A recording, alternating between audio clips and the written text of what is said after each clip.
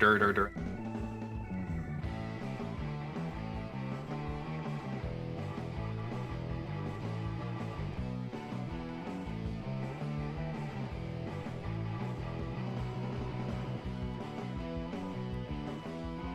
Dur, dur.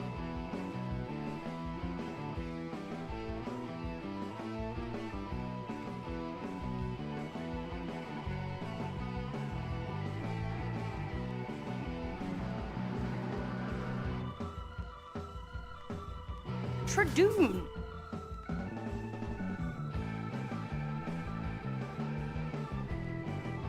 Ontogeny.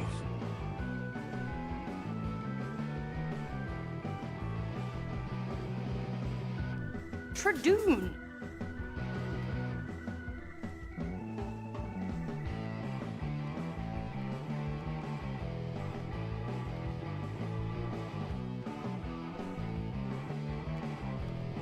Glue is cheap.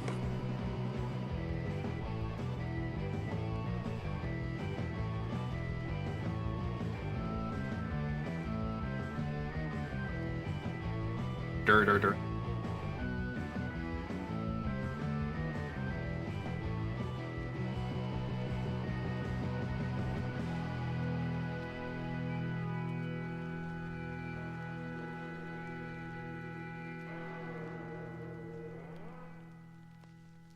Dur, dur.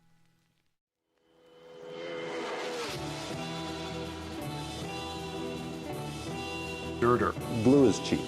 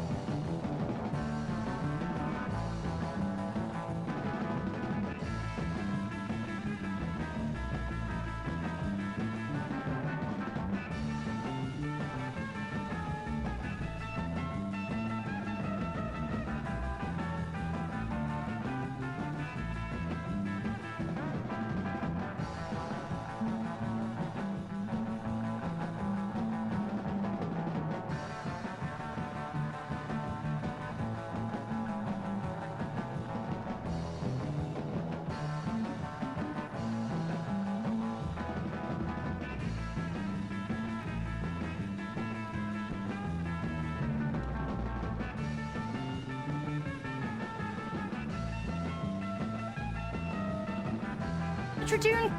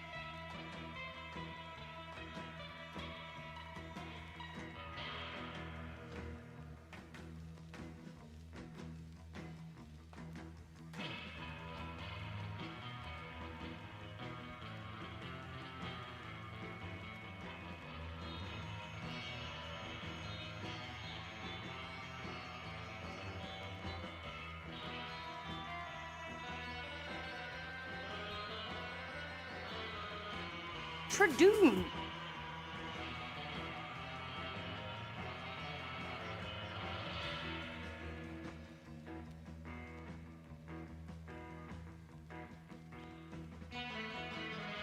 Girder.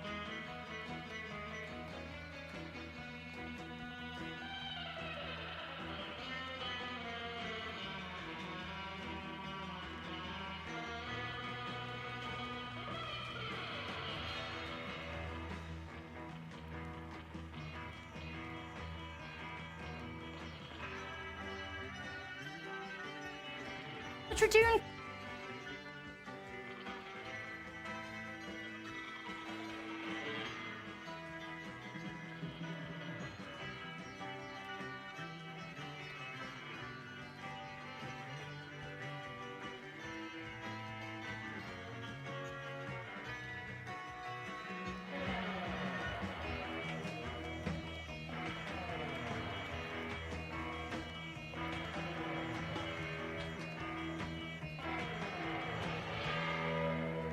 Tradoon.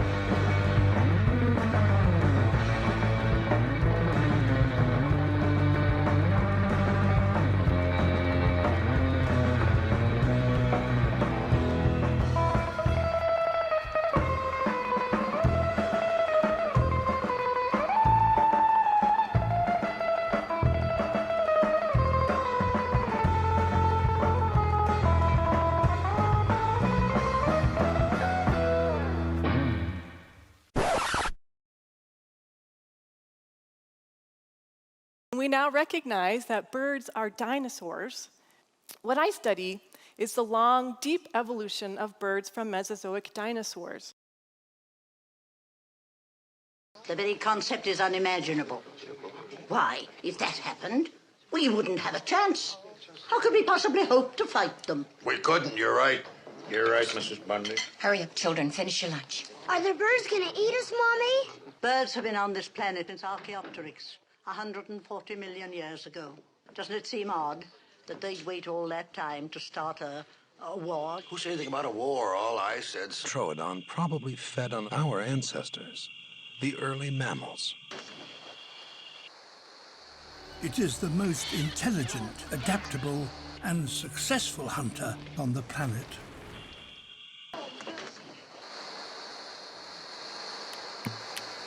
Look at the gap.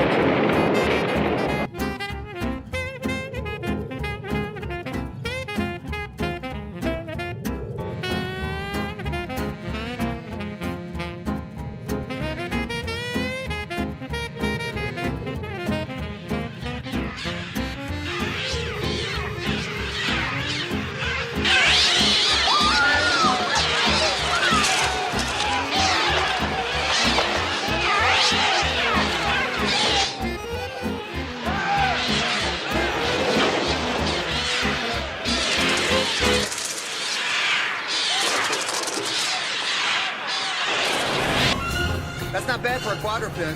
You gotta check your mirrors, just the side of your eye. Side of your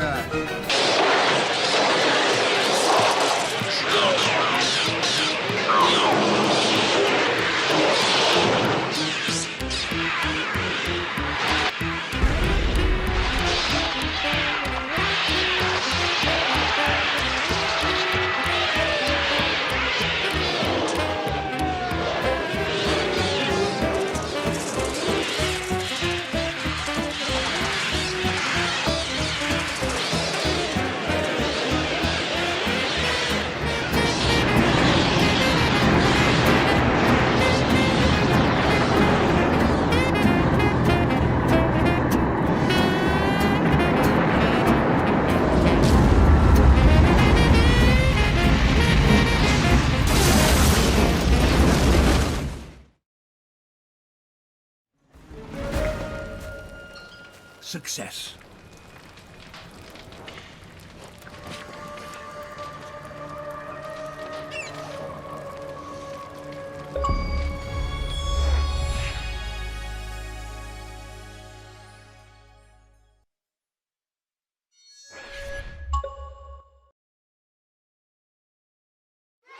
Well, hello, everybody, and welcome back to Paleontologizing. It's so good to have all of you here. Jody Fish, thank you for the 28 months of support. I really appreciate that. Holy cow. The mammal. You got the mammal. You got Paleontologizing today, Jody Fish. Thank you for keeping me online for the past 28 months with that subscription. I really appreciate the support, and it's wonderful to have you here. Holy cow. We're gonna have a fun stream today. We've got a little bit of fossil news to discuss. Really interesting paper just came out. We'll be talking about it. On tooth replacement in ornithopod dinosaurs. Tooth wear, the evolution of tooth replacement, how that might have something to do with the evolution of plants during the Cretaceous period as well, with the rise of flowers. Anyway, it's gonna be cool. But allow me to introduce myself to anybody who might happen to be new here today, like maybe you? The depth and breadth of Seth? No, you followed yesterday, didn't you? Well, welcome back to Paleontologizing. It's good to have you here. My name is Danny Anduza. I'm a dinosaur paleontologist. You probably know already that a paleontologist is a fossil scientist. I study dinosaurs in particular. I want to make that very clear. Most paleontologists do not study dinosaurs. Dinosaurs are just the tip of the iceberg. I know dinosaurs get a lot of attention, but paleontology is the study of fossils in general. That's the preserved remains of ancient living things, from fossil bacteria to fossil whales, from fossil plants to fungi to frogs. But I work on dinosaurs in particular. Dinosaurs are what I study, what I dig up during the summers. Just got back from some field work earlier this month in Utah. We were digging up a new kind of iguanodontian dinosaur.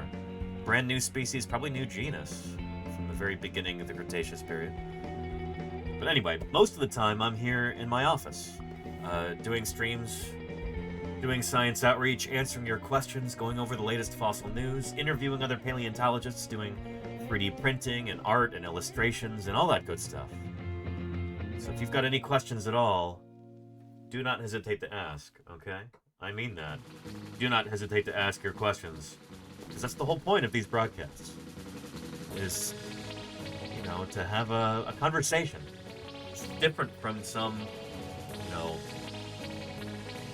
edited, pre-made YouTube video or something like that. This is a live, interactive thing here on Twitch, and that's why I like this platform so much, as it allows us to have these interactions like this, you know? Oh yeah. Let me turn down my music volume just a little bit. It's too loud, I feel. But yeah. And Corsi says, hello, how are you doing, Corsi? Is that a baby Maiasaura on your wall? It is indeed, yeah. 3D printed over here. I'm not knowledgeable on my ornithopods. Well, knowledgeable enough to recognize this as Maiasaura. You couldn't see a thing. Conclusion. Dinosaurs. Lino Fresco, thank you for the 2 months of support. I appreciate that. Thank you. Good stuff. Really appreciate that. But yeah. Aren't dinosaurs in icebergs, Danny? I mean, there might be penguins. Well, they'd have to be Antarctic icebergs. Penguins are dinosaurs, given that all birds are dinosaurs. Anyway, we've got a bunch of cool people here in the chat already. Lenina and Eddie Scarin, Sandwich Nom Nom, and Pyro Kitty's Tavern. Lenina, thank you for everything you do, by the way, as a moderator. I appreciate you. Hope you've been having a good week. Cosmological Kev, Matt M33, and Kodali, One Winged Zero, and Thing from Nowhere. New name, same old thing. Well, welcome back, Thing. You know who you are. How are you? Good to have you here.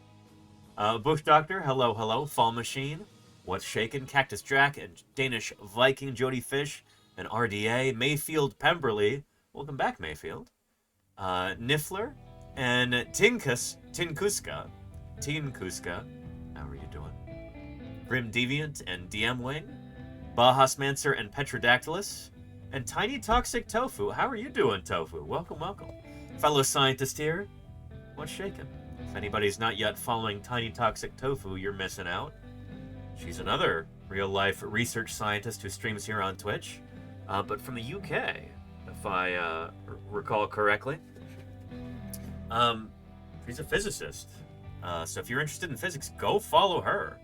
If you want to follow another scientist on Twitch, go follow her. If you're interested in learning or just hanging out in a cool channel, go follow her. Tofu, it's good to have you here. Who else have we got? Jody Fish and Neil Golganek. How are you doing, Golganek? Johnny Kilo. And scrolling. Majot. How are you doing, Majot50? Good to have you here, too. And Zote, how are you doing? Hello.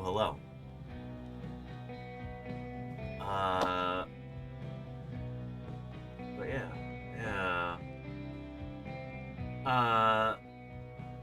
Corsi says, back to the phone, I'm gonna assume the skull is also a Maiasaur. That's actually Tethys right there, which is a European hadrosauroid. I think it might be a non-hadrosauroid. But Tethys hadros, if you've seen Prehistoric Planet, you're already familiar with this critter. There we go.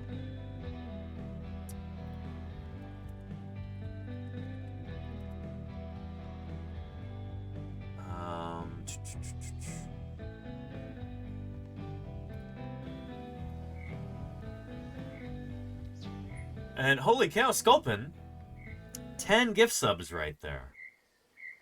From the very generous Sculpin01. I appreciate that, Sculpin. Thank you, thank you. Check out this lovely Tinamu bird announcing the arrival of those 10 gift subs. Very excited. A little too excited. Uh-oh. Sculpin01 is overloading the system with 10 gift subs. Sculpin, thank you for that. I really appreciate it. Holy cow. There's 10 people in the chat now who will not have to worry at all about ads for the next 30 days here on Paleontologizing. Thank you for that, Sculpin. Thank you for supporting the broadcast, supporting me, and supporting this mission of science outreach here on Twitch. Appreciate that very much. And Terminator Pigs is instrumental Nirvana. That's probably what that was, yeah. Here we go. Tethys hadros is this critter here. Its unique serrated bill, it can forage among the tough vegetation. And holy cow, Reese! 400 bits there. That's almost $5, isn't it? Lisa, Maybe there's even a a little little bit present more. for you lying in the driveway. Oh, Well, well, well. Oh. I wasted $5 on these. Well, you didn't waste $5 on that, Reese. Thank you, thank you. Bits spent here are never wasted. Appreciate you supporting science outreach here on Twitch. It means a lot to me. Thank you, thank you.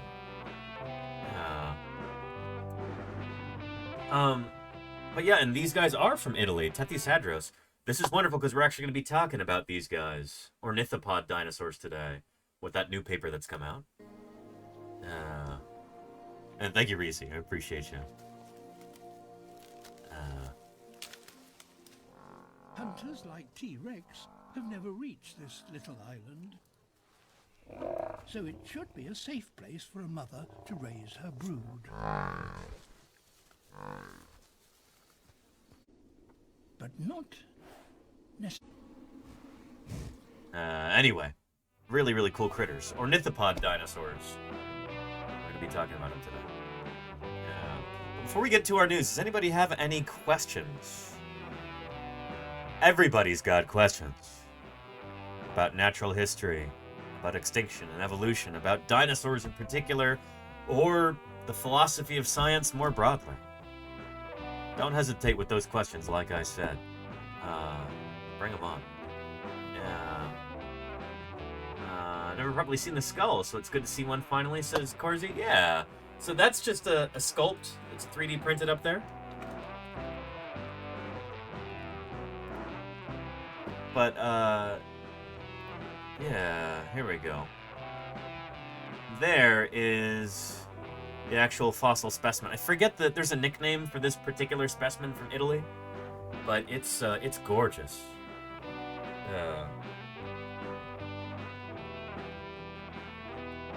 But yeah. And very funny, Crimson Carnotaurus. Well, that's the thing about duckbill dinosaurs, is that these guys were chewers par excellence. Most dinosaurs did not chew their food, but a few different clades, some of the ornithopods, maybe most, if not all of the ornithopods, the ceratopsians, the horned dinosaurs, they evolved the ability to chew their food. Not just White Clary. Thanks for the follow. Welcome to Paleontologizing. Tips the scales at a substantial 35 tons. These guys evolved the ability to chew, and it's maybe one of the reasons for their dramatic success in the latter part of the Cretaceous period. And that kind of coincides with the rise of flowering plants, too. We're still trying to figure out what kind of interplay was occurring there. Because the duckbill dinosaurs, like Maiasaura here, or like Tethys hadros, they show up around the same time that flowering plants really start to take off. And, what influence did these different organisms have on one another? Did the evolution of flowering plants, did their development drive the evolution of chewing dinosaurs, like the duckbills and the horned dinosaurs? Or was it the other way around? And how can we know? How do we test these hypotheses? That's part of what we're going to be talking about today. Nathaniel sources, any new species found from Danny's dig? Yeah, 3. Well, we were digging up 3 new species. We didn't find them this past year, but we were excavating them this year.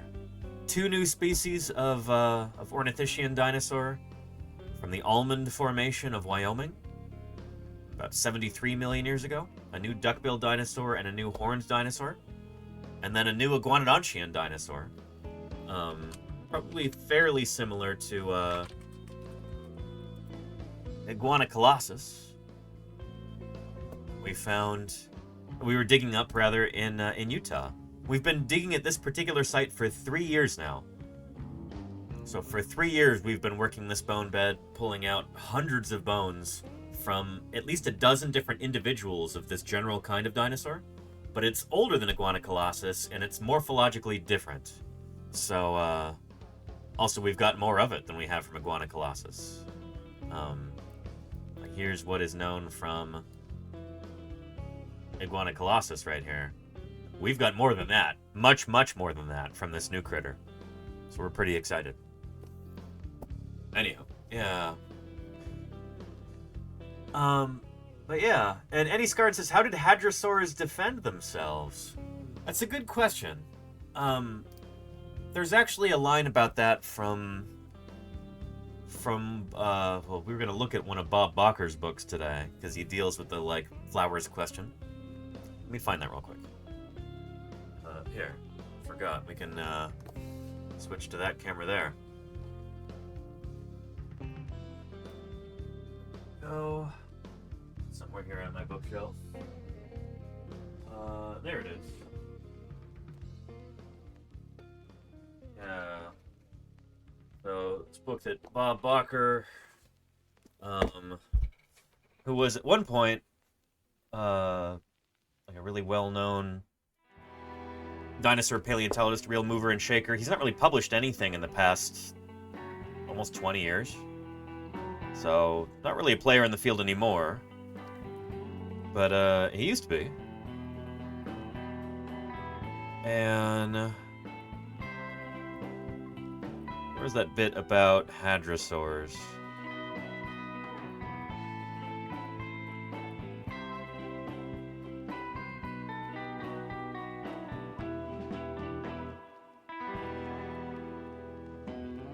I don't know if I'm able to find it right off the bat, but we will be looking at this later.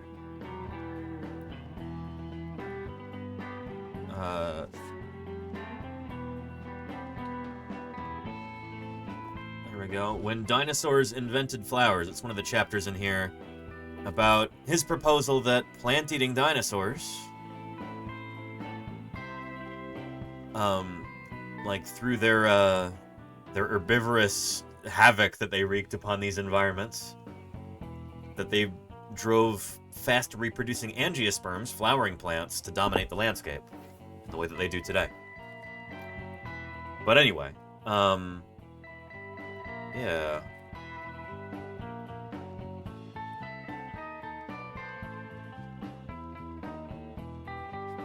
Defense without armor is this? There we go. So, speaking of, you know, duck-billed dinosaurs and how they defended themselves. The end of this chapter, Bakker writes, a final mystery looms large in the story of predator and prey. At present, I can offer no solution to this. And neither can anyone else. In most places, the most common large plant eaters of the late Cretaceous weren't the heavily armed horned dinosaurs or the armor-clad ankylosaurs. Most common were the naked-skinned duckbills, which lacked any sort of obvious defensive weapons. Duckbills had no whip-like tails, long claws, or any type of spike or plate. Their limbs were shorter and designed to lower top speeds than were those gracefully long-legged hunters. However, did duckbills escape their enemies? To date, no one knows. but I'm convinced some young paleontologist, perhaps someone reading this book, will one day solve this enormous riddle.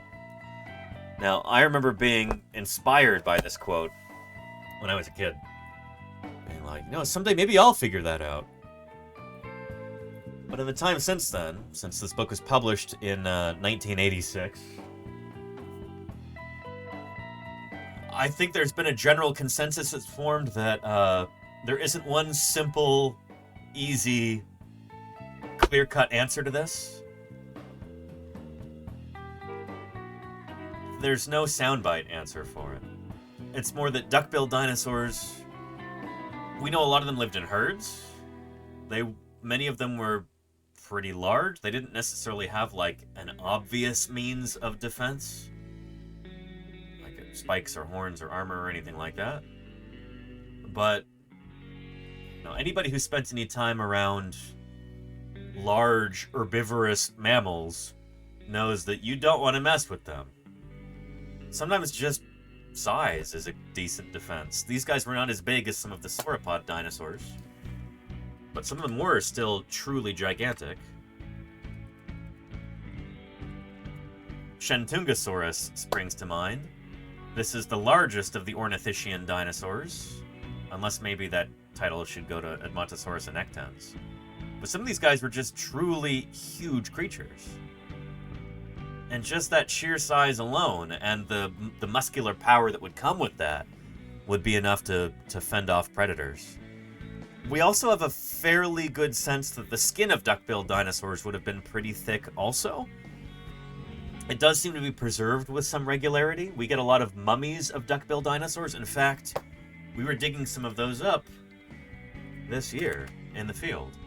And if I can jump to one of our VODs, I think we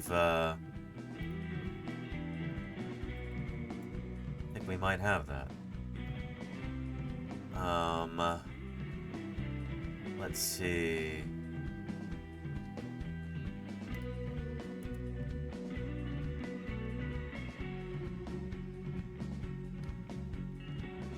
Let's search skin. There we go.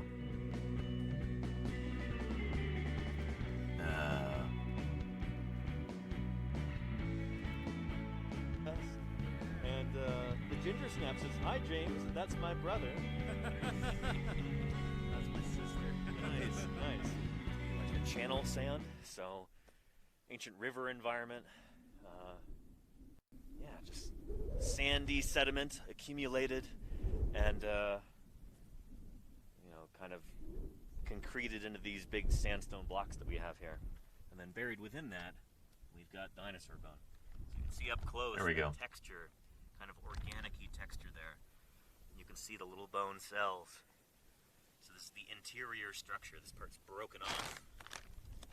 And it's just sticking there into the sandstone block. Corsi says regarding defense of duckbill dinosaurs. That was to take a guess, probably a group mentality similar to buffalo and some good biting and kicking? Probably, yeah. Crumbled, tumbled down. And Wood, thank you for those 5 gift subs. I really appreciate that. Holy cow. Thank you, Wood. Excellent. Appreciate that.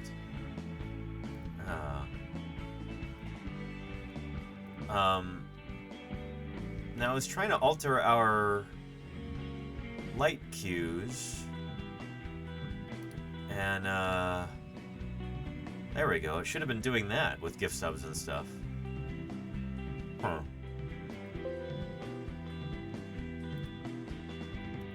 We'll see. Anywho, and hello, Science Streams. Balent, how are you doing? Welcome, welcome. It is good to have you here. What's with that new badge, Balent?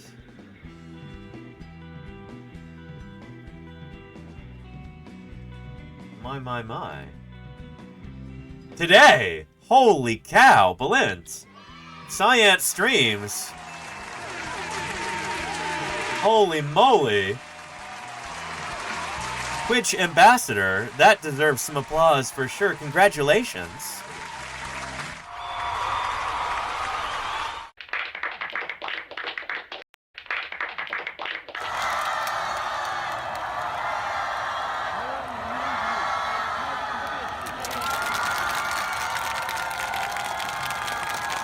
Holy cow. That is pretty awesome. Congratulations, Balent. I know that's a goal that you've been seeking for a while now. Twitch Ambassador, congratulations on getting this. That is awesome. Holy cow. Hopefully this will be a boon for science outreach here on Twitch. That is fantastic. Congratulations. Holy cow. I'm excited. That's very exciting. Shoot. Science Ambassador, there you go. Yeah.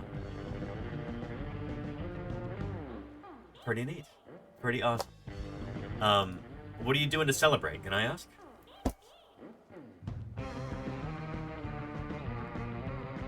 Couldn't have happened without you, thank you, my friend? Oh, well, I don't know about that, but holy cow. Appreciate you, Balint. And, I'm honored to share this platform with you. Party on September 5th on Twitch front page. That is really exciting. Holy cow. I'll see if I can be there. I might be busy on the 5th, actually. Hang on, let me check. That might be a travel day for me.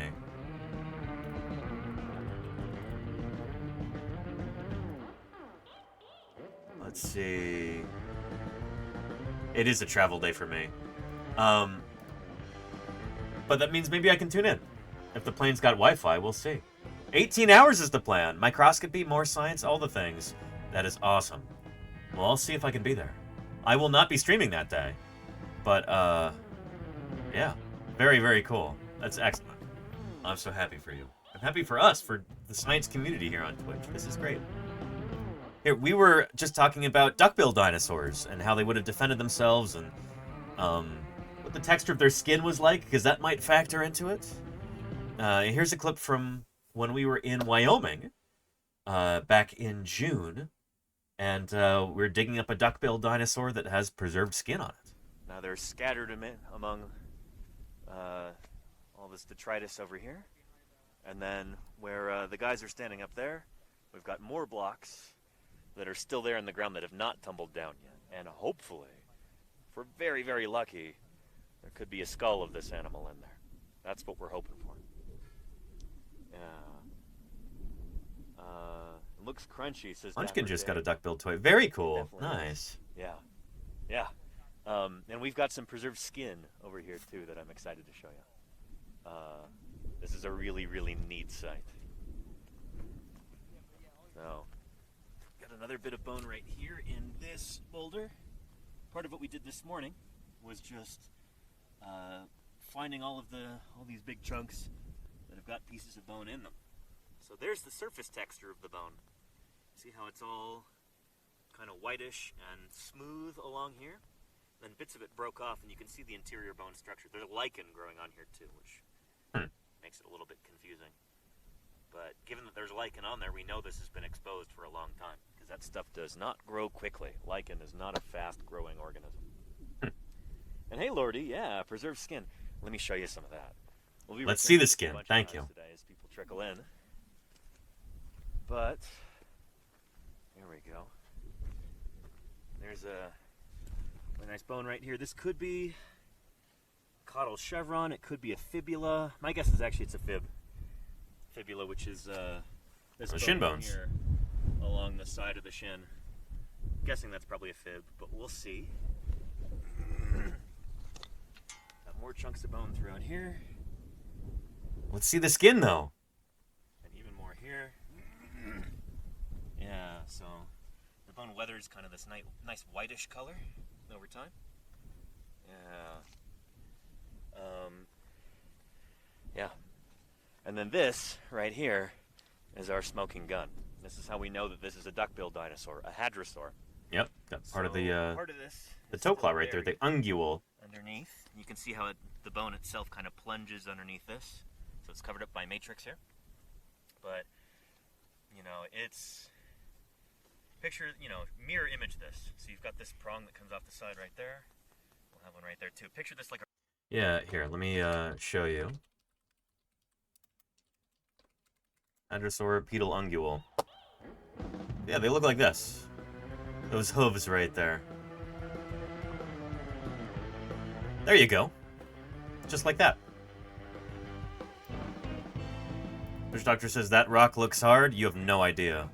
Holy cow. It's the big hoof of a duckbill dinosaur on the hind feet. So you can tell some of this has been eroded away. So you can see the interior of the bone right there. Yep. And then you still have some of the surface texture. It's much more tightly woven, kind of smooth like this. That's the surface of the bone. And then this is where the surface has been eroded. You can see the interior, all the bone cells. Does that make sense? Yeah. Impromptu history there in case you snored, yeah. And McMurdo Station, what a great name. How are you doing? Welcome to Paleontologizing. So yeah. And then the skin. Here's the skin. So this is a negative impression. Nice. Again, this kind of pebbly texture like this. Well, I guess in negative, it's as an impression of the skin, it almost looks like a honeycomb or something. But that is hadrosaur skin right there.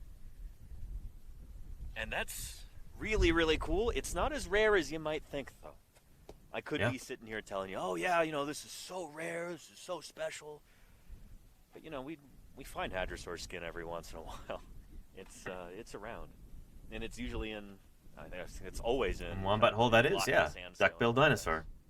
Really well consolidated. These guys. Really thick stuff.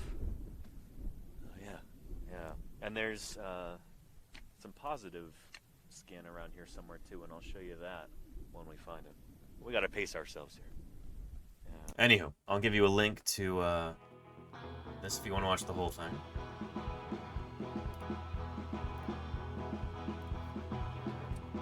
There you go. Sterling Fence says, was it a flattened toe bone like on Spino? Flattened. Oh, I think I know what you mean. Like dorso-ventrally compressed? Sort of? Yeah. So it is like a hoof. I have a 3D printed one of these, but it's not painted yet, and I printed it in black filament, so it's not going to show up well on the camera. But, yeah, here it is from the proximal end on. This is where it articulates with the toe bone. But yeah. Almost, like arrowhead shaped, except broader. And this is the bony core to it. It would be covered by keratin. So all of those kind of pits that you see it on like that rough texture along the trailing the outside edge. So that kind of scuffed up, scrungy texture is for attachment by keratin. So there would be blood vessels going through there that would supply the keratin with blood. Keratin is the same material as like your fingernails. Like fingernail hoof material, basically. That would be over the bony core of it. The bony core is what you're seeing here. Yeah. And Dyson Dinosaur, welcome, welcome. It's good to have you here. Yes, indeed. We are talking about ornithopods today. Because we've got a new paper that just came out on these critters.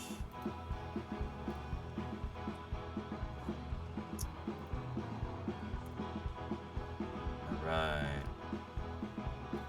Here we go. Plant-eating dinosaurs evolved backup teeth to eat tough food, research reveals. That's not actually what the paper says. I mean, we've known for a century that these animals had constantly replacing teeth.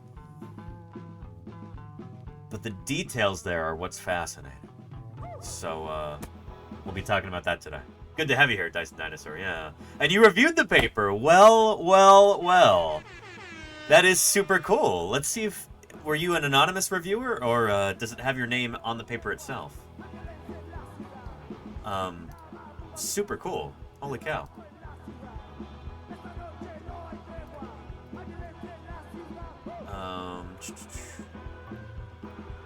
There we go.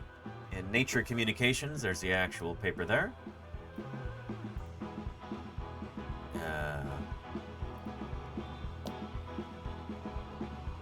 Name is there. Excellent. Well, would it... Here, I don't want to... Is your name out on Twitch? Do people know your name, Dyson Dinosaur? Because I don't want to blow up your spot if... I don't want to dox you. Okay, cool.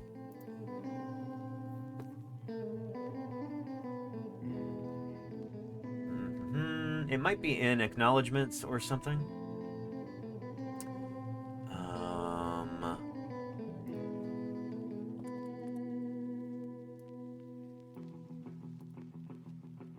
There we go. Oh, Matt Lamana. Matt just texted when I was looking at my phone earlier. That was Matt Lamana texting me. But I worked with Matt Lamana in the field this summer.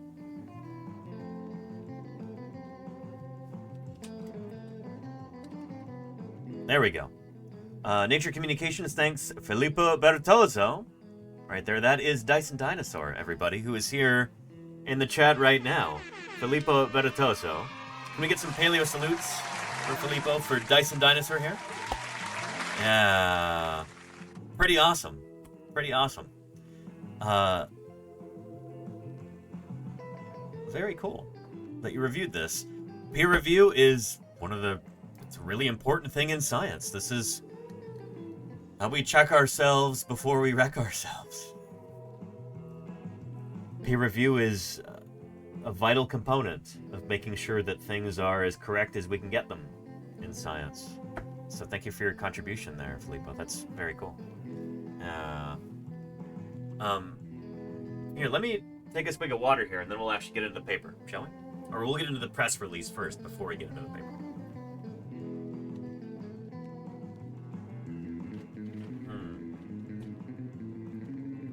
Oh, and I also wanted to say, Dr. Tara, if you're here, I saw you posted that link earlier to the new non-hadrosaurid hadrosauriform from China. I saw that already. I'm working on getting a copy of that paper.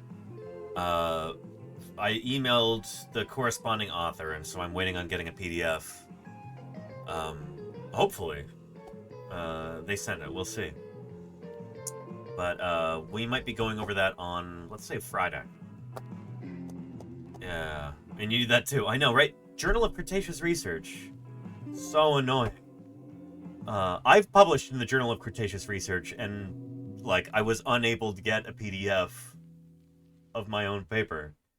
I emailed the journal, and they're like, oh, sorry, you have to pay for it. It's like, what are you talking about? I'm one of the authors on the paper. Anyway, we've talked about this before, I feel. But, let's get into it.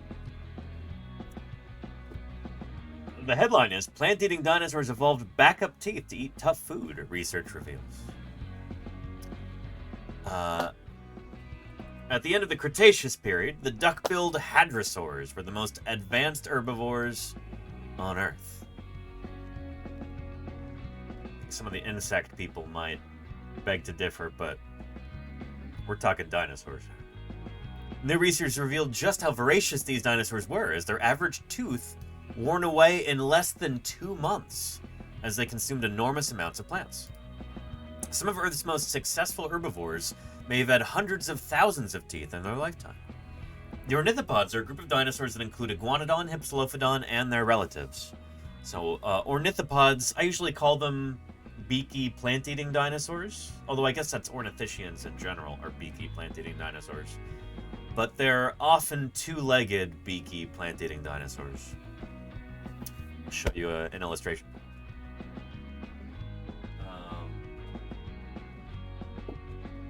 Here we go. I really need to make like an updated version of this chart. But among all of our different groups of dinosaurs, theropods, sauropodomorphs, thyreophorians, marginocephalians, and we've got our ornithopods. Ornithopods had beaks and often chewing teeth. That's your duckbill dinosaurs like Corythosaurus and Lambeosaurus and Edmontosaurus. That's some of your smaller guys like Hypsilophodon here and Parksosaurus. Iguanodontians like Iguanodon and Muttaburrasaurus and Altarinus and Uranosaurus. It's funny that they put Pachycephalosaurus in here, because Pachycephalosaurus is not an ornithopod. Maybe there was a very brief time in the 1980s when it was considered to be so, but Now we know better. Anyway, kind of a weird, weird artifact in here. Historical artifact. Anyway, ornithopods are plant-eating dinosaurs with beaks. This includes the duckbills, the speedos, well, some of the speedos, I guess. Small-bodied, early diverging ornithischians. Yeah. There's actually rumors that Ornithopoda in general might not be a proper clade, in the sense that not every one of these critters is actually related to each other. They're not all each other's closest relatives. So time will tell if this group continues to be cladistically valid, but we'll see. Anyway, yeah. But yeah. And oh no, wait, how did we decide that? Decide what, Casey Snoward? I said a lot of stuff right there. Good to have you here, by the way. Entire Pinterest reference board? What do you mean? Is this about pachycephalosaurs not being ornithopods? Because they're definitely not. They're actually closer to the horned dinosaurs. They're part of Marginocephalia. Oh, clade separation. So yeah, ornithopods might get broken up. We'll see. There's a chance. But, yeah. Time will tell. But that's who we're talking about here. This group, the ornithopods, and their teeth. New paper just came out on them. Ornithopods first appeared in the Middle Jurassic, but were most prominent in the Cretaceous when they became the dominant herbivores across large parts of the world. This journey took them from small generalists, critters like, let's say Nanosaurus,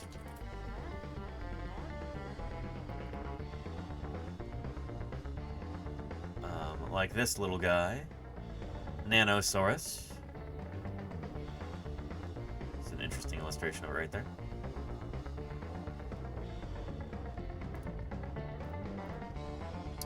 From small generalists to becoming large and specialized plant-eating machines, which rival modern cows and sheep. Rival modern cows and sheep. They wipe the floor with cows and sheep in terms of their plant-eating abilities. The research led by Dr. Attila Ossi from Eötvös Loránd University in Hungary shows that the dinosaurs achieved this following the evolution of vast numbers of replacement teeth, which allowed them to eat even the toughest plants in large quantities.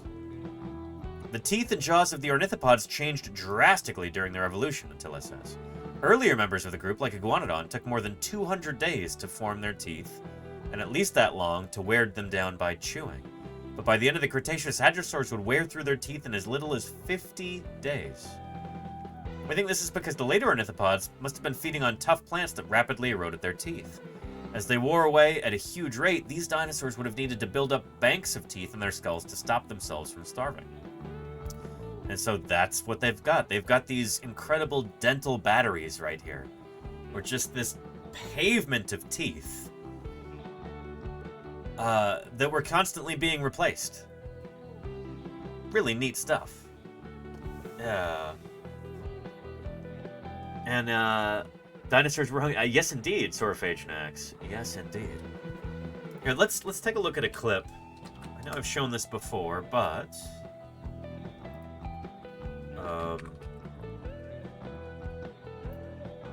let's see.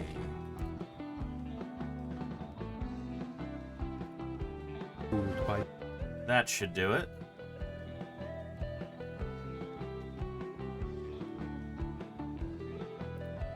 Yeah. There we go.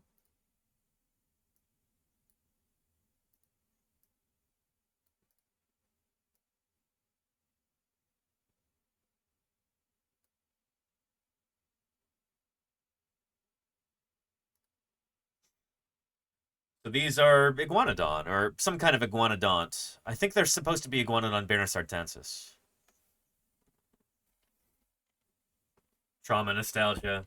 Well, Dyson Dinosaur, we're just going to watch the chewing part. Yeah.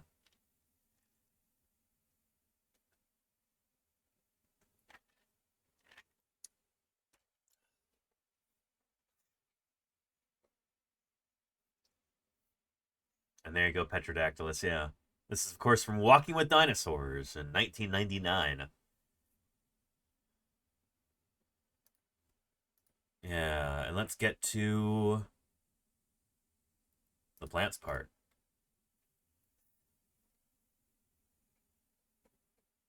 Those beautiful tree ferns.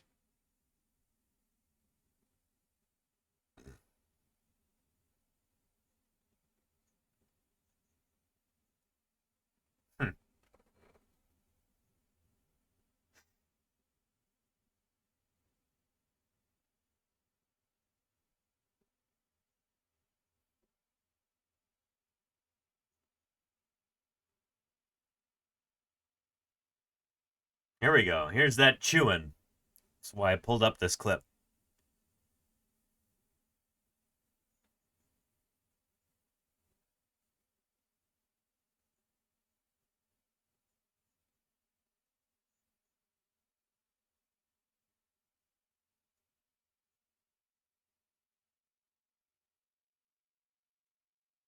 Yep.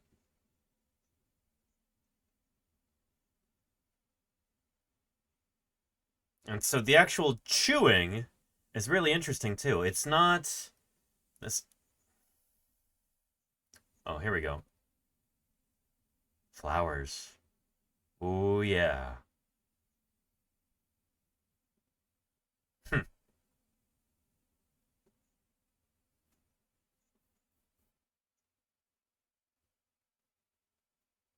Yeah, okay.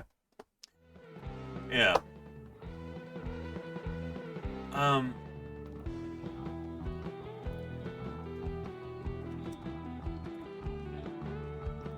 me see if we can find that other clip. There we go. Yes. So, duckbill dinosaurs like this, or duckbill dinosaurs and iguanodont dinosaurs, they had this to varying degrees, but they had this dental battery, these teeth in their mouths that they used for chewing in a way that was hyper efficient. As their jaws closed, the upper teeth struck the lower teeth at an angle, sliding the upper jaw outwards in a grinding motion. Yep.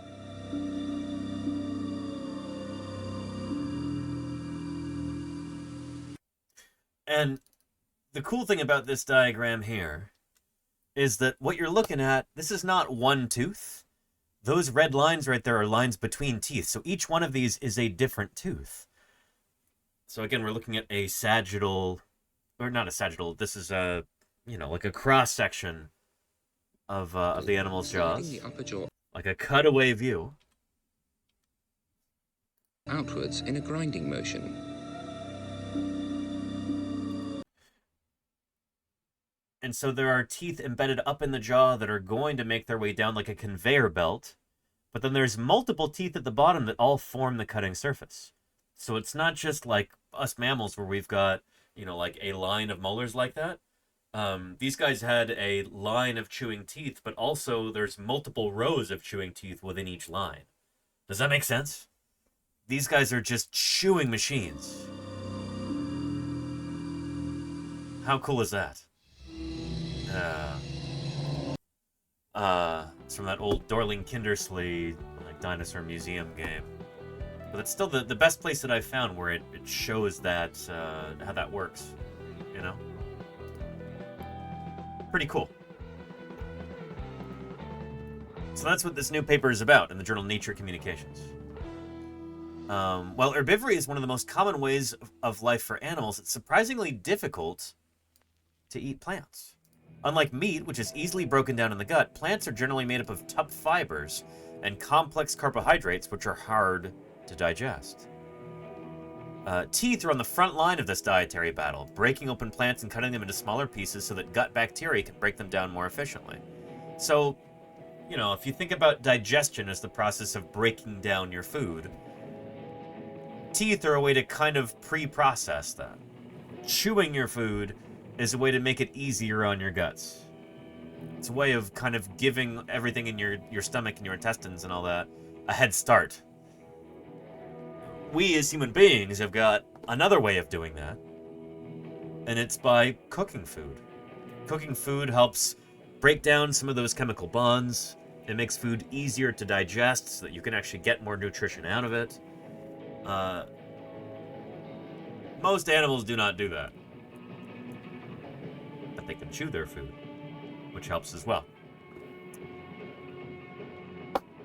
However, as co-author Paul Barrett explains, this chewing takes its toll on the teeth. Across an herbivore's life, its teeth gradually wear down, Paul says. That puts an upper limit on the life of some mammals, like elephants or cows. It's true. Once their teeth are gone, the animal can no longer feed, and so it dies. And elephants are interesting in that they do have marching molars, so they do have more than your typical just dual set of teeth that most mammals have during their lifetime. I think elephants have got like 6 sets of molars or something like that, and they're like, they do constantly replace, but they only have 6 of them. So, you know, it's like a pistol in a cowboy movie, you know. Once those 6 are gone, you're out, you know? And that is kind of one of the limiters on elephants. Many of them would be able to live longer if they just had more sets of teeth. It's really sad to think about, honestly. There are a lot of elephants who, at least, I don't know, before modern management of elephants and modern reserves and stuff like that, there were a lot of elephants that died hungry and toothless and old.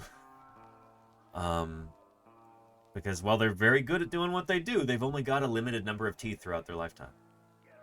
Dinosaurs were not like that. And yeah, 6 sets sounds right. Yeah, there you go, Charlie's Dragon. Yep, those marching molars. Brachydactylus says, I know what you're thinking. Did the elephant have 5 molars or 6? Now, to tell you the truth, I forgot myself in all the excitement. Yeah. You feel lucky, pachyderm? Do ya? But yeah. Damwing says, and that's why dinosaurs lived for hundreds of years. They definitely didn't. But yeah. I know you're kidding, Damwing. Here, let's see if we can find a video on elephant teeth.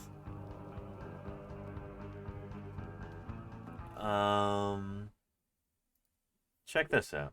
I'd like to tell you a little bit about elephant teeth. A lot of people often ask questions about the teeth of elephants and especially how many teeth they get in their life. And it's led to a lot of confusion because, you know, of course, all the experts and so on know. And it is something like that, Casey, yeah. The average layman, when they see an elephant actually, maybe now close to 60 for sauropod, but yeah. Here, all this row of teeth, and they'll say, wow, 1, 2, 3, 4, 5. They've got lots of teeth in their mouth. But in fact, if you look at it from the side, this whole thing is actually just one tooth, and it's these enamel ridges, which are bound together with this cementum type material here, and it essentially is coming from a single rootstock. Now, what makes elephants quite different to humans and other mammals is that the teeth don't actually erupt from the bottom, so they're not coming up and pushing the. No, they come from the back. From below. Elephants' teeth actually work by pushing from the back, and you can actually see here how the new tooth is actually pushing through from the back of the jaw. You can see it on this side over here. Pretty cool. The best analogy and the easiest way to think of this is to think of a conveyor belt, where the new tooth is actually pushing.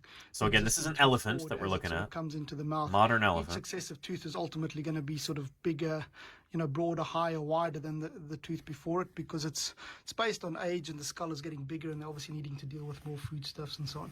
So as this existing tooth gets pushed forward, it gets to this sort of fragmentation edge, as I like to call it, in the front here, where you can see here where the tongue and the lower lip is, and then as the pressure of the bite is happening and this tooth moves forwards, it eventually fragments and fractures over here and breaks and falls out onto the ground. So in each of the sides of the mouth, the 4 quadrants, this is the lower right section, you in the average elephant, you're going to get 6 different there you go, Charlie's Dragon. that move their way into the mouth over a lifespan. There have been, in some cases, a 7th tooth that comes through, sometimes very, very rudimentary or very poorly developed. but it's usually 6. So essentially, having been born with the first set when they're very, very, small jawed and small head, the new teeth sort of come into the mouth successively after that at different rates. Fuzzfolly. That's a good point. Fuzzfolly says, I remember as a kid seeing a set of human teeth in a museum that had come from someone living in a desert pre-modern dentistry, and bits of sand constantly getting in their food had ground their teeth down to be completely smooth like little nubs. It was wild. Yeah! That's something that we're going to be talking about with this paper as well. Talking about tooth wear and what it can tell us about animals' diets and lifestyles and environments and everything. But, yeah, shoot. We're pretty lucky as human beings in the sense that nowadays most of us are not ingesting a lot of grit in our daily diets. Unless maybe you're a paleontologist doing field work and there's sand blowing around everywhere. But even that, it's just for a couple months out of every year. We're able to take care of our teeth much better, not have our teeth ground down. It's nice. It's really nice. Big quality of life improvement.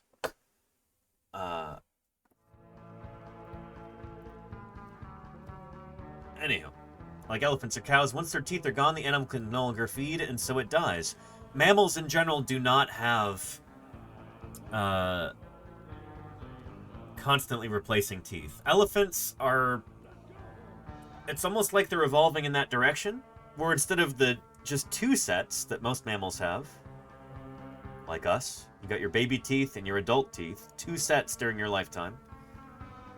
Elephants have got 6 sets of molars throughout their lifetime. But it's still finite. It's only 6. And if that guy in the video is correct, then sometimes you get a 7th, like, little bonus one that might be underdeveloped. But it's interesting that elephants are kind of evolving in that direction to have more sets of teeth during their lifetime, but they're still only up to 6. Dinosaurs, those dinosaurs that had teeth, had an unlimited number of teeth. As long as they're alive, they're still kicking out teeth all the time. And DM Wing says, does maximum age for dinosaurs roughly correlate with body size? No. What do you mean? Like, did dinosaurs grow constantly throughout their lives? Because they didn't. Dinosaurs, all the ones that we've looked at so far, it seems, they plateau. At a certain age, certain size, they just basically stop growing. Oh, yeah.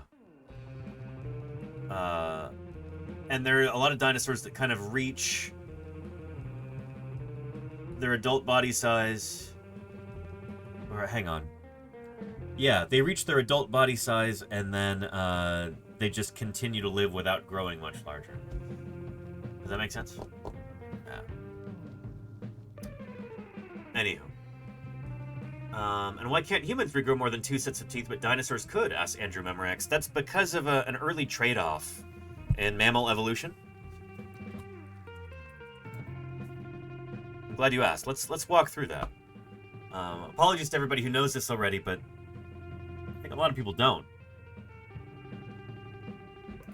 Dinosaurs are up here. They're one group of archosaurian reptiles. But if we go back to the base of Amniota, long before the dinosaurs, over 300 million years ago, maybe closer to 350, 320, the first amniote animals evolve. Amniotes are animals, vertebrates, tetrapods, that lay eggs on land, or at least ancestrally they did. Some of them no longer lay eggs, some of them give birth to live young now, but the point is, you're not laying squishy, jelly-like, froggy eggs in the water. Amniote vertebrates don't do that anymore. They can become fully divorced from the water. They don't have to lay their eggs in a pond or something. And so there's 2 major groups of amniotes. There's the sauropsids, which is reptiles, and the synapsids, which is mammals. And so this split, again, happened like over 300 million years ago. This split between the 2 groups. And we're up here as modern mammals.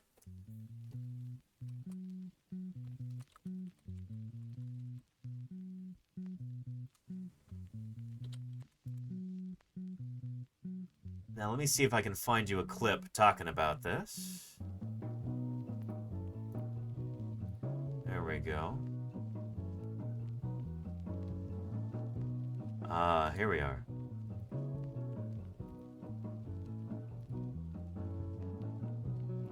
Talking about teeth. Yeah.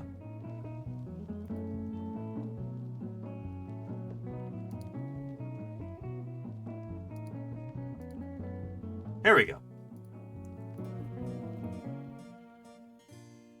Turns out Cuvier was pretty much right. Here's a tooth. This is a huge tooth. Clearly came from a big animal. Flat surface on top. That animal clearly chews plant material. What is a big animal that eats plants? An elephant. Here's another one. Large canines. Big scissor-like teeth in the back. This creature clearly, is built to eat meat. This is a lion. So teeth contain so many answers to the basic biology of creatures. They can tell us what animals eat, what they likely look like. We don't know a lot about microbiomes of dinosaurs. They can answer mysteries Silvertrode, no. Cuvier could only dream. We don't have hardly any information on that, I don't think. Teeth give us a window into our distant past by telling us how our ancestors lived and evolved. Roger wants to show me a particularly striking specimen that's over 250 million years old. Oh, wow, look at that. Ferocious. Look It's at his teeth. almost unreal. A Gorgonopsian. Yeah. Carnivores of that time. Boy, the teeth really tell a story on this. Certainly do, yeah. Gorgonopsids might look a bit like T-Rex, but they lived millions of years before any They don't dinosaur look like was T-Rex. around. This is a fossil that when you see it, you know exactly how it lived, what it did, This wasn't messing around, this creature. Absolutely. That is a real fossil specimen there, Jones. Yeah, absolutely. Gorgonopsids were ferocious Gorgeous, predators right? with mouths full of highly That might be specialized Lycanops. and that represents So that's early, mammal relative. Critter like this. I really like that one a lot. There you go. I like it when they put fuzz on them because it kind of gets the idea across that these are, they're on the mammal side of the amniote tree. Yeah. But gorgeous fossil, right? Absolutely breathtaking there. And you can see the sclerotic ring in there. So these are the bones on the inside of the eyeball. Again, just underlines how beautifully well preserved this thing is. Yeah. Pretty cool, right? Yeah. Do you know where it was found? There in South Africa. Yeah. Yeah.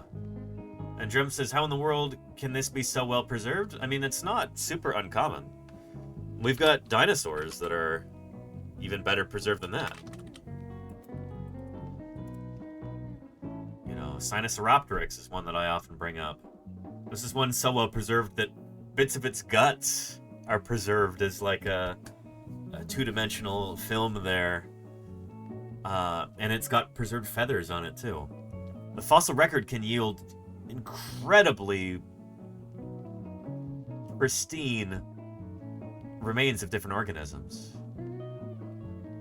It's pretty awesome to think about. Yeah. And when did synapses get rid of the sclerotic rings? That's a great question, Jody Fish. I'm not totally sure. I know mammals today do not have sclerotic rings, so they don't have the that ring there. I'm not sure why.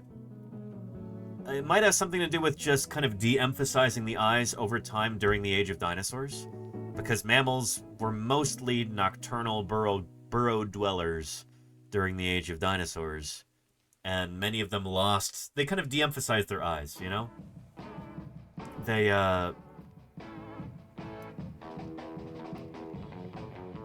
evolved to have less powerful eyes. They got rid of color vision. Yeah. And that might be where the sclerotic ring disappears, is during the age of dinosaurs. We're not totally sure, Yeah.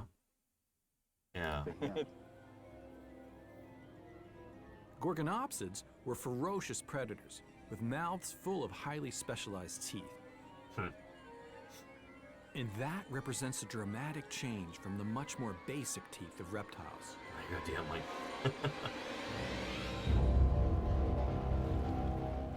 Most reptiles have sharp peg-shaped teeth that all look really similar. These teeth are only great for one thing: biting.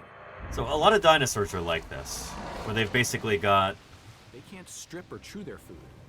Instead, fairly they tear off chunks, uncomplicated and teeth. swallow them whole. The Gorgonopsid's teeth had come a long way from their reptilian cousins.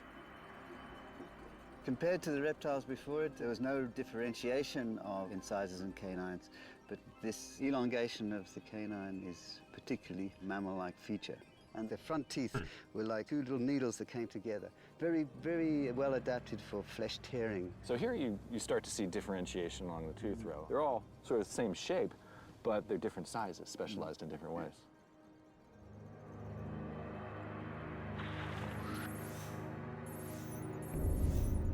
Gorgonopsids had virtual Swiss Army knives of teeth.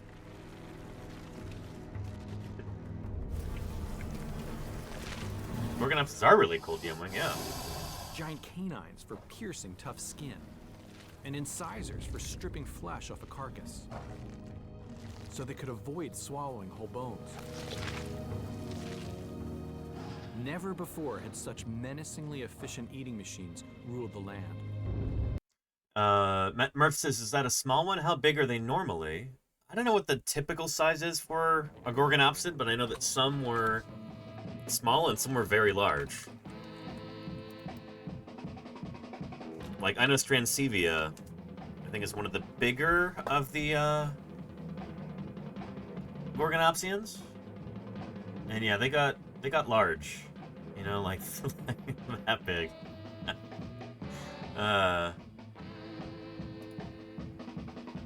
Yeah. So, you know, roughly the size of, I don't know, a black bear or bigger.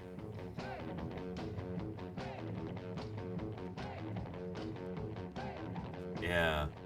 They're pretty cool. And again, these guys are from long before the dinosaurs. They're from, you know, kind of like the maybe middle to late Permian period. Before the Permian mass extinction.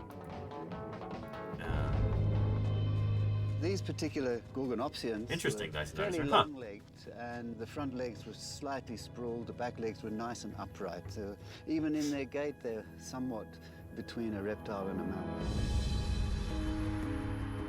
They don't have anything to do with reptiles. That's a misnomer. Back teeth would also become more specialized. They developed extra ridges called cusps. Oh, and by the way, is that Roger Smith, I think?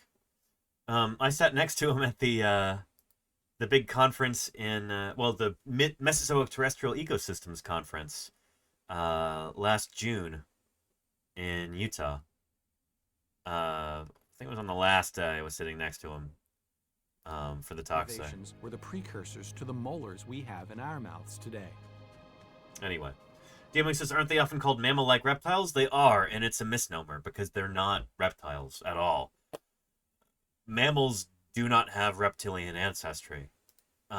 We now understand that the split between the mammals and the reptiles happened like basically at the very, very, very base of the amniote family tree. So as soon as amniotes become well established on land, you've immediately got that split. And so mammals did not evolve from reptiles. They've always been separate. Like, as soon as amniotes evolve, you immediately have that split between the reptiles and the mammals. Reptile-like mammals would be more accurate. There you go, Charlie's Dragon, yeah. Yeah, Michael Novacek makes that point in a few of the books that he's written. And I agree. Yeah. And Isolated says, so this guy was existing as a fossil during the time of the dinosaurs. Good thing dinosaurs didn't learn paleontology. There you go, Isolated, yeah. Yeah. Reptiles are like... No, so, reptiles are sauropsids, DMWing. Here. I'll show you. Go to our tree of life here.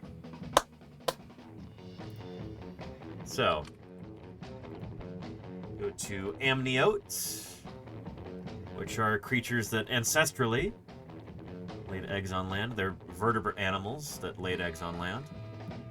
Amniotes. And so you've got this split right here at Amniota between the mammals, Synapsida, and sauropsids, reptilia. So sauropsids are reptiles. That includes lizards and snakes. It includes crocodiles and turtles, tuatara, and it includes birds. Because birds are a kind of dinosaur, and dinosaurs are a kind of diapsid reptile. Sauropsids. Does that make sense? Yeah. Anyway. Today, the only reptiles that are still in existence are all diapsids. But that didn't used to be the case. Used to have different kinds of reptiles too, non-diapsid reptiles. Yeah. Anyway, does that make sense, DMY? And why are therapsids so gosh darn weird looking? You think I'm weird looking, mushrooms or jazz? We're therapsids as mammals.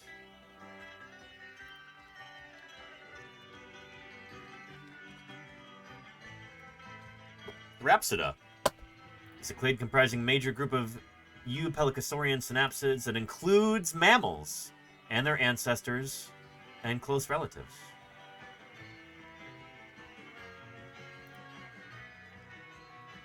So all mammals are therapsids. Yeah. Yeah, we are weird too. We are, mushrooms or jazz. It's true. But yeah. Yeah. Anywho. Extinct guessing game. Oh, there you go, Dinosaur Dave. Yeah. Yeah. Nice. Anywho, let's get back to this. Let's talk about why the evolution of teeth is so important and why we as therapsids, as mammals, don't have an unlimited supply of teeth. There is a trade-off very early on in the evolution of therapsids. I think it's early on in therapsids. Anyway, mammals definitely all have it. There was a trade-off that happened. Trading unlimited teeth for more closely occluding teeth. I had a mouth of molars. Couldn't eat the apple. Mouth of incisors. I couldn't eat the whatever you call this. It's good, by the way. Guava roll. Guava roll. Thank you for having molars, because I'm glad I could do this one.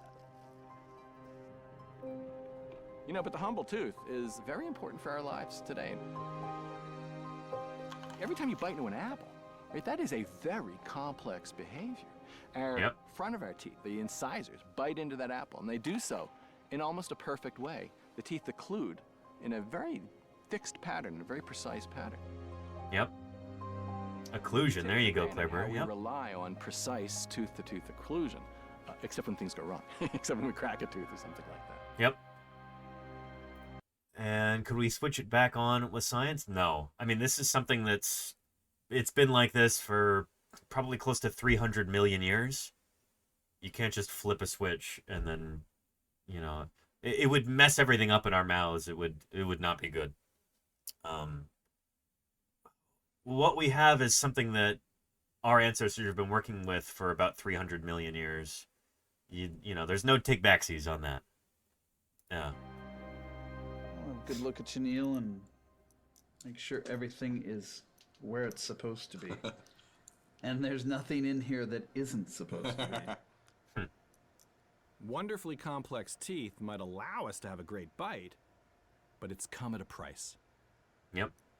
You know, one of the things that's interesting to think about is, you know, the consequences of the reptile-mammal transition are the fact that we need dentists. Reptile-mammal split is really what it means. Yeah. Thank you very much. I mean, reptiles don't need dentists, right? Because they're producing lots of teeth throughout their lives. You know, boom, boom, boom, and they produce them, they're out of there. Yep. Most reptiles, like the snake, grow multiple sets of teeth in their lifetime. Yep. Dinosaurs too. This is what we're talking about today. Of new teeth erupting in their mouths. Oh, and Terminator Pig says, what's the deal with rodents? Don't their teeth keep growing? Their incisors do. So they've got ever-growing incisors. to the point where if they don't get worn down, their incisor teeth, they're not replacing them. It's just the same tooth.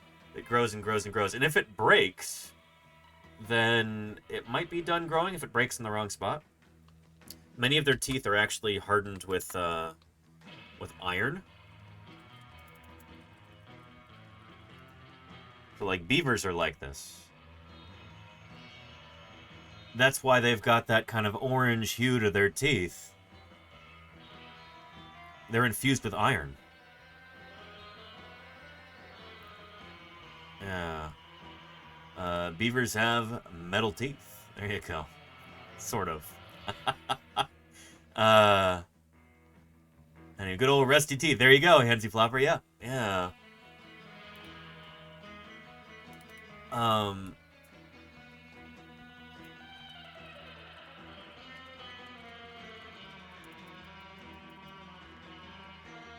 But sometimes if rodents don't wear their teeth down well enough, the teeth can actually grow to the point where they don't stop, and they can even like go and curl around like that. Like this. Rodents and other members of this clade too, including like rabbits, lagomorphs. To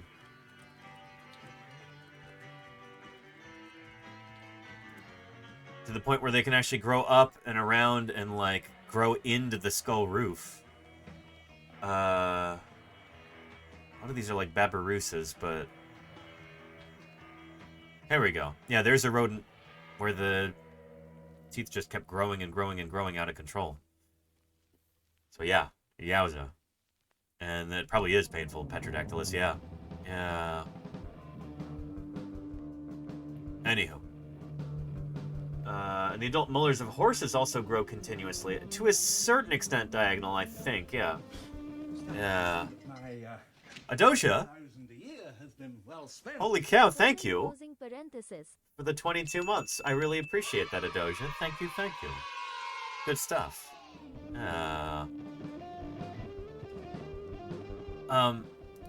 Excellent. Here, let me take a look at my lights for a second here, because something is off.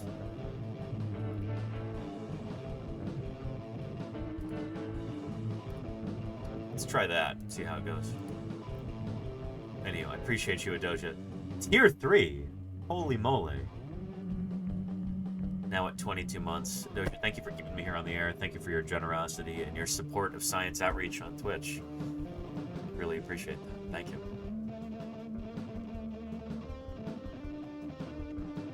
And Lenina says, growing up, we had rabbits, and we weren't aware of how much they needed chew toys. Oh, yeah. They need to wear down those teeth. It's a compulsion that they have, because it's part of what keeps them healthy.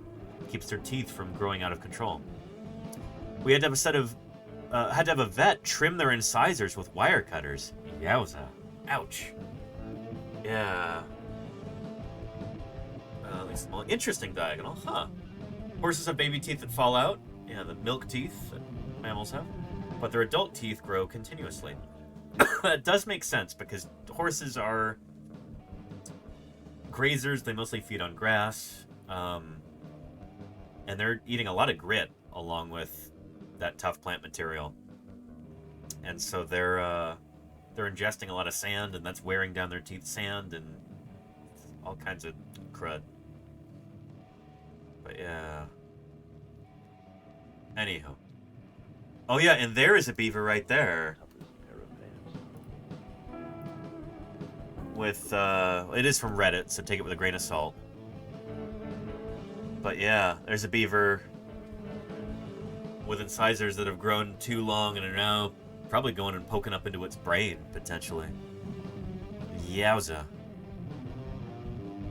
And hey, Sazzle Shakes, how are you doing? Welcome, welcome. Yeah. And there you go, diagonal, yeah. Yeah, so grasses and horsetails and other plants like that do have a lot of silica in them, and that, I think it's thought to have evolved as a defense, right? One of the things that made grasses successful because it wore down the teeth of its predators. Sure, yeah. But yeah. And And SolarPod says, would you rather have continuous growth teeth or conveyor belts of teeth like sharks? Well, here's the thing. When you've got conveyor belts of teeth, things can get weird. Here. Most reptiles, like the snake, grow multiple sets of teeth in their lifetime. There's a constant stream of new teeth erupting in their mouth. Sharks do the same thing. So did dinosaurs. But after we lose our baby teeth, yep, we're left with one adult set to last us the rest of our lives. Yep. This may not seem like the best of strategies, but there is a plus side. It allows us to develop our very precise bite. If you're continually replacing your teeth, right? I mean, I think it would be hard to get that, you know, micron scale occlusion, which is so really important to us. You're right. When we lose a tooth, the changes that occur to compensate for the loss of that tooth and the space that it held has a profound effect on our occlusions. The reason our rows of teeth match up so precisely is that our ancestors reduced the number of sets that they produced. There you go. We've made up for that by strengthening our teeth with extra roots and thick enamel to help them last a lifetime. Yep. Along with a little help from our dentists. He means That's mammals. neat. I'll have to take better look when I go to the zoo with my kids. The reptile house is not my favorite place. Yeah, it's not I would like them in the form you find them. You're dead? Yeah, dead 200 million years. Yeah. So yeah, does that make sense? Tooth replacement and tooth function, that's super, super important. And there are scientists, there are a lot of paleontologists. That's their specialty. It's like they only work on teeth. There's actually a lot of paleontologists who do that. Yeah, and what are the tusks of Babirusa? I think those are canine teeth that are continuously growing, Murph. But we can look that up. Yeah. Let's see here. Check out something here quick, too.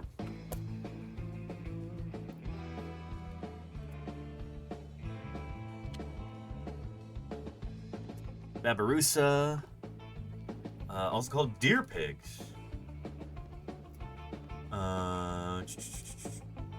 Upwards curving canine tusks of the males. Canines. Yeah. There you go, Murph. Yeah. Yeah. Canine teeth. Here, give me just a second here.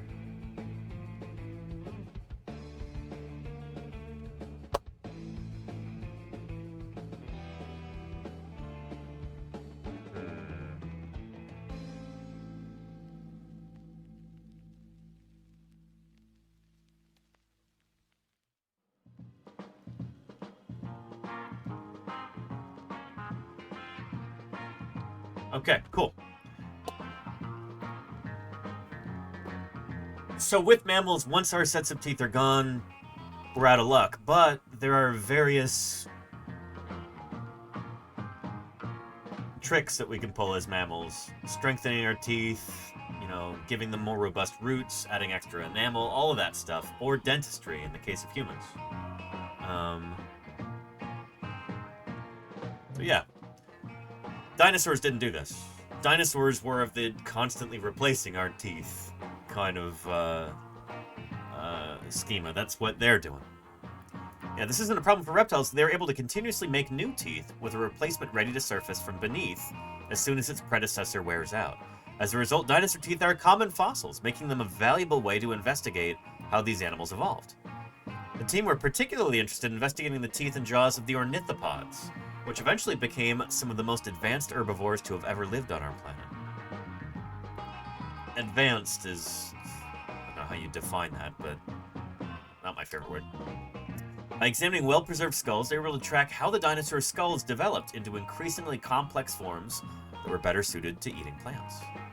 We can see a sequential increase in the complexity of their adaptations for herbivory as they evolve, Paul explains. At the start, they have single rows of fairly simple teeth with limited wear, probably because these dinosaurs focused on fruits and softer plants. By the time the hadrosaurs evolved, they had vastly more teeth, which developed into a large blade-like edge on one side, with a series of ridges behind it. This structure is unique to these dinosaurs, and it kept the upper and lower teeth sharp as they ground against each other. Again, we saw this here in our clip right here. Remember that? As their jaws closed, the upper teeth struck the lower teeth at an angle, sliding the upper jaw outwards in a grinding motion. So this also sharpened the teeth at the same time. So they're sort of self-sharpening. Pretty cool to think about. So later ornithopods also moved their jaws in new ways, like we just saw, being able to slide them back and forth and side to side, allowing them to grind plants down even further. Their bodies also grew much bigger, allowing them to accommodate larger guts that can more effectively release the nutrients inside plants. Different dinosaurs took different approaches to herbivory. The team noticed that a few groups of ornithopods, like the Thanatosaurids, and their more advanced iguanodontian relatives. That's interesting, because some people consider Thanatosaurs to be iguanodontians, but whatever. They all follow a strikingly similar evolutionary path. They believe this is an example of convergent evolution. About 110 million years ago, these ornithopods rapidly evolved a series of similar characteristics, Paul explains. Their teeth increase in number, and their jaws interlock more tightly, and they build up more replacement teeth, making them more effective herbivores. We can also see this happen in the horned dinosaurs, which should be genera like Triceratops. It's tempting to speculate that these changes happened for similar reasons. Pretty cool. Yeah. And I'll let you, how are you doing? Welcome, welcome. The Cowardly Viking says elephants also grow new teeth. We talked about that earlier. They have a finite number of new teeth. It's usually six sets of new molars that they grow.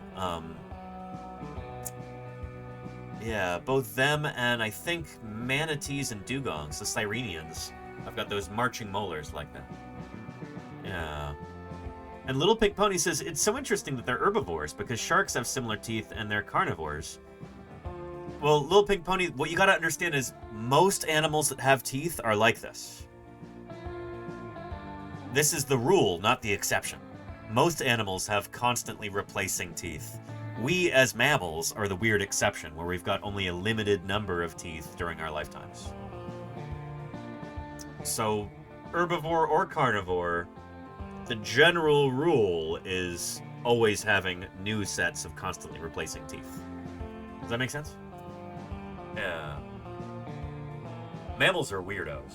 We're strange in that regard. Anyway, could flowers be responsible? Well. This will get back into that book chapter by old Bob Bacher. And Knit Pixie Knit says, I want new teeth constantly. Do you really want to, look like an 8-year-old child, just like missing half the teeth in the front all the time? We've got a system that works pretty well for us. I don't know, you don't always want to be unintentionally whistling as you breathe through your mouth through all these gaps in your teeth that are constantly forming and then filling by new teeth coming in, Yeah, sounds uncomfortable, honestly, says Sazzle Shakes. There you go. Yeah. And Little Pink Pony says, I hate the dentist, so I wish I had replacing teeth. That's fair. That's fair. Yeah, I won't begrudge you that.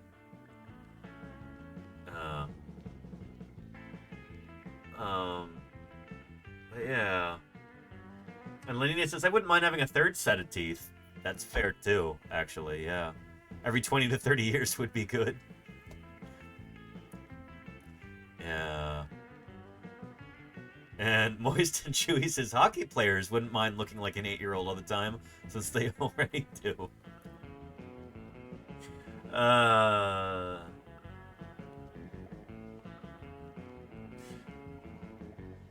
And Murph says, I remember new teeth coming in not feeling great.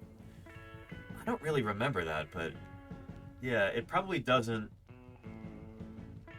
I know when babies are teething, that can cause them a lot of discomfort. So yeah. Anywho. And Lena says, I was missing all 4 of my top teeth at the same time. Not much embarrasses me anymore. Wow, Lenina, shoot. Becoming rapidly edentulous. I'm glad you've recovered, Lenina. That's nuts. Yeah. Yeah. And Petrodactyla says, my dad would love that we're all talking so much about dentistry and teeth. He was a dentist before he retired. Nice. Well, shoot, if... You know, I'm a dinosaur paleontologist, so I work on dinosaurs. If I worked on fossil mammals, I would be talking about teeth a lot more often on this channel. Especially Mesozoic mammals, you know. For a lot of them, like, all we have are their teeth. Yeah. Mammal teeth are... They tend to be very well developed, very specialized. They've got all these crazy cusps that evolve really quickly. Teeth are the most informative part of a mammal's skeleton, oftentimes. And there are some mammals where, fossil mammals especially, where the... You know, you get a new mammal that's described, and the teeth are pretty much the only thing in the description. You might have most of a skeleton, but people are like, the other parts are not as important. It's the teeth that we care about.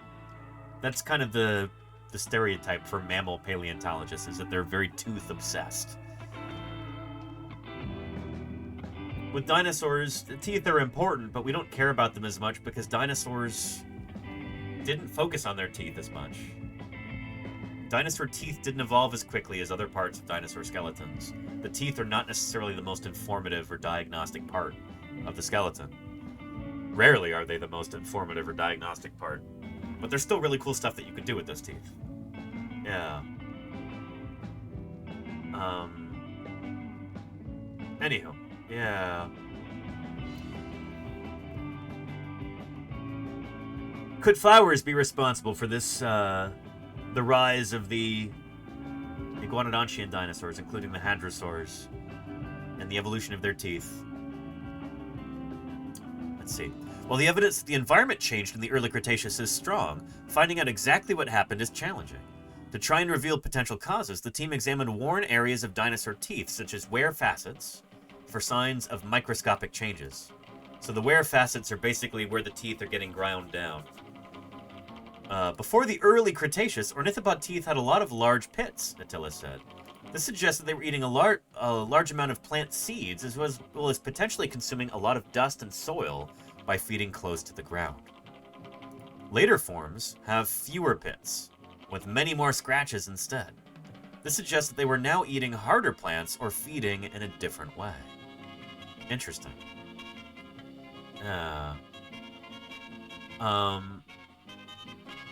And Dr. Irrefutable. Oh, excellent. I'm going to see if I can stop by the P.O. Box tomorrow. Did you send a package to the P.O. Box? Holy cow. Thank you, Dr. Irrefutable. Whatever it was, thank you. But yeah. Oh, and excellent, Dinosaur Dave. I was looking for that article just this morning, and I couldn't... Since it's in the New York Intelligencer magazine or whatever, I wasn't able to get access, but this is great. Thank you, Dinosaur Dave. We might cover this on Friday, or if we have time, we might cover it today. But yeah, good stuff. Here. Save that and put that right here.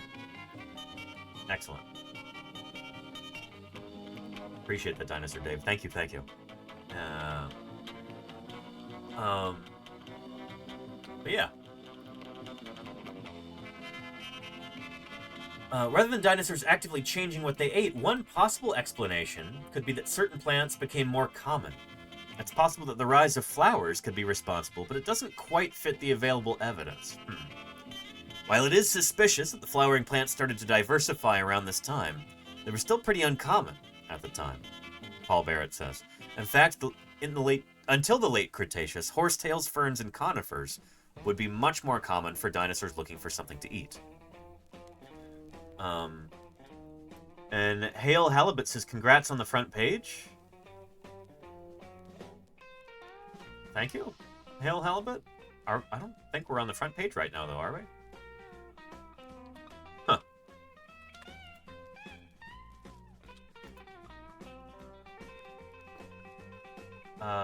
On the recommended section, not the carousel. Oh, cool. Okay. Well, welcome, Hail Halibut.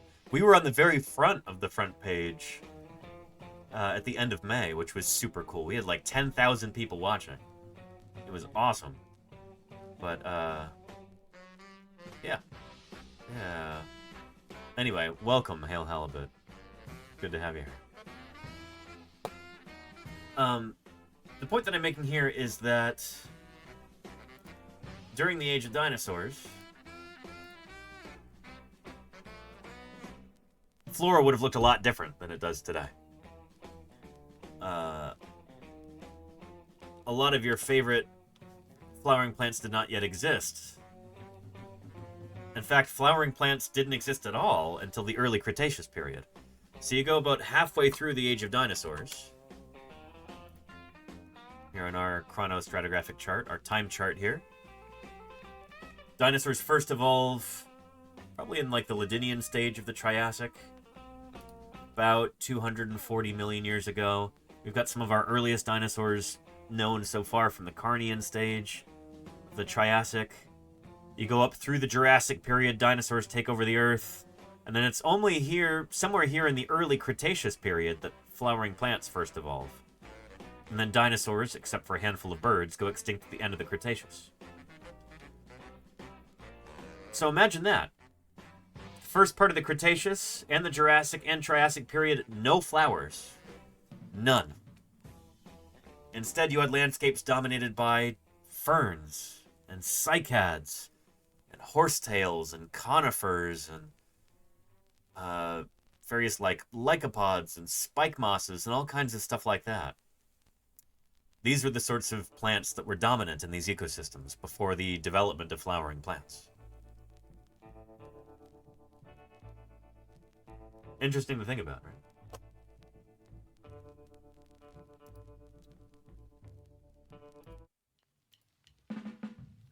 Although it's very difficult to disentangle the plant and dinosaur fossil records, it's unlikely we will ever have enough detailed evidence to prove there is a link, even if it is a very interesting idea. I don't know about that. Never say never. You might be able to correlate those things closely enough to imply causality, but we'll see. Never say never. Having finished their work on the ornithopods, the team hopes to gradually widen their research to other herbivorous dinosaurs, like the ankylosaurs or the horned dinosaurs. This could give us a better idea of why these reptiles were so successful and how evolution shaped the diet of the different groups. We'd like to be able to sample other dinosaurs to see if the trend of increasing body size, tooth number, and change in teeth wear we find in ornithopods is more widespread, Attila says. If we can find out what changes herbivores were going through at the time, it will give us a much better chance of understanding the place of these dinosaurs in the ecosystems of the Mesozoic era. Pretty cool stuff. Here's a link to this press article right here, and we're going to take a look at the actual paper.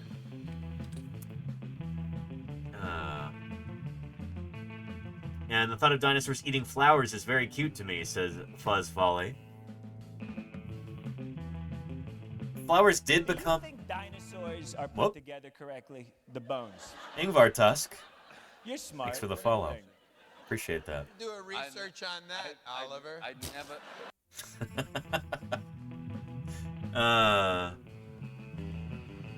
But yeah. Yeah. And what web is that one? What do you mean, Sophia Borbola? Web? What do you mean? And Matt Towson says that clip is great. Thank you. Anybody here ever seen Oh Hello? With George and Gil?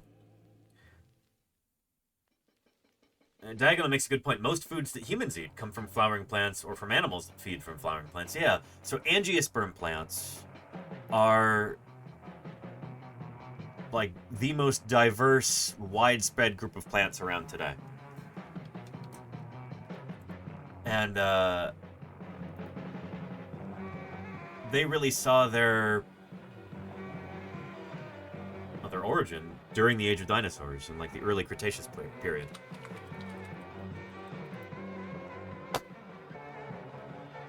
Yeah, here. We also need to talk about... Here, take a look at this. Did you know an oak tree is way more closely related to a pumpkin than they are to pine trees? Look, here are the oaks next to the pumpkins, and here are the pine trees all the way over here. Before I made this map, I thought that all of the trees evolved from each other, but it turns out the concept of a tree has evolved throughout history multiple times.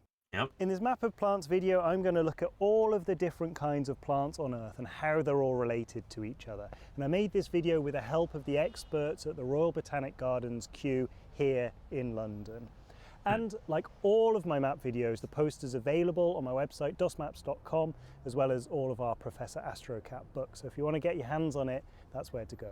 Nice. In this map, I found the most sensible way of organising all of the plants was by how they've evolved. So this map is really an evolutionary tree of all plant life based on our current Cool stuff. This is really neat. And let's start at the beginning with the most ancient plants, algae. Yeah, anyway, so you've got algae through here. You've got bryophytes, mosses, hornworts, liverworts, etc. But they do have root-like structures called rhizoids. Bryophytes... Yeah, and then you get up to... Now, every plant we'll meet after this point has got a vascular structure.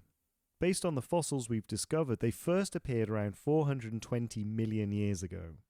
A vascular plant has specialized tissues called xylem thank you, Charlie's and Dragon, phloem, and, which transport water and nutrients throughout its structures. Charlie's Dragon, yeah. These tissues are rigid and enable vascular plants to grow taller and more complex. Anywho, ferns and tree ferns and all these guys. And then you've got gymnosperms, things like, conifers and stuff like that. And then you get to your flowering plants. On a mycorrhizal network as the ginkgos background, and as it cycads seemed too. fitting. From now on, we'll be looking at the angiosperms, or flowering plants, which Here we first go. appeared around 135 million years ago. So toward the beginning of the They're Cretaceous now the period. most diverse and dominant group of land plants. Yep. 9/10 of the world's plants have flowers, and over 9/10. 300,000 species of angiosperms are estimated to live on Earth today. And that's nuts, because none of these existed before the Cretaceous period. If you think of a plant, chances are it is an angiosperm, and especially if it's a plant that we eat or has anything to do with, like, food supply for humans. Like Diagon was pointing out there, people like me, vegetarians, would have a difficult time in the age of dinosaurs. And But yeah. Around 90% of flowers are adapted to be pollinated by animals, who have also adapted to feed on the nectar or fruit in a symbiotic relationship. Pollen is the male reproductive cell, so basically plant sperm, and the female reproductive cell is called an egg. When they meet, they make an embryo, which develops into a seed in the plant ovary. The ovary then develops into a fruit, which encloses the seed. This was a very successful evolutionary feature to both help protect seeds, but also to disperse them when animals ate the fruits and pooed them out. Although this is just one method, there are many other dispersal tactics on the outside of seeds, like hairs or wings to be carried by the wind, or hooks to grab hold of animals. We also need to talk about fruits, because... Anyway, get the idea. I'll give you a link to this video right here. But flowering plants are tremendously successful. And there is an idea, kind of an old one now at this point, that flowering plants first evolved because of dinosaurs. I mentioned this earlier in today's stream, but Bob Bacher in his 1986 book, The Dinosaur Heresies, makes an interesting case that it could have been plant-eating dinosaurs that invented flowers. And that's the title of the chapter. The idea is basically that overgrazing by plant-eating dinosaurs, given that these animals were so well adapted for feeding on plants, it could be that their plant-eating proficiency allowed angiosperms to gain a competitive edge over their gymnosperm neighbors. So the flowering plants could, if they could recover more quickly after the herbivorous onslaught of herbivorous dinosaurs like this, then they can take over. So here at the beginning, you got tree ferns. You've got a few angiosperms here and there. You've got conifers and cycads. And then you've got plant-eating dinosaurs who march through and eat just about everything. If angiosperms can take root faster, if they can establish themselves faster than anybody else, that would give them a big advantage. It's an interesting idea. I'm not sure exactly how you would test it, but it is an idea that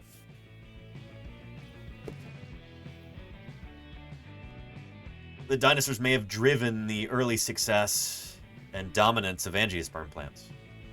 And grasses are angiosperms. Yes, indeed, Yemwing, yeah. Yeah. But yeah.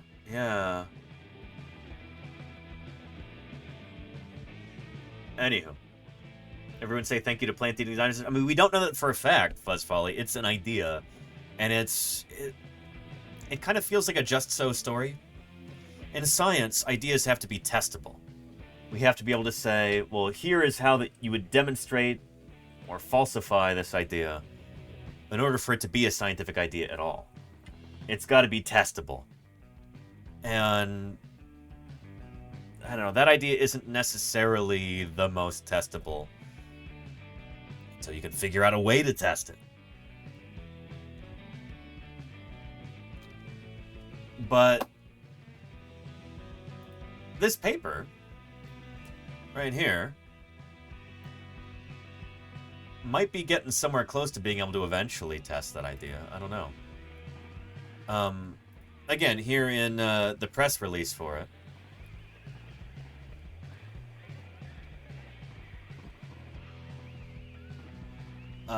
Paul Barrett says, as it's very difficult to disentangle the plant and dinosaur fossil records, it's unlikely we'll ever have enough detailed evidence to prove there is a link, even if it is a very interesting idea. Maybe someday we will have enough evidence, I don't know. But this paper is a nice step in that direction, I suppose.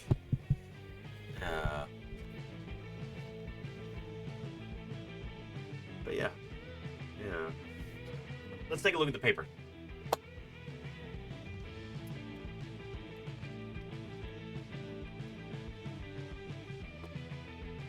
Now, here it is right here in the journal Nature Communications, which is open access. So there is no paywall here. Access granted.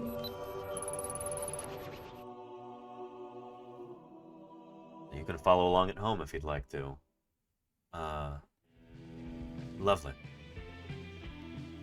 Trophic evolution, so the evolution of feeding, in ornithopod dinosaurs revealed by dental wear, and how their teeth are worn down. So the abstract, which is... but before I get into this, for anybody new here, let me say that we're about to look at a scientific paper here.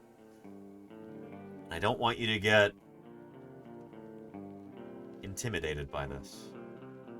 I think it's really important to show some of the original scientific literature while we're talking about science. This is important. This is how we as scientists communicate scientific ideas to each other.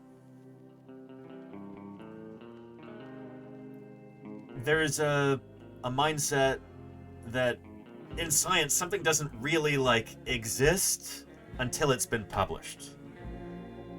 I don't know how true this is for other fields, but I know in paleontology that's kind of how it is. It's like, sure, I'll believe that when I see it published, you know?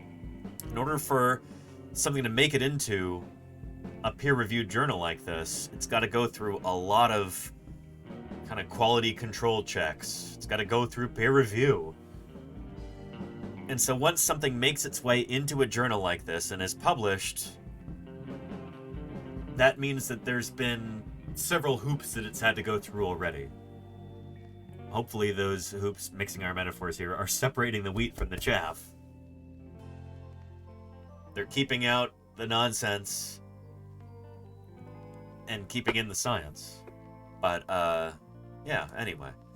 Every time you hear on the news, like, oh, the scientists have published a new study saying that chocolate makes your hair grow longer, or whatever. I don't know.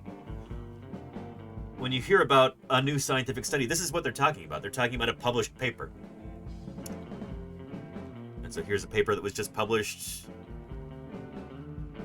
yesterday, August 26th, 2024.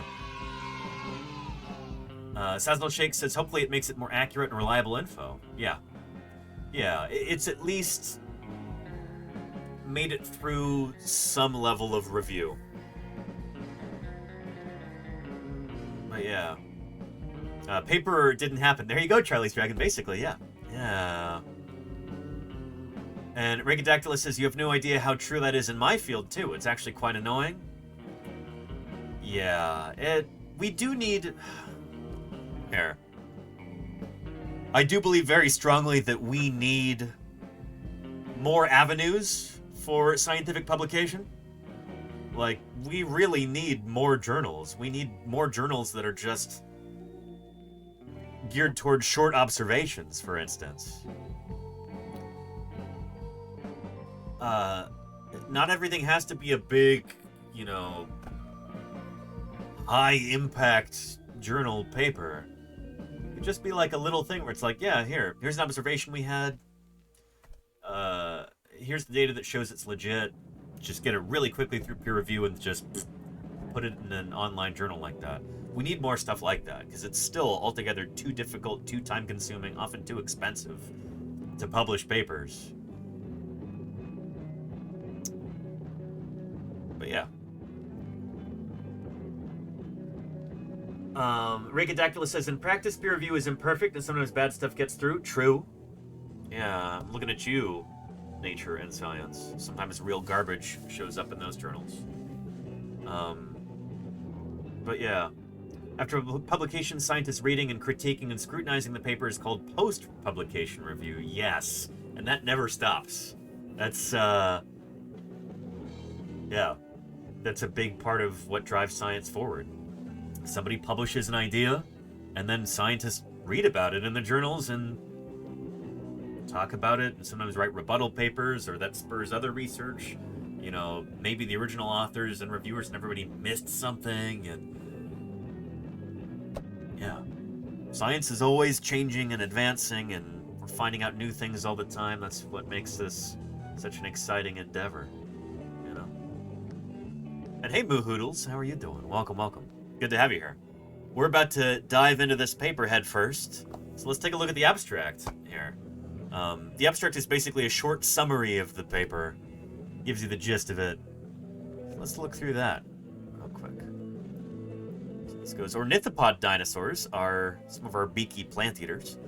Evolved numerous craniodental innovations, cool stuff going on with their skulls and teeth, related to herbivory, plant eating. Nonetheless, the relationship between occlusion is how the teeth fit together. The relationship between occlusion, tooth wear rate, and tooth replacement rate has been neglected. And so this is one of those like classic drivers of new scientific research, as these authors realized, hey, nobody's really looked at this subject in depth before, and it could be really important. That's good stuff. This paper is probably going to get cited a lot. Now, when I say cited, I mean other scientists will reference that in their own papers, and your citation rate is like it's like a loose indicator of how influential and important your work is. If your papers get cited a lot, that means that you've contributed a lot to scientific progress, to scientific discussion, to our knowledge of these different scientific topics. So here, we, the authors, reconstruct tooth wear rates by measuring tooth replacement rates and tooth wear volumes. So I guess they're actually looking at how much the teeth are being worn down, like how much of the tooth disappears as it was being used in life. And then document the teeth's dental micro wear. We demonstrate that total tooth volume and rates of tooth wear increased steadily during ornithopod evolution, with deeply nested taxa wearing up to 3360 cubic millimeters of tooth volume a day. Okay, so deeply nested taxa are like more derived taxa. More advanced, to use kind of a weasel word. It's like later on, these critters are wearing down their teeth more quickly, which is interesting. Later on in the age of dinosaurs, you've got more tooth wear going on. Increased wear resulted in asymmetric tooth crown formation, with uneven von Ebner line increment width by the late Jurassic and in faster tooth replacement rates in multiple lineages by the mid-Cretaceous. So the shapes of the teeth are actually changing and evolving throughout geological time. So over millions of years, we see the shapes of plant-eating dinosaur teeth changing within Ornithopoda, within that particular dinosaur group of beaky plant eaters. Microwear displays a contrasting pattern with decreasing complexity and pit percentages and deeply nested and later occurring taxa. So they have got fewer pits in their teeth later on, but there's more kind of... How would you say it? I'm trying to like translate this for you. Decreasing complexity and pit percentages and deeply nested and later occurring taxa. So basically you've got like more abrasion on the teeth, but less like pitting happening as microwear later on. We hypothesized that early ornithopods were browsers and or frugivores, that's fruit eaters. But deeply nested iguanodontians, more derived, less primitive, more advanced iguanodontians, were bulk feeders, eating tougher, less nutritious plants. These trends correlate with increasing body mass and longer gut passage times. Very cool.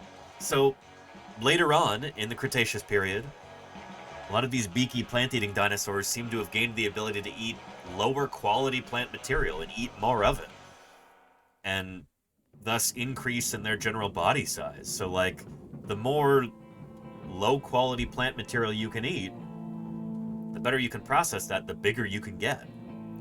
Which does make a lot of sense, because the biggest iguanodontian dinosaurs that we have are, like we talked about earlier, Shantungosaurus and Edmontosaurus. These are dinosaurs that are bigger than T-Rex. So that's T-Rex in the green in the foreground, and there is Shantungosaurus behind it. Huge plant-eating dinosaur. Huge ornithopod, huge duckbill. And there we go. We've got T-Rex and Edmontosaurus annectens right there. Giant duckbill dinosaur from the Hell Creek. That one actually lived at the same time in the same place as T-Rex, and it got bigger than T-Rex. Some of these guys were absolutely enormous. So there's Shantungosaurus right here, and I think right here too. Just a giant of an animal. And they lived at the very end of the Age of Dinosaurs, during the Maastrichtian stage of the Cretaceous. So later on, these guys are able to get really, really big. Yeah. And Raymond says, I'm here to learn about the big boys tonight. Well, you've come to the right place. Because some of these guys were enormous. Here's this image again.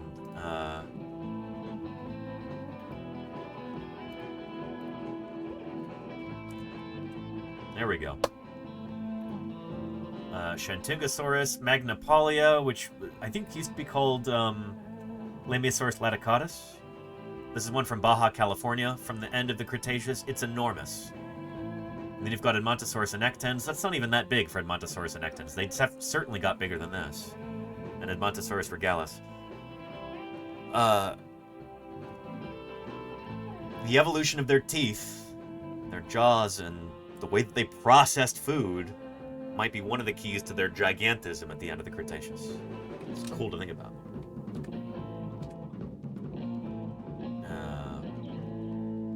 And isolated says, being that big, did they have any known predators? Oh yeah, so Edmontosaurus annectens was fed upon by T-Rex. We know it got bigger than T-Rex. That might be a bit of an overstatement there. I don't know if it got that much bigger. Yowza.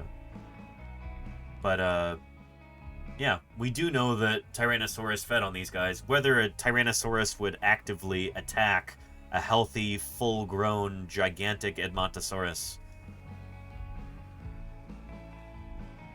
I think there are much easier meals to be had. So that would not be a Tyrannosaurus's first choice. But it's not like these guys were immune from predation. Certainly not. Yeah. Tricky Baba says, never doubted T-Rex with a dream. There you go. And Deathsaurus says, probably went after the young. It'd be an easier meal. Certainly. Yeah. But yeah. Yeah. Anywho. Back to our paper here. Yeah, so we hypothesize that early ornithopods, these early beaky, mostly two-legged plant-eating dinosaurs, were browsers and or frugivores, so browsers and fruit eaters. But some of the later guys got huge, and these trends correlate with an increasing body mass and longer gut passage times. Pretty neat. So now let's look through the body of the paper, and very cool. So early on, these plant-eating dinosaurs kind of start off with teeth that are almost symmetrical. And then over time, they become increasingly asymmetrical. And that seems to be correlated with maybe change in diet or something like that.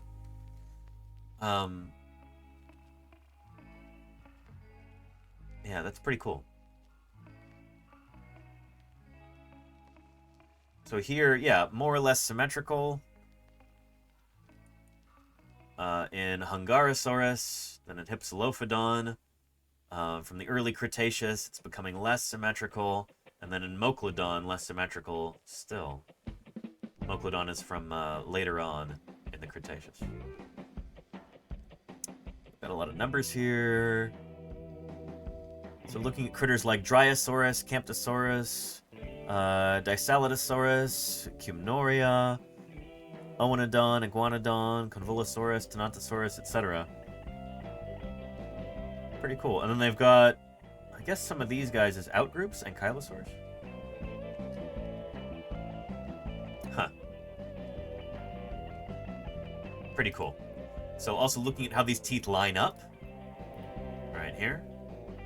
Labial side and lingual side. So the lingual side is it's like the inside part. So like, that's like from the tongue looking out, and labial is like from the lips looking in, basically. These are different like orientation words that we use when we're talking about, mouth and dental morphology in animals. Does that make sense?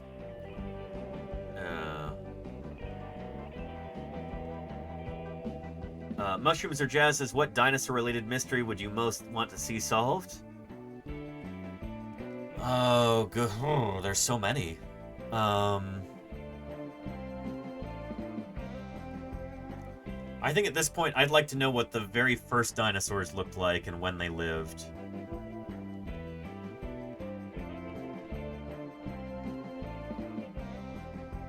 And also, I'd like to... It'd be really nice to have a better understanding of dinosaur ontogeny. I know I say that a lot, but yeah. Yeah. And make away, that's what we're talking about. You know, dinosaur tooth replacement is part of what this paper is all about.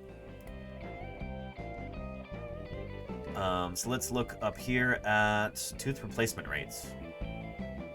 Yeah, in non-hadrosaurid ornithopods, the functional tooth replacement tooth pairs exhibit a wide range of developmental stages.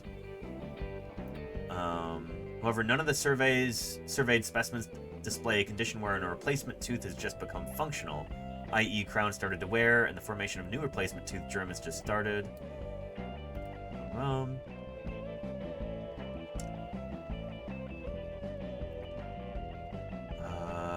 So this is looking at like how often those teeth are replaced. Relation between Z spacing and the rate of tooth replacement rate. This is the first time I've read this paper, so apologies if I'm kind of figuring it out as we go. I'm trying to be able to translate this to you so that you kind of get the gist of it and pull out any like really interesting parts too. Some of this is going to be in the discussion where they kind of summarize things. So they looked at 16 different dinosaur species.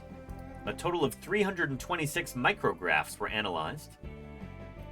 The highest pit rates, so like little pits as like loci of wear in these teeth. So like rather than the teeth being slowly ground down, instead sometimes they get like pits.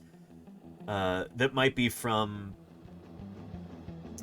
having grit in your diet, feeding closer to the ground, ingesting sand and stuff like that. The highest pit rates were identified in the late Jurassic Dicelotosaurus and Camptosaurus. So these are dinosaurs from the late Jurassic. Camptosaurus is kind of a classic Morrison big ornithopod. Early iguanodontian like this.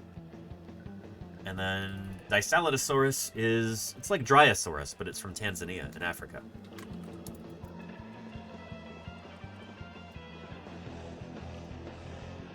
Yeah. There we go.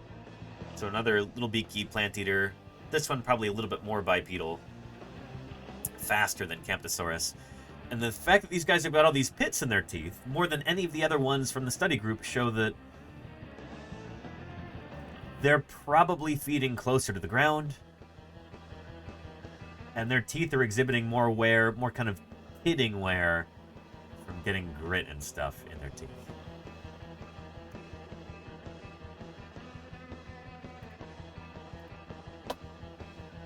Pit sizes were also very large in Dryosaurus, somewhat smaller in Camptosaurus, while some of the smallest examples were found in Dicelotosaurus.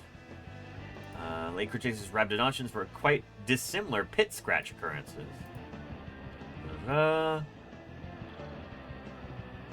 Very cool. They did PCA as well. Pretty cool. One of the most striking changes recognized here occurred between the early Genosaurians and basal ornithopods. So early Genosaurians are things like, it's like Fabrasaurs, Lesotosaurus. This is an early beaky plant-eating dinosaur. I've got a Lesotosaurus skull here in my office somewhere.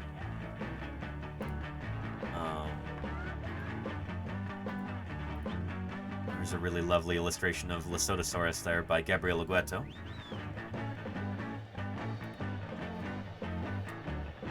So critters like that had small leaf-shaped teeth. Tooth replacement was relatively slow, so they didn't replace their teeth that quickly. They're not eating super tough plant material. They might be a lot more choosy about the plants that they're eating. Maybe they're eating more fruits and stuff. And the volumetric mass of tooth crowns, either a single alveolus or per jaw quadrant, is relatively small. So the teeth are kind of pointier, and there's not like a big surface for the teeth to actually contact the plant material. They're not grinding with these teeth. Like they're not... Their teeth are not like heavy-duty implements of processing plants. A little bit more delicate, a little bit more precise. That makes sense. During the Jurassic, more robust, apicobasally elongated, labiolingually broader, rhomboid tooth crowns appear in ornithopods. So kind of more serious teeth with big plant grinding surfaces start to appear.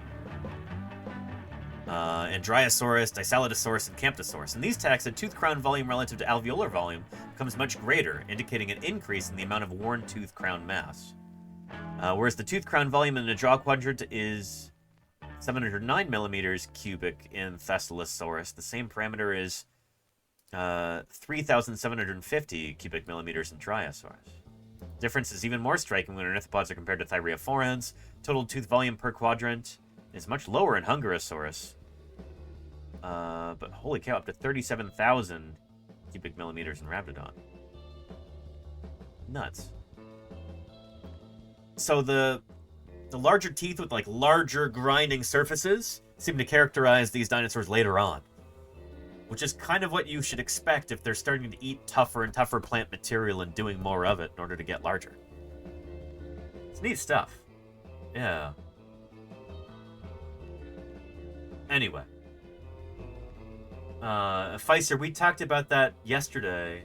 We're talking about the news with the dinosaur footprints being found in Brazil and Cameroon, South America and Africa. So that's not... Dinosaur didn't swim that distance. Those continents used to be together. There. That's basically what that paper's about.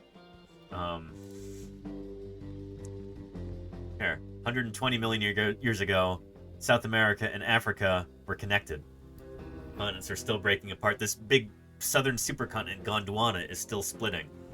And so, having dinosaur footprints here in Brazil and here in West Africa that are, you know, today they're separated by an ocean, but they didn't used to be back then. So you could have dinosaurs walking across. Does that make sense? You know. Oh, gotcha, Pfizer. Okay. I was gonna say, I think Pfizer knows about this, right? Didn't realize you were being facetious there. Because I had some people ask some similar questions yesterday.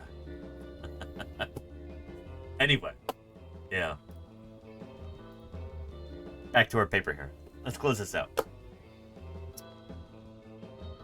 Increased numbers of replacement teeth clearly indicate faster tooth replacement, perhaps suggesting a change in the plant food consumed. The most striking floral change taking place in the early Cretaceous was the diversification of angiosperms, flowering plants. And it is tempting to hypothesize that this acceleration of the tooth replacement process, which occurred about the same time concomitantly in several different Neornithischian lineages, was related to this biotic event.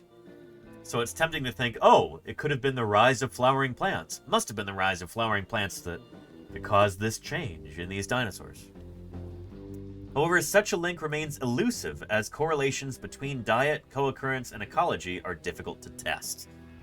Nevertheless, it seems clear that the food consumed by the taxa displaying highest tooth replacement rates must have been more mechanically resistant, at the least, causing teeth to wear more rapidly. Pretty cool.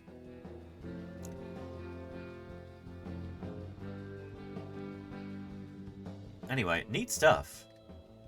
This isn't the easiest paper to kind of like simplify for mass consumption, but it's really neat. When we're talking about the evolution of plant eating in dinosaurs, being able to track these changes over evolutionary time is really neat. And this is the first paper that I've seen so far that really tries to do that in a systematic way. It's cool stuff. It's very cool stuff. And again, here is a link to it right here. Open access, no paywall. Gotta love that.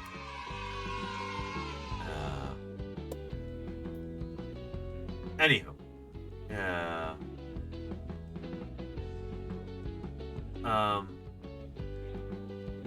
But yeah. And you bet, Lenina. Thank you. Appreciate that. But yeah. That's why, by the way,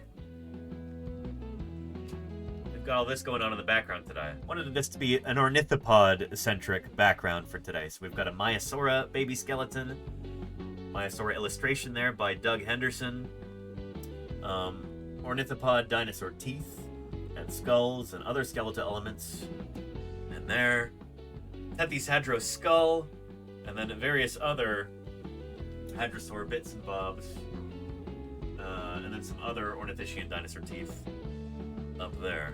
And of course, plants with flowers. Figured this would be relevant to today's discussion there. What a cool paper. And Mushrooms Are Jazz. Is that what this song is? Woodman Theme from Megaman 2. Got sharp ears there, Mushrooms Are Jazz. you go. And it's 300%.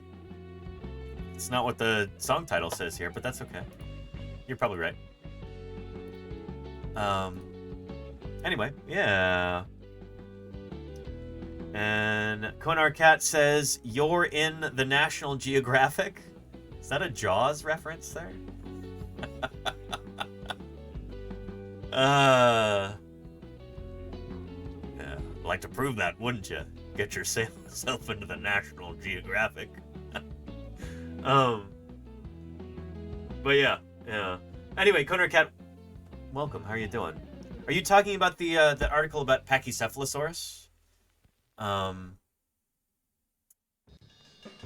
Yeah. I was kind of opining on Mark Goodwin's research.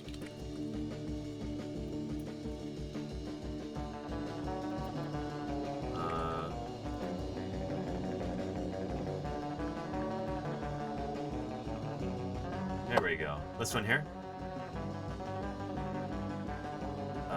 Because yes, indeed. Burp.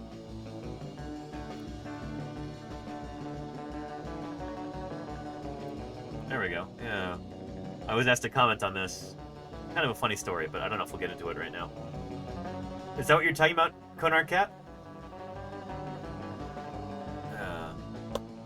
And here, I'll give you a link.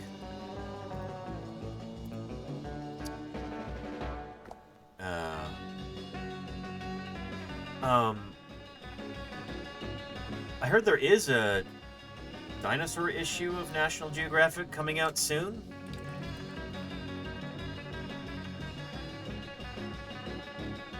With a Spinosaurus on the cover, but I haven't gotten hold of it yet. There it is. Yeah. Konar Cat says, yeah, you're in that. I'm in this? That's news to me.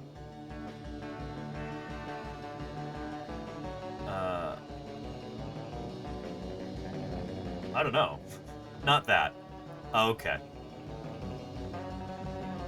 You're talking about the Pachycephalosaur article. Yeah.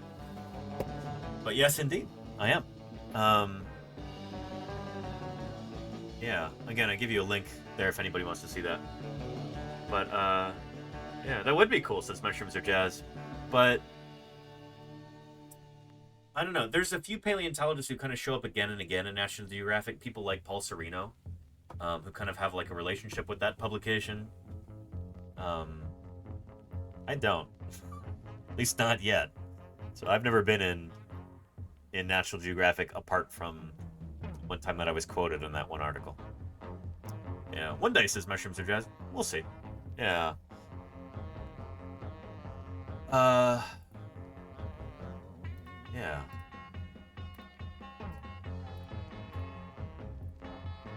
Anyhow. Why don't we take a look at that other article? The one that Dinosaur Dave so kindly gave us a link to. I saw a tweet about this earlier and tried to reach it, but unfortunately it's paywalled.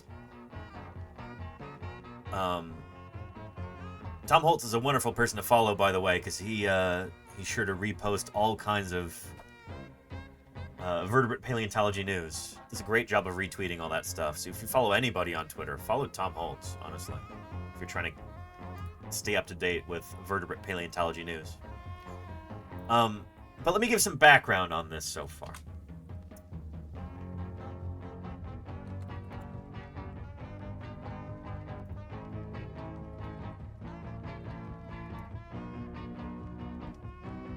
There is a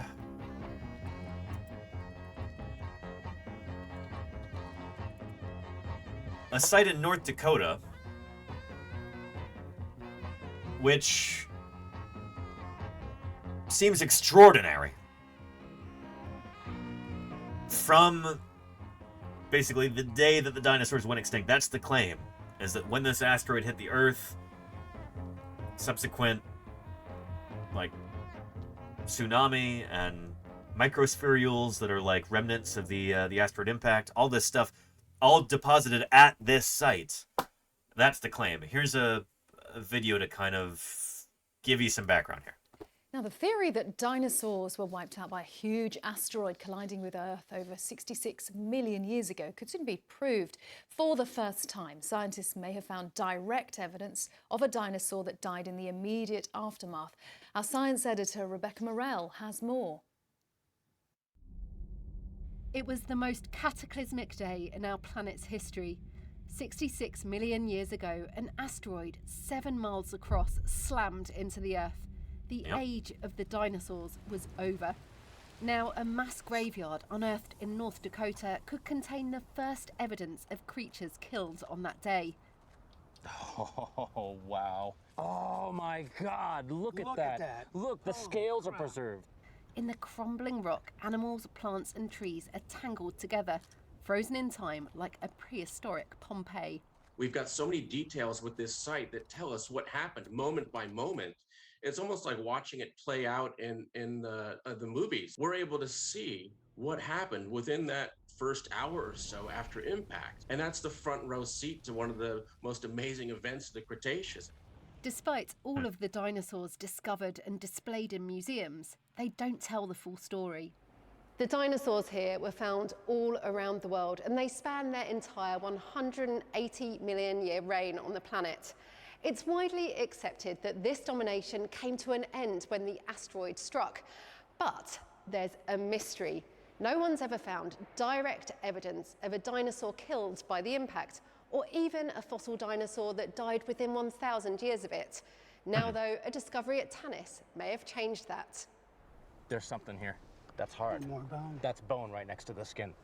This is the moment a dinosaur's leg was discovered, captured by a BBC documentary crew. The fossil belongs to a small plant-eating dinosaur called a thescelosaur.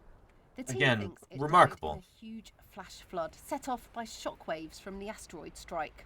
This looks like an animal whose leg has simply been ripped off really quickly. There's no evidence on the leg of disease. So there's Paul Barrett. That's the same Paul Barrett who was quoted in the press release. He's one of the authors on the paper that we just looked at.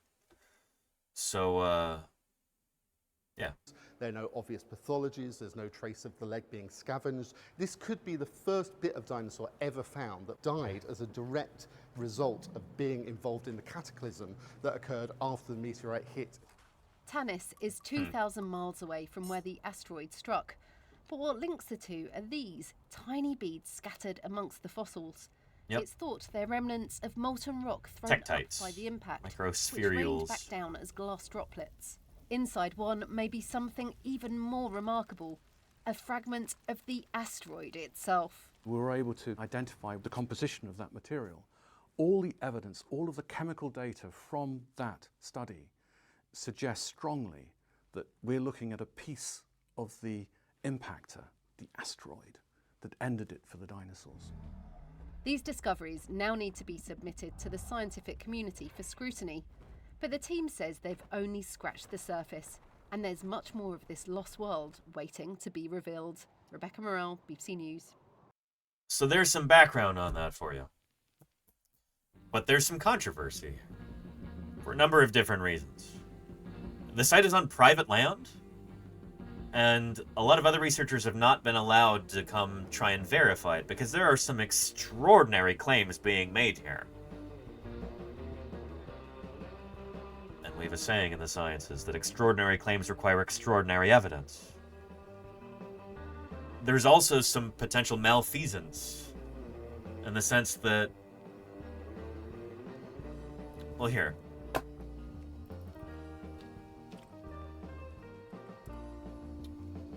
I'll let Melanie Doring do some of the talking here, and then we'll get into the new piece.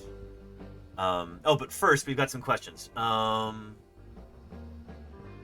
Let's see. Pfizer says, so dinosaurs were wiped out, but nearly everything was wiped out. I mean, maybe about 75% of all species on Earth, something like that. Here's a little diagram helping illustrate this.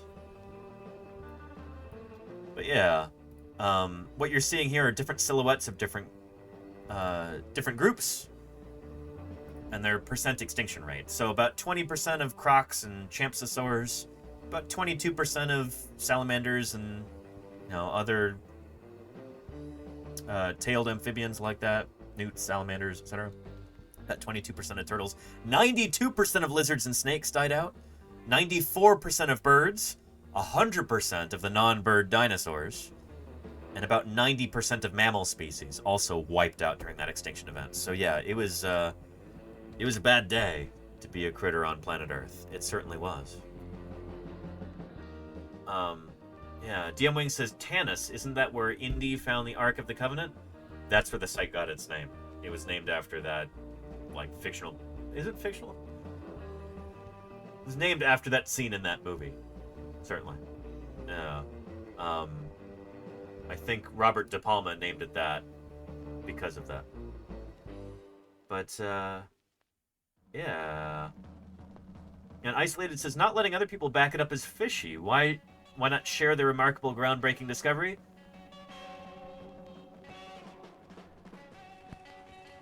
We'll talk about that. There are reasons for keeping a site like that secret, because you don't want looting going on. But keeping it secret even from other scientists, I don't know. I have never been to that area. I've spoken with people who are suspicious about it for various reasons, but I'm by no means an expert. I'm going to be learning a lot, too, as we go through this article today. But yeah. But yeah. Yeah. Anywho, let's take a look at this video with Melanie Doring, who is one of the people who worked at the site, but something of a whistleblower about that, too. Here. Million years ago. I'll be right back. I gotta go take care of something. A meteorite crashed into our planet and caused the extinction of the dinosaurs. This was the last of the big 5 mass extinctions. But this is the only one that we can bring down to a single day. When the meteorite struck into the Yucatan Peninsula and vaporized on impact. It fired infrared radiation across the surface of the planet, killing everything in its path.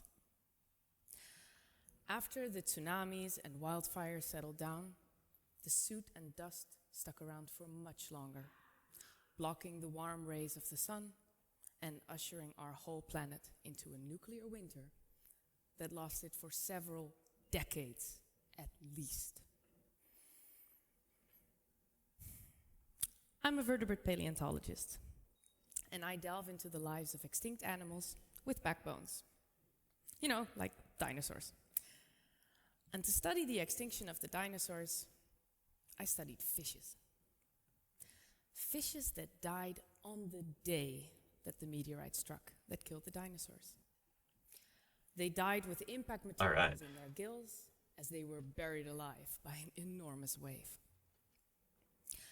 I excavated these fishes and studied their bones.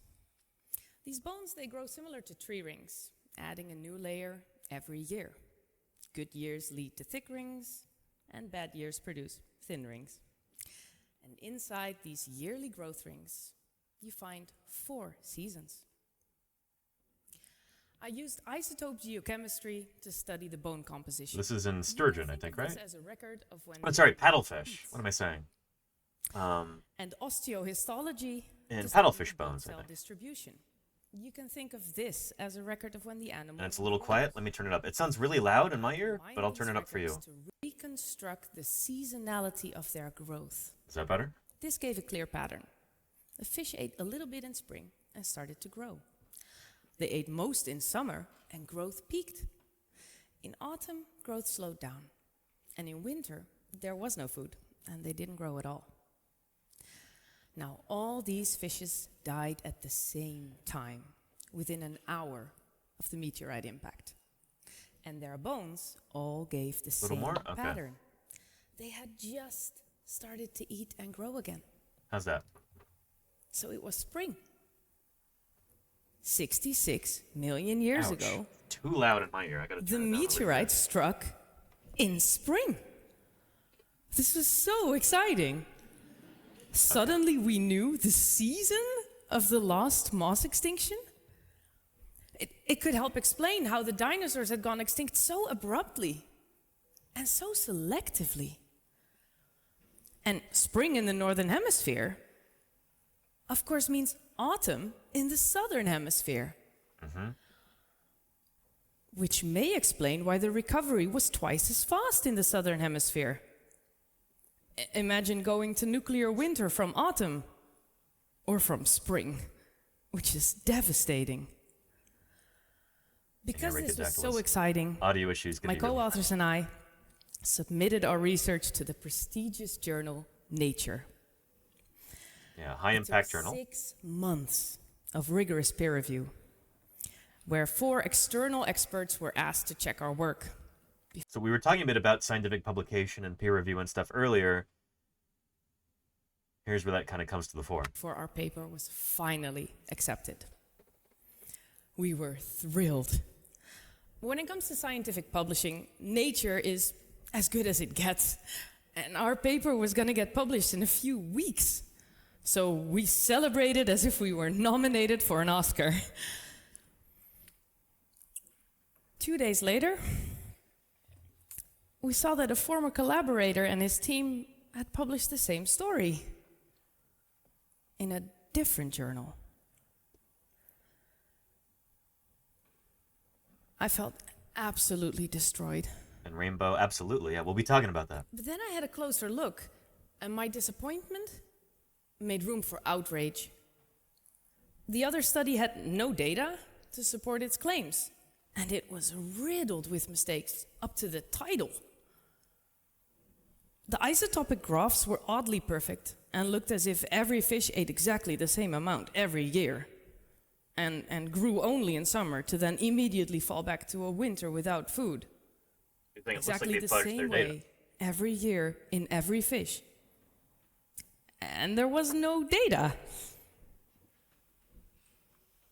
There was something fishy about this. And because I did the analyses and I knew what the data should look like, I knew it was my responsibility to blow the whistle. I knew I had to stand up and do something. My supervisor and I pushed for transparency and requested the data again and again and again. Yep. After almost a year of getting no response, we went public with our concerns. We had to take a stand. And why is it important to stand up for science? Because science denial is rampant. 1% of Americans think the Earth is flat. Vaccines are believed to have microchips in them. And climate The number change, of people who think that's that is- threatening our whole existence on this planet, is dismissed as a hoax. Anyway, this is extremely frustrating. People actually died because they thought COVID-19 wasn't real. Yeah. The first step to increasing the public trust in science is to ensure that it is true and supported by data. Distrust has real consequences for everyone. And there you go, Ricodactylus, yeah. And this next Case in mass point, extinction will affect our species too. From this experience, I learned that being a researcher means more than doing research and publishing papers. It also takes the backbone to check the work of others and to call out misconduct when you see it. I was made to feel like this was my fault. Even those closest to me suggested it's best to keep quiet. But once I spoke up, I was flooded with support. And I found out that my experience was just the tip of the iceberg. Now, these sort of things happen everywhere. Someone copies your work in school, or a colleague presents someone else's idea at a meeting. Sadly, there are always going to be people who think they can get away with lying, stealing, harassment, or worse. So what can we do? If you see it happen around you, don't be a bystander. Speak up directly or file a report. If it happens to you, I'm so sorry. It is not your fault. Seek help from colleagues or an ombudsman. There is always support. And remember, they are the only ones who benefit from silence. As I continue my studies on extinct animals and extinctions, I hope to inspire others to strive for transparency and integrity, and to help out others when it's necessary. Only the truth can help prevent the next mass extinction. Only the truth can help prevent our extinction. Show your backbone. Yeah. Slightly corny speech, but important. We're going to read more about that here.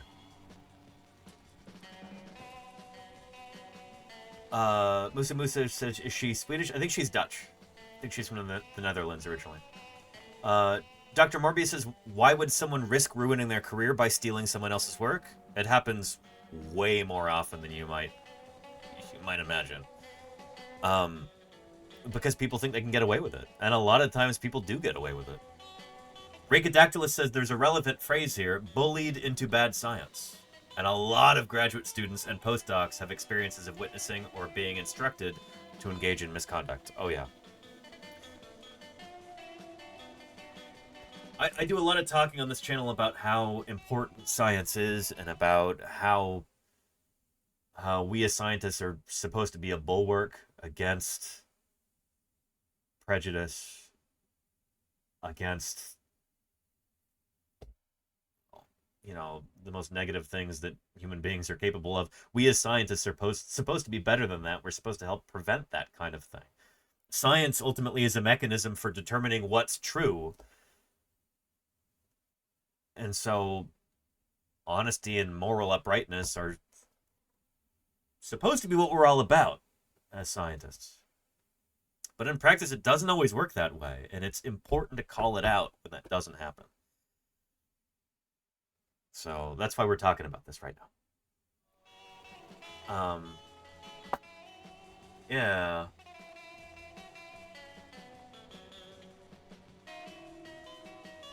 Anywho. Casey Snort says, I appreciate your rallying cry for scientific integrity. I hope that scientists who stumble across this channel remember the point of science, to hold truth above personal pride and personal gain. There you go, Casey, yeah. Appreciate you, Casey. Anywho, and there you go, Regadactylus. Yeah. Megan E. Marty, Regadactylus. Yeah, there is certain places more than others, certain institutions more than others, certain fields more than others, but there is still kind of a bro culture thing in some scientific fields for sure. In academia in general, a lot of it is like class-based too. Working class folks are often pushed out of academia.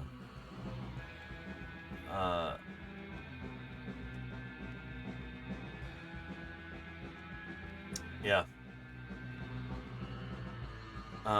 And Rainbow says the academy has become a lot more like a business in the last few decades. Holy cow, yes. The rise of the administrative class. Fewer tenure-track positions and grants being competed over by more people than ever. The more economic pressure people have to produce papers, the more incentive there is for misconduct. That, but also just, like you said, fewer tenure-track positions. A lot of universities are getting rid of professorships in favor of just hiring more and more and more administrators.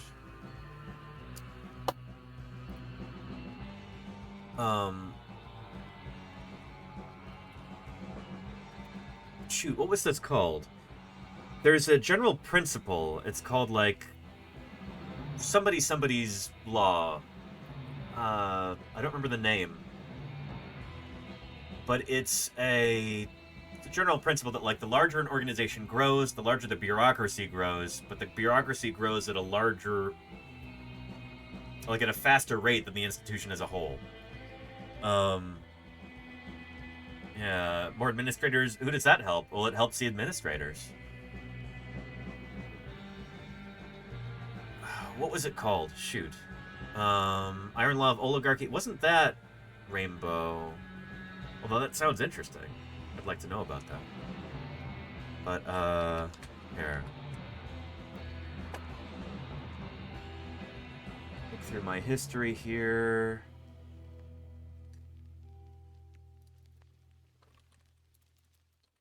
Rule, maybe? No.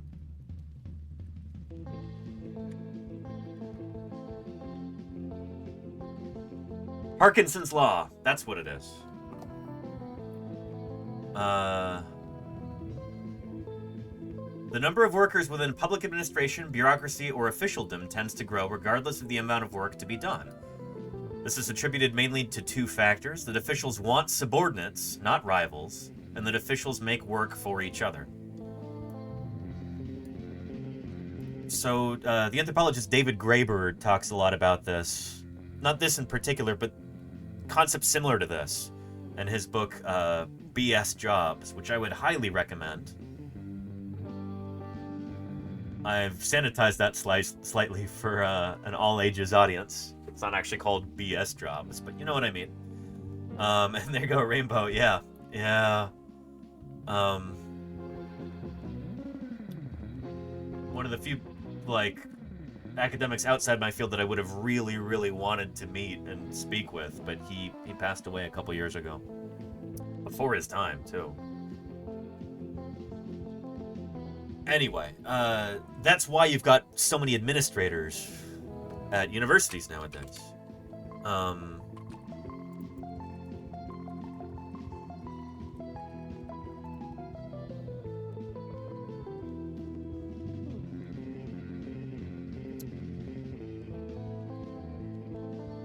There we go. This has to do with it here.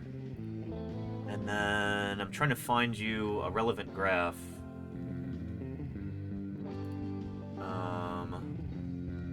Oh, this is something I should probably read.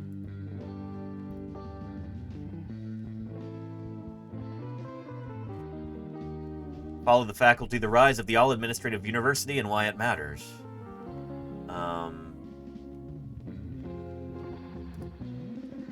Nope. Hang on. Reprint edition. When was this published? Because I'm going to see if I can maybe snag this from my local independent bookseller.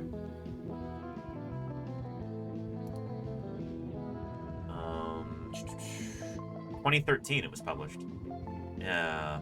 Until very recently, American universities were led mainly by their faculties, which viewed intellectual production and pedagogy, teaching, as core missions of higher education. Today, as Benjamin Ginsberg warns in this eye-opening, controversial book, Deanlets, administrators and staffers, often without serious academic backgrounds or experience, are setting the educational agenda. The Fall of the Faculty examines the fallout of rampant administrative blight that now plagues the nation's universities.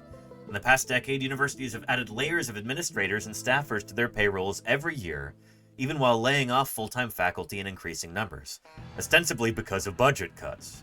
And a further irony, many of the newly minted and non-academic administrators are career managers who downplay the importance of teaching and research, as evidenced by their tireless advocacy for a banal life skills curriculum. Consequently, students are denied a more enriching educational experience once defined by intellectual rigor. Ginsberg also reveals how the legitimate grievances of minority groups and liberal activists, which were traditionally championed by faculty members, have in the hands of administrators been reduced to chess pieces in the game of power politics. By embracing initiatives such as affirmative action, the administration gained favor with these groups and legitimized a thinly clothed gambit to bolster their power over the faculty. Interesting. Huh. I'm gonna look some more into this, but, Yeah. This has to do with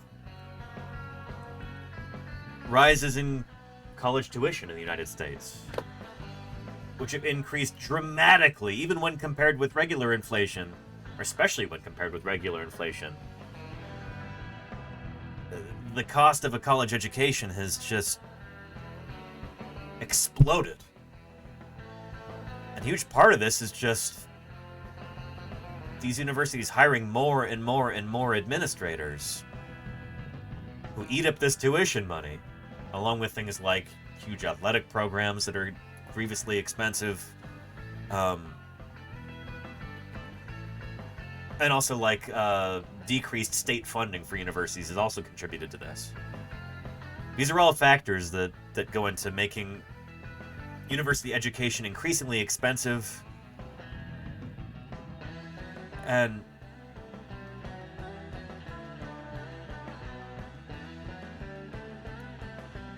lower quality in general. University education isn't what it used to be in a lot of different ways, even as it grows more and more expensive. So anyway, this is all to say that there are a lot of problems in academia, and we're going to be discussing some of them here. But I think a big part of this is like a leadership issue. When you have universities that are being run by business people rather than by scholars, when the whole point is to try and grow the university and make more and more money and hire more administrators, scholarship suffers. And you can have toxic environments in which all kinds of malfeasance can thrive. If you don't have investigation,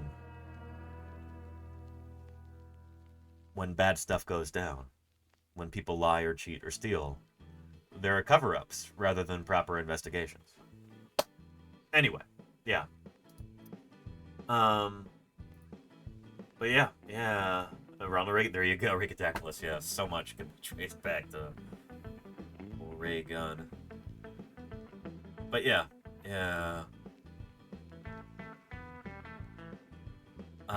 And Betharama says it's also easy to borrow money, that tuition increased in line with government-backed loans. I mean, that's part of it, yeah. But a lot of it, too, is just like a lack of state funding. So, like, the state of California, for instance, the governor's office, if they can help it, they don't want to fund public education because it's like a big line item in the budget. If they can reduce that as much as they can, then that's great for their bottom line, you know? That's a big part of this, is like, instead having people take out loans in order to pay for college, rather than actually have it be funded through taxes, you know? The way that, like, a proper society would do that. One that's actually concerned about the future and about people being well-educated and not being up to their necks in debt, which means that they can't buy a house and they can't have kids, and then, you know, it's just extremely short-sighted quarter-by-quarter thinking. It's classic corporate America, you know? And it's killing us. Anyway, yeah. And there you go, Ricketackless, yeah. If I'm ever in your part of the world, we should do that. Yeah. And Fuzzfolly says, I had an American friend who was genuinely considering studying in the UK with me, because it was actually going to be the same cost as studying somewhere out of state. There you go. So I, as a California resident, born and raised in California, you know, I grew up here in the beautiful, sunny San Francisco Bay Area, where I live now. I didn't go to university in California.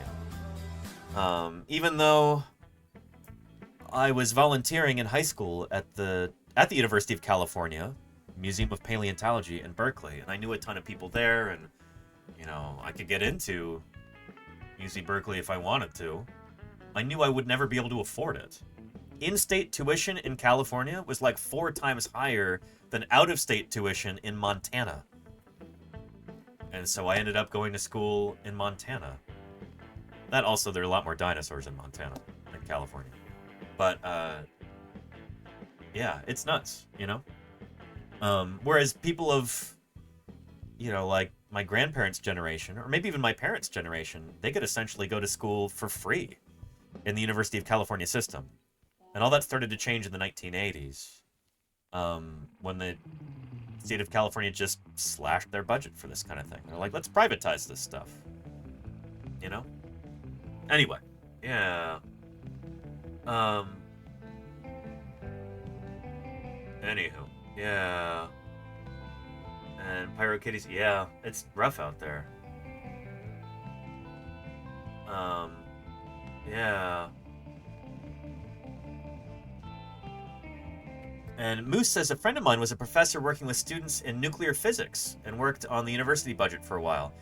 He said when Bill Clinton banned filing bankruptcy on student loans, which was a huge problem at the time, universities and colleges increased their tuition substantially to maximize income, just within the federal guidelines so as not to attract the ire of the Department of Education. Yeah, these are top-down problems.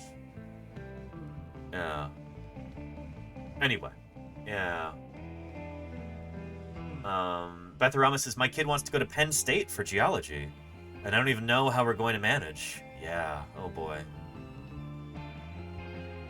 Does Penn State have a good geology program? Huh. There are a lot of other schools around the country where you could be much closer to interesting geology. Out in the American West, where tuition's a lot less expensive, but, I don't know. If your kiddo's got their heart set on Penn State, then far be it from me to try and dissuade them. Anyway, let's get into the actual article here, shall we?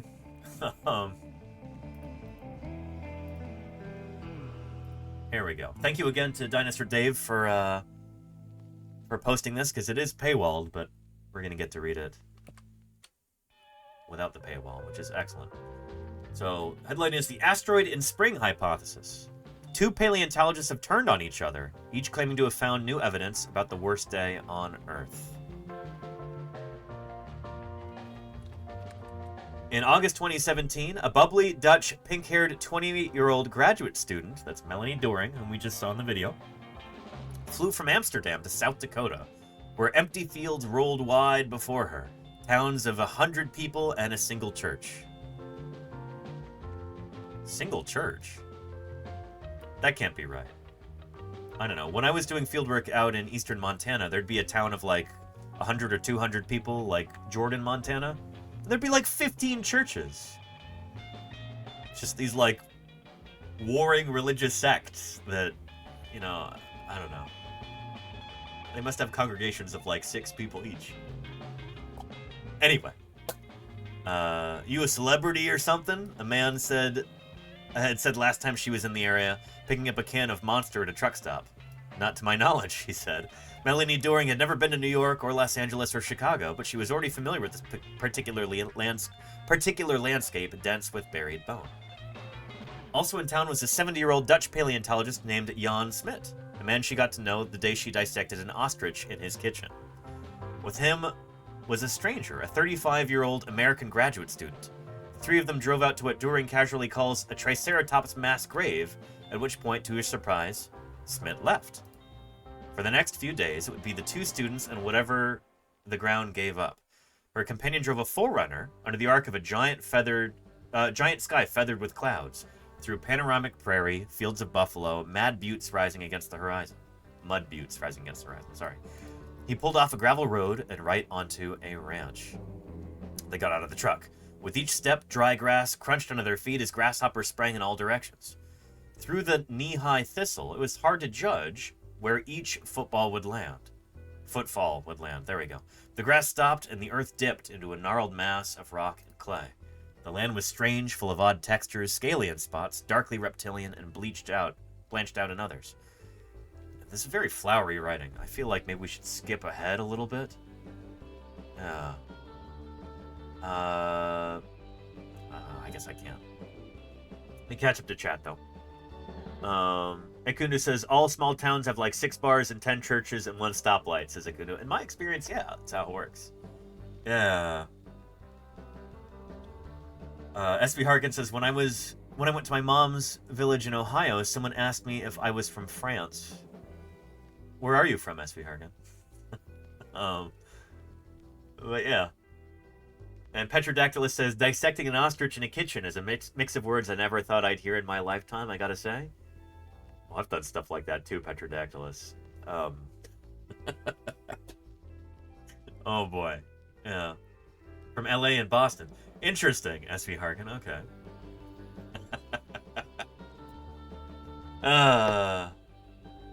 Anyway, so Robert De Palma was proud of the place. While the site was not technically his property, it was spiritually his, shaped and carved and loved by him, and Doering was there with his permission. He called it Tanis, after the Indiana Jones film. So everyone else did too. Robert De Palma is solid and dark and affable and shares with Doering a certain kind of rough history, but he is, according to Smith, Doering's foil. When Doering looks at a bone, she sees a chemical matrix waiting to be investigated. She sees an opportunity to extract information. When De Palma looks at a bone, he sees a narrative. He tells stories about the bones, some of them true. He is secretive, says Smith. Melanie cannot be more of the opposite. She's in all the social media. She makes herself known. One way that she makes herself known is by posting pictures of herself cradling a model of a baby T-Rex and a prehistoric Pietà, sweet baby Jesus Rex, as she calls it on Instagram, or riding a giant reconstructed dinosaur like a cowboy atop a horse. I've had a great deal of criticism directed at my work, she once said, which is actually criticism of my flamboyant personality, my big mouth. Doering would only have a handful of days at Tanis, but they were days unlike any she has seen before. On a normal dig, it is typical to find nothing of note for long stretches. You pee in the bushes, she says. You get chased by snakes. You find no fossils. Here, she would brush away clay and come upon a new texture and color, a precious fossil fish. The first sighting gave her goosebumps. Blowing on the fossil would have been too violent an approach. She might waft away at the very thing she sought. She would begin to gently carve out sediment around the fossil, but there, astonishingly, would be another one. A luxury problem, she calls it, stumbling on all of these other fishes in the way. Shoot, how long is this?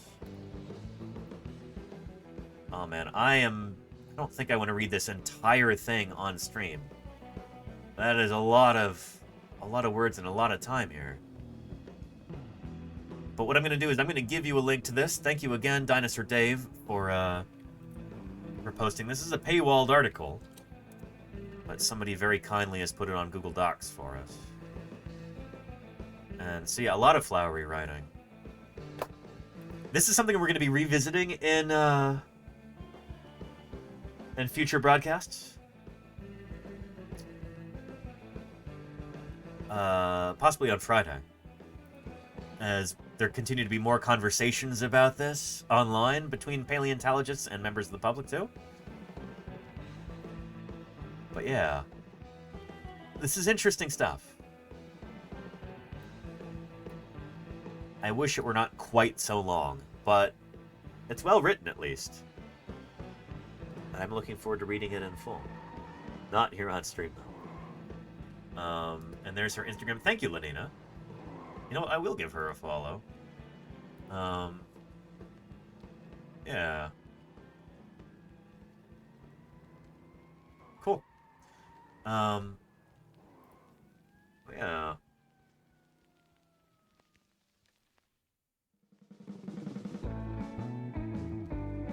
Anywho. Yeah. Casey says whoever wrote this missed their calling as a novelist. I mean, hopefully New York Magazine is paying them reasonably well. Yeah. Anyway, with that said, let's get back to the documentary that we started yesterday. So I feel like that'll be fun to look at. This is from the 1990s, and it features some of the paleontologists I've worked with in the past. Let's continue. There's going to be more discussion of Maiasauri here, I believe. There. Horner suspected that at least some dinosaurs cared for their my young. old boss, Jack Horner. And hey, Sweetie Pie, how are you doing? Evidence in the eggs and the bones of the baby dinosaurs. I'll be getting a Sweetie Pie visit. The eggs were deposited. There we go. Sweetie Pie, how are you doing? What is that tail twitching for? What did you come here seeking? Oh. Yeah. How are you doing, sweetie pie? How are you doing? Everybody, this is Sweetie Pie. She's one of 3 cats who live here. And together, the 3 of them are my landlords. So I gotta make sure they are very happy. Aw, Sweetie Pie. Yeah. Let me get you some treats. Would you like that? Time to pay up. Look. Whoa. And there's some new ones in there. Whoa, look at those. Wow.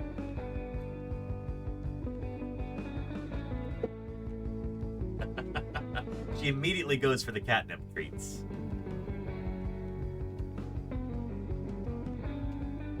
Yeah, eat the other ones too. Eat the dental ones. There you go. Good stuff. Yeah, are those catnip flavor? A few of them are SV Harkin. Yeah. I'm glad she's not just eating the catnip ones, though. She's eating the dental treats as well. Ooh, good stuff. How are those, Sweetie Pie? Are they good? See, this is why we have cats as one of our tags here. Because, well, frequent feline visitors on the stream. Is anybody watching with their cats at home right now?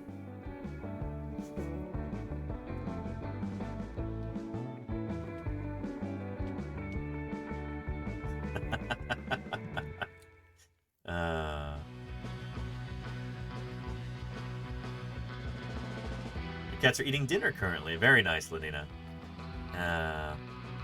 Cooling bed. Nice, SV Harkin. Cool. Eki, how are you doing? Hello, hello. Kodali, you're watching with the cats also? Nice. You're really going to town on those, Sweetie Pie. Good job.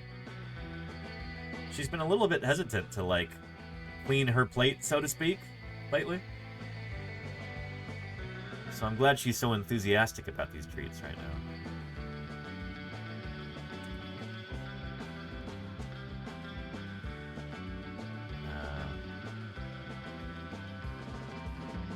Ooh, good stuff. Anyway, I'd switched to the regular camera, but we're currently experiencing a nearly full feline eclipse. So, cat cam it is.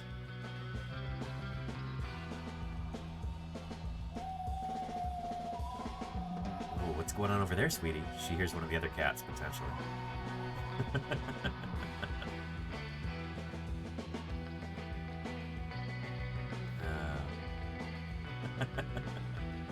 Look, got one more. Right here. Hey. Look. Right. No. Stop getting distracted. Look, eat those crumbs. There you... No? Okay. Well, here we go. Ladies and gentlemen, Sweetie Pie.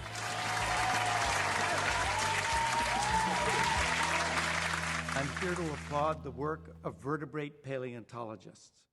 And Lazy Platypus, thank you for the follow and for the applause. I appreciate that. Welcome to Paleontologizing. Good to have you.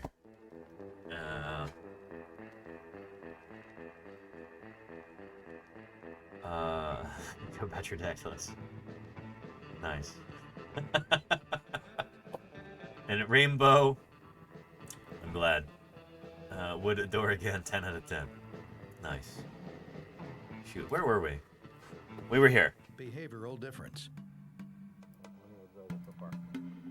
Horner suspected that at least some dinosaurs cared for their young, as birds do. He looked for evidence in the eggs and the bones of the baby dinosaurs. The eggs were deposited in clusters, and it often takes brute force to free them from the surrounding rock.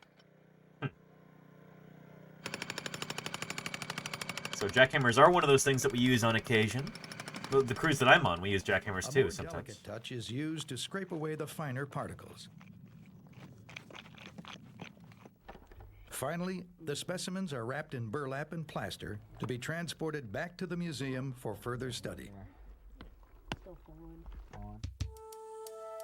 In the lab, Horner and his colleagues began experiments to determine if baby dinosaurs could stand on their own when they emerged from their eggs. Is that Ellen Lamb? Is that like very early footage of Museum of the Rockies technician Ellen Lamb? I think it is. Shoot. And strange beasts were protected by massive plates of bony armor. Mikey Likes, thank you for the 41 months of support. I really appreciate that. Holy cow. How are you doing? It's good to have you here, Mikey Likes. Thanks for keeping me here online.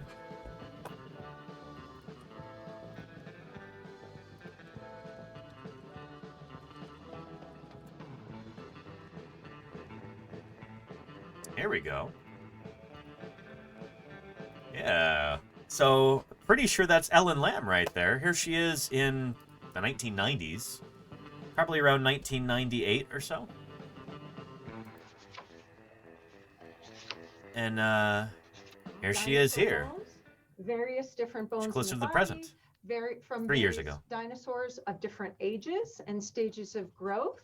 So we're going to go through and describe that process Nice, as well. Mikey Likes. of Enjoy making Yellowstone. Section slides. Very that'll cool. get us to these photomicrographs. Awesome. And we'll also examine what kind of questions we ask about dinosaurs that will initiate this whole process called paleohistology. All right. So she's working on that here back in the 90s too. They needed to look at the structure of the hatchling's leg bones. Strong bones meant they could stand on their own and leave the nest like reptiles. Weak bones would suggest more helpless, bird-like behavior. Could a discovery combined with ingenuity bring us closer to understanding dinosaurs? Yes. As before. Yeah.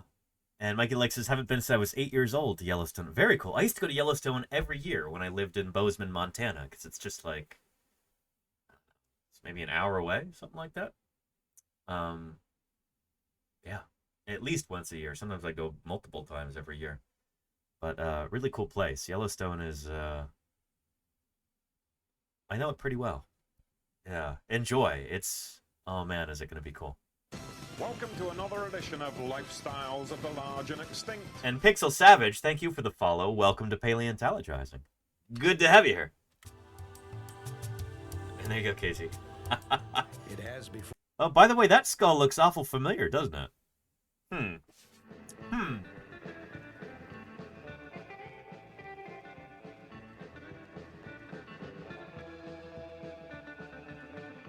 Is this the same specimen?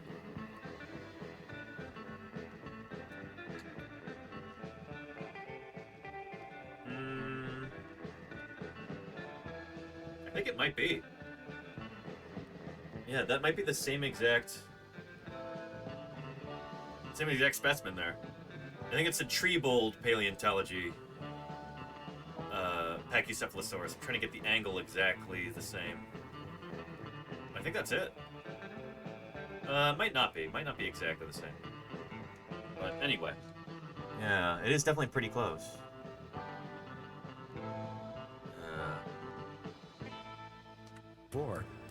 Every discovery advances our knowledge of what the dinosaurs were really like.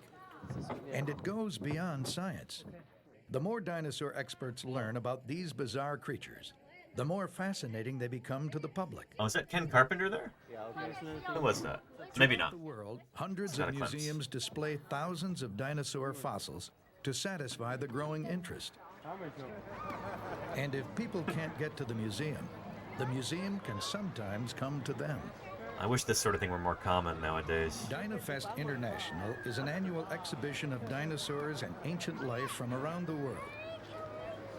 In 1996, in a 2-week period, nearly 200,000 people flocked to see prehistory come alive.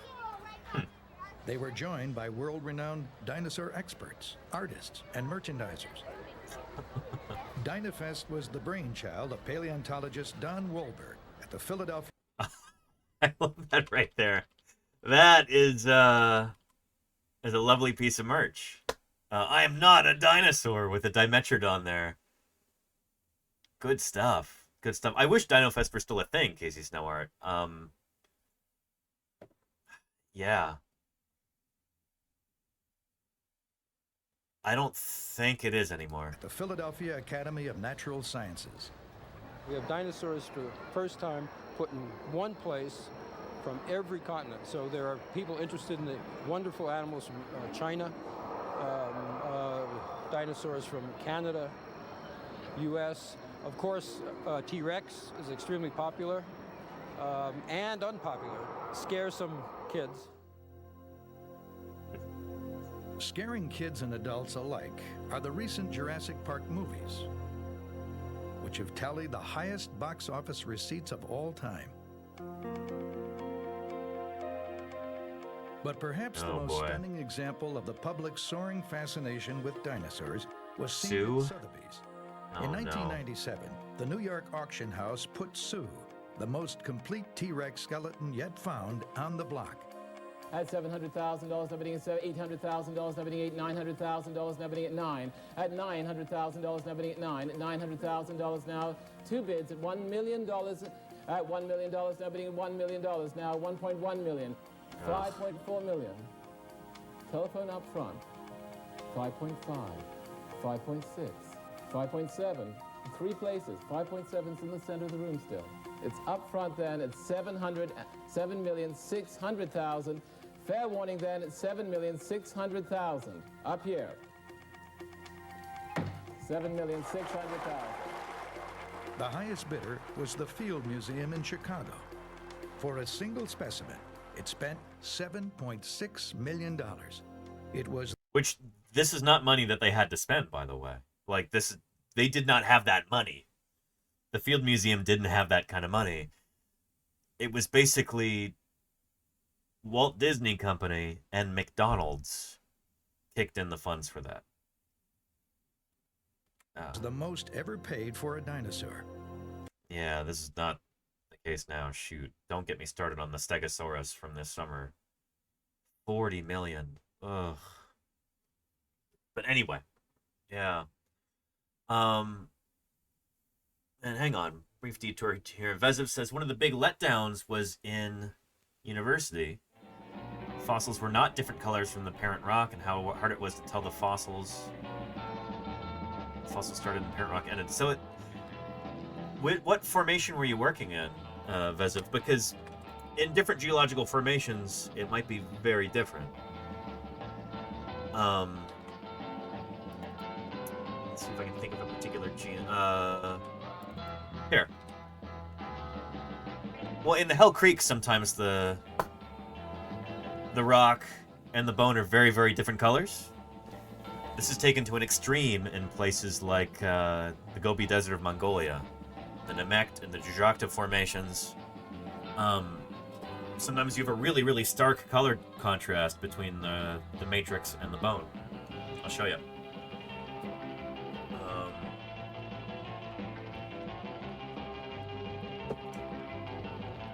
Lovely picture of that in here, in the Ankylosaurs chapter.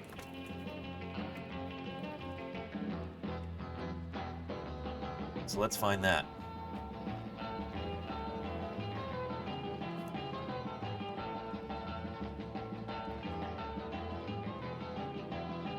Ceratopsids. Stegosaurids should be after Stegosaurids. Nodosaurids. Ankylosaurids. Whoops. Wasn't trying to hit the soundboard there. There we go. Gorgeous photograph of an exquisite fossil specimen.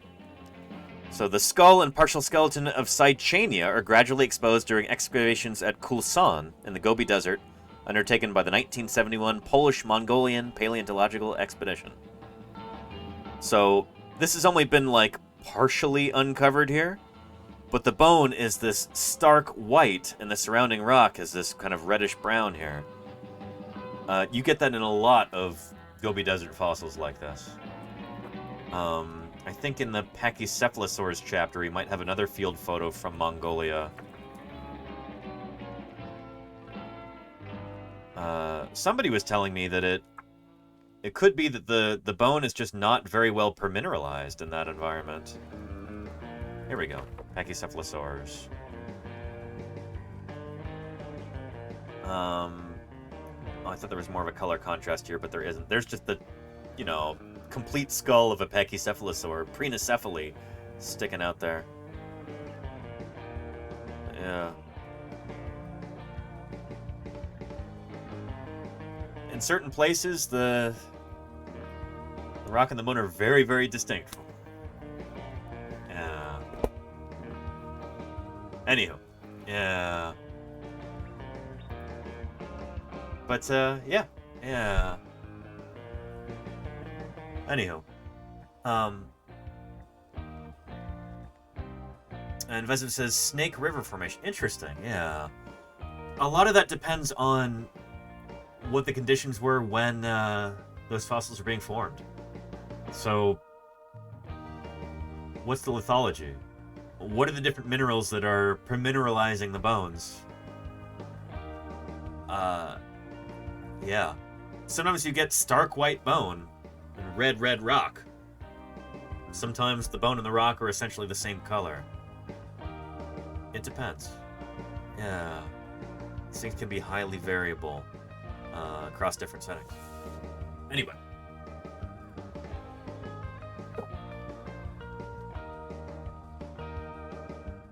Let's continue with our video here.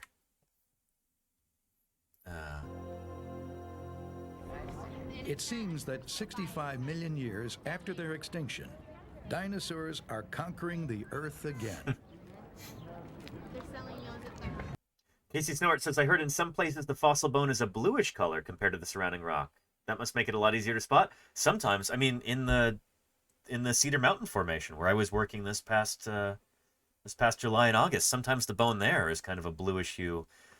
And the color that the bone weathers might be very different from the color that it is when it's there in the rock. Like, as soon as you uncover it, it might be a very, very similar color to the surrounding rock, but then with a little bit of weathering and exposure to the air and everything, it might become a starkly different color than the surrounding rock. So a lot of dinosaur bone is like that in some formations that I've worked in, like the Cedar Mountain, where it can take on kind of a bluish hue after it's weathered out. And often it becomes kind of whitish, too. Yeah. But, yeah, and this might be after, like, months of weathering. Okay, see, it might not be a super immediate kind of process. Yeah. And very funny, damn way. What remains of these once flourishing creatures is enough to draw huge crowds and excite the imaginations of scientists and the public alike. And the color is largely dependent on the minerals they absorb. So you want, yeah. Yeah. The biggest one. If I was a dinosaur, I think I would want to be Tyrannosaurus Rex. I think I'd like to be a turtle and watch dinosaurs. The Triceratops. A Brontosaurus. Maybe. T-Rex. For me, they were the hook that captured me in a career in science. And among the topics I care about are dinosaur extinction, how they lived, what they ate, recreating worlds of the ancient past. DinoFest is just one of the latest events that brings the dinosaurs world those back to ceratopsians. life. Yeah, that's interesting. For over a century, scientists have displayed their discoveries to an admiring public, even as they struggled to understand what these creatures were really like from the first meager discoveries.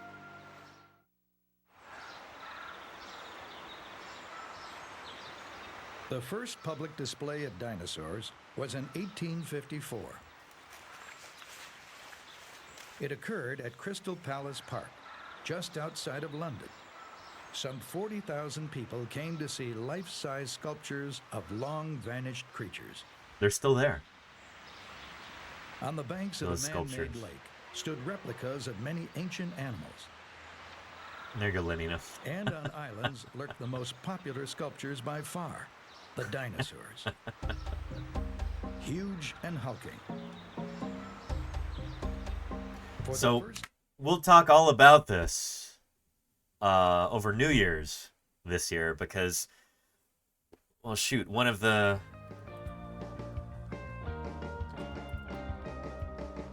most famous storied events in the early history of dinosaur reconstruction happened on New Year's Eve, 1853, I believe. Or New Year's 1854.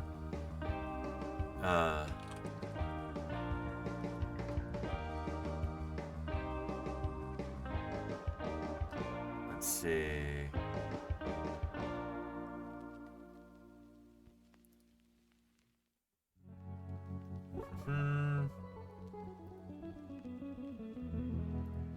I don't know if I have I guess I don't have that clipped. Shoot. Give me just a second here. We have much to learn about the age of reptiles. And do it, Dale89. How are you doing? Welcome to Paleontologizing. Thank you for the follow.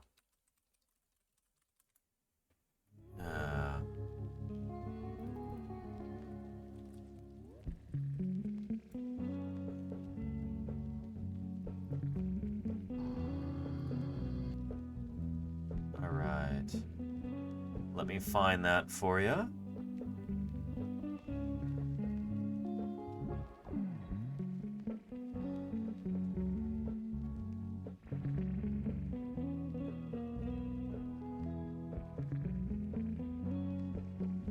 Trying to find this, trying to find it.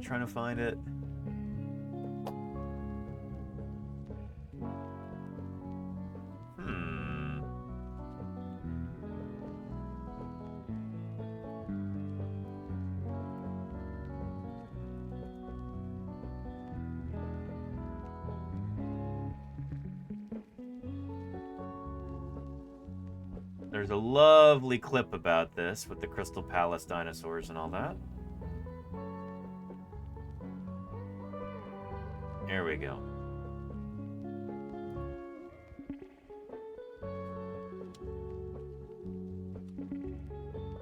And sort of show off these creatures.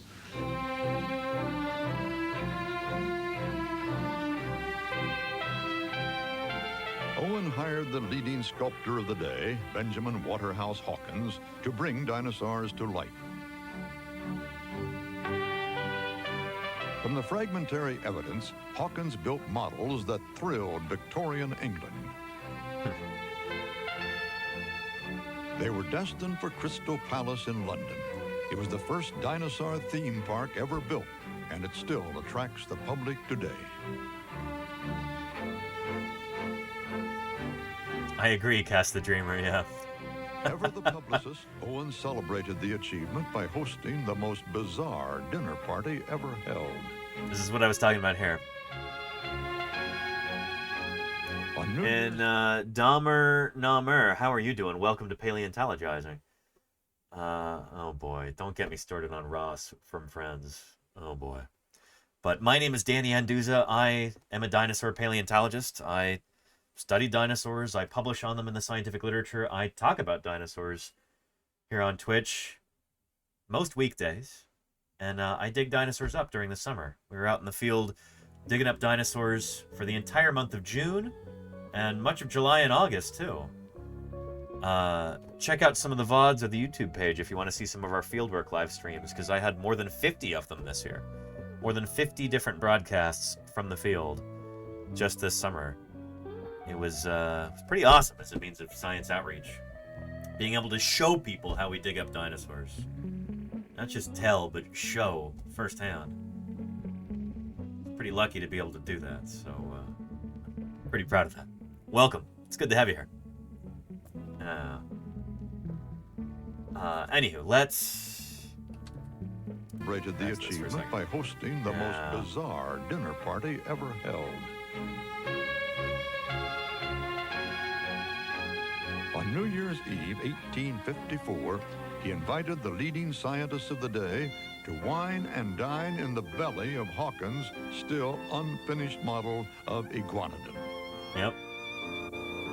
Classic.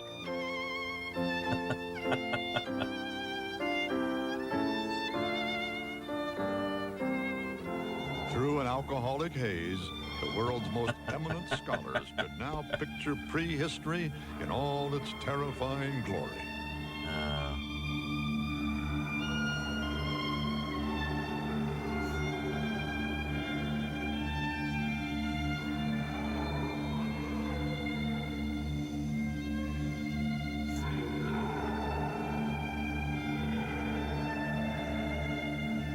There's the Hyleosaurus there. Iguanodon.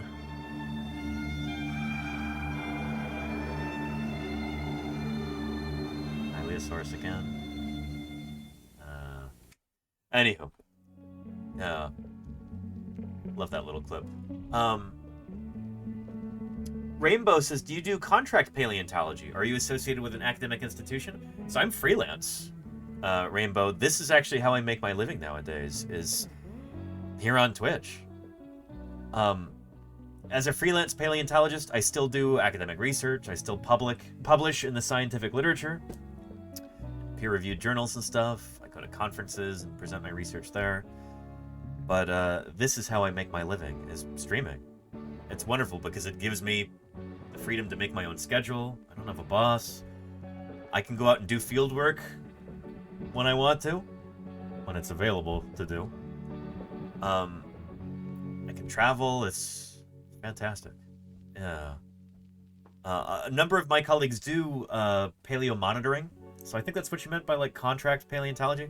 So like working with construction companies or working for the state. I guess it's usually through construction projects. But yeah, like monitoring construction sites, making sure that fossils aren't being destroyed during construction excavation and stuff. A lot of my friends and colleagues do that, but that's not how I make my living. Well, that's here on Twitch for me.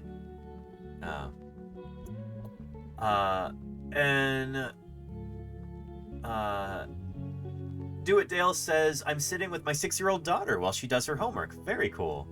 She loves your channel and all the info, and it brings me back to childhood, learning about dinosaurs again. I'm so glad. That warms my heart. Thank you for saying that. And welcome to Paleontologizing. Let me know if you've got any questions. Yeah. Good job with the homework, too. I hope it's going well. You work hard, all right?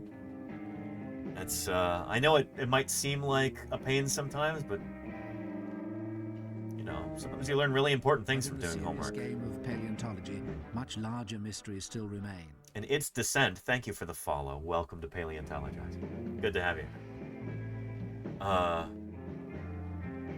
Yeah. And Peter NL Games says, have dinosaurs lived in Canada? Yes. Not only did dinosaurs live in Canada, dinosaurs lived all over the world, on all 7 continents, including Antarctica. Canada happens to be one of the world's great hotspots for dinosaur fossils. Southern Alberta, in particular, is one of the greatest regions in the world for finding dinosaur fossils. If I were to pick like 5 or 6 or 7 top regions on the planet for dinosaur fossils, Western North America, so the Rocky Mountain region, from like New Mexico in the south, I guess it's south of the Rockies, but from New Mexico all the way up through Alberta, that would easily be one. Eastern China, like the Liaoning province, Yixian Formation would be another. The Gobi Desert of Mongolia and northern China. The Patagonia region of South America. These are some of the world's great dinosaur-bearing locales, like general regions, where you find a ton of really scientifically important dinosaur fossils. Anyway, Canada is within that. Western North America, so yeah. Anywho, yeah. Drumheller, Canada, Dino Central. Yeah, Drumheller, Alberta is famous for its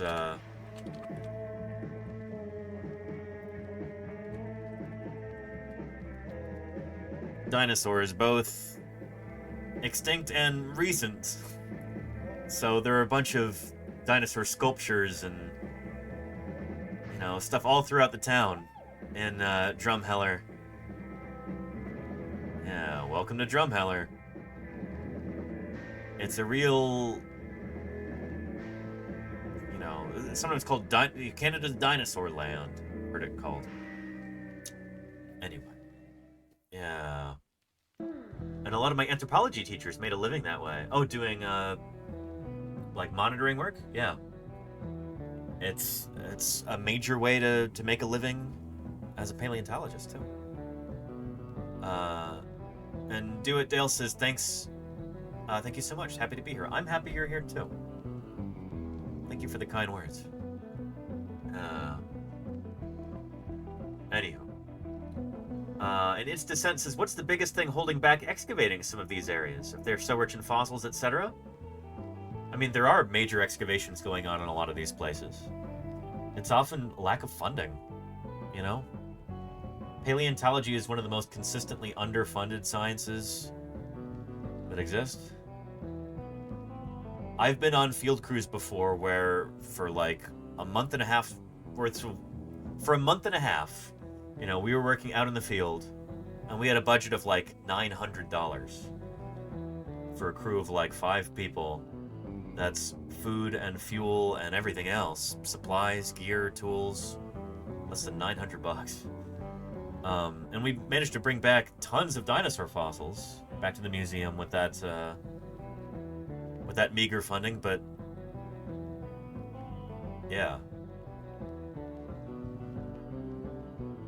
It's often science that's done on the cheap. So funding is probably the biggest thing holding us back. Its Descent, yeah. Yeah. $900, did you have to walk the fossils to the museum? Well, we certainly had to walk them back to the road in order to get them onto a truck to get them back to the museum. But yeah, Murph, yeah. Yeah. Its Descent says, kudos to you and your colleagues for carrying out the work there. Oh, yeah. Yeah. That's what we do. Anyhow. We're back to our documentary here. Time ever, scientists had collaborated with artists to put Welcome flesh to another on their edition of bones. Lifestyles of the Large and Extinct. And Curios, thank you for the follow. Welcome to Paleontologizing. Sturyagu1 says, you can't make money from it, so people don't want to fork out the funds, government included. No, dinosaurs bring in a tremendous amount of money. I mean, some of the highest grossing films of all time have been films about dinosaurs. You know, dinosaur toys, merchandise, books, all these things. They're making money for some people, but not for paleontologists usually. People actually doing the work, discovering these animals, doing science on them, announcing their discoveries, all this stuff, we're not making money from that. But other people make money off of our backs, for sure. Reptar, thank you for the follow. Welcome to Paleontologizing. That's a lot of R's there. Yeah. But yeah. And Do It Doll says, as a paleontologist, do you believe in the existence of giants? Like the San Francisco giants? Oh shoot, no, you're talking about like the internet conspiracy theory thing. Like giant humans? No.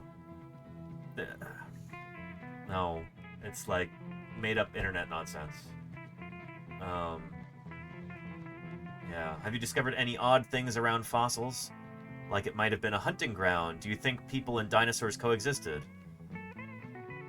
No. Here's the thing. Dinosaurs, as you understand them, you know, Mesozoic dinosaurs, during the age of dinosaurs, they died out 66 million years ago. And it's actually pretty dramatic. Like, in the Hell Creek Formation, where I used to work in Montana, we'd have a bunch of dinosaur fossils up until a certain point, and then they completely disappear. All of them gone from the rock record at a certain level. We call this the Cretaceous-Paleogene boundary. So this represents when that asteroid hit the Earth and wiped out all the dinosaurs. There's no more dinosaurs after that. then it would be another like 65 million years before humans evolved. So there's a huge gap. There's tens of millions of years separating the extinction of the dinosaurs and the evolution of the first humans. That being said, the picture gets a little bit more complicated when you realize that birds are living dinosaurs. So strictly speaking, dinosaurs didn't go completely extinct. A few species managed to survive, and the only species that managed to survive were some of the earlier birds. Birds that existed during the Cretaceous period. Most of them went extinct, but a few species of birds managed to squeak through, or chirp through, maybe. And they've evolved into the over 9,000 species of birds that we have today. So have people and dinosaurs coexisted? Technically, yes, because birds are dinosaurs, and we live alongside over 9,000 species of birds today. But if we're talking about, you know, Mesozoic dinosaurs, what we call non-avian dinosaurs, then, you know, non-avian dinosaurs, then no. We're separated by them from tens of millions of years. Does that make sense? Yeah. Anyway. Yeah.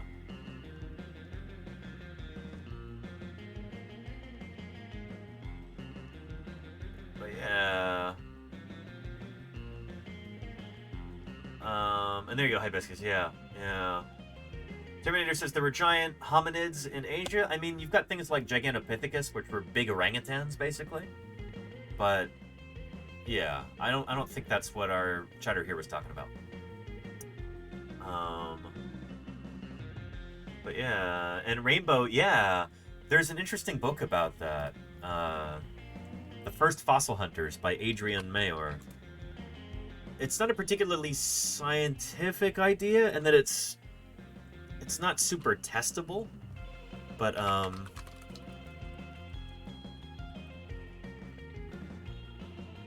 yeah, there's this idea that discovery of ancient elephant skulls may have prompted the myth of the Cyclops and stuff like that, or that Protoceratops fossils discovered by ancient peoples may have inspired the legend of the Griffin. And it's a really neat idea, but again, not particularly scientific in the sense where it's not super testable, and yeah, we don't have a lot of evidence that ancient people were really finding and interpreting fossils and turning them into the myths that we know today. I'm sure people had explanations for the fossils that they were finding back then, but the idea that all of these mythical creatures that we know about today, there are parts of these cultures, that these stemmed originally from fossil discoveries, we don't have strong evidence of that. Does that make sense? Yeah. Anyway. Yeah.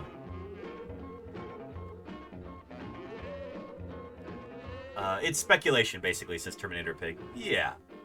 Yeah. And Gay Hibiscus says a lot of mythical creatures are also just used as symbols rather than being actually believed in. Yeah. Just because a story is told doesn't mean most people of the day actually believed it. Well, exactly. Yeah.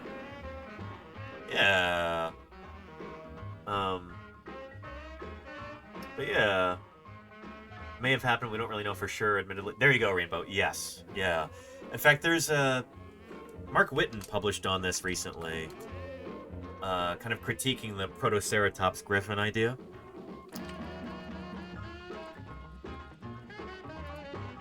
Here we go.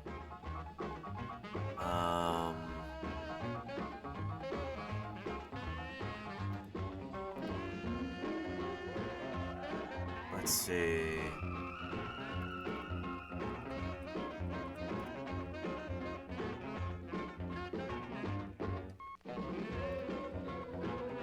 Is this the new one? Yeah, there we go. This happened while I was out in the field. Did the horned dinosaur Protoceratops inspire the griffin? Mark Whitten and Richard Hing. Among the most widely promoted art examples of fossil folklore, is a supposed link between the Central Asian horned dinosaur Protoceratops. This is Protoceratops right here, by the way. I've got a 3D print of a Protoceratops skull here in the office. Useful for instances such as this one right now. Check that out. Everybody loves Protoceratops. Anyway, this is life size, so it's not a particularly big horned dinosaur, ceratopsian, but yeah. And they are everywhere in parts of Mongolia, and I think northern China too.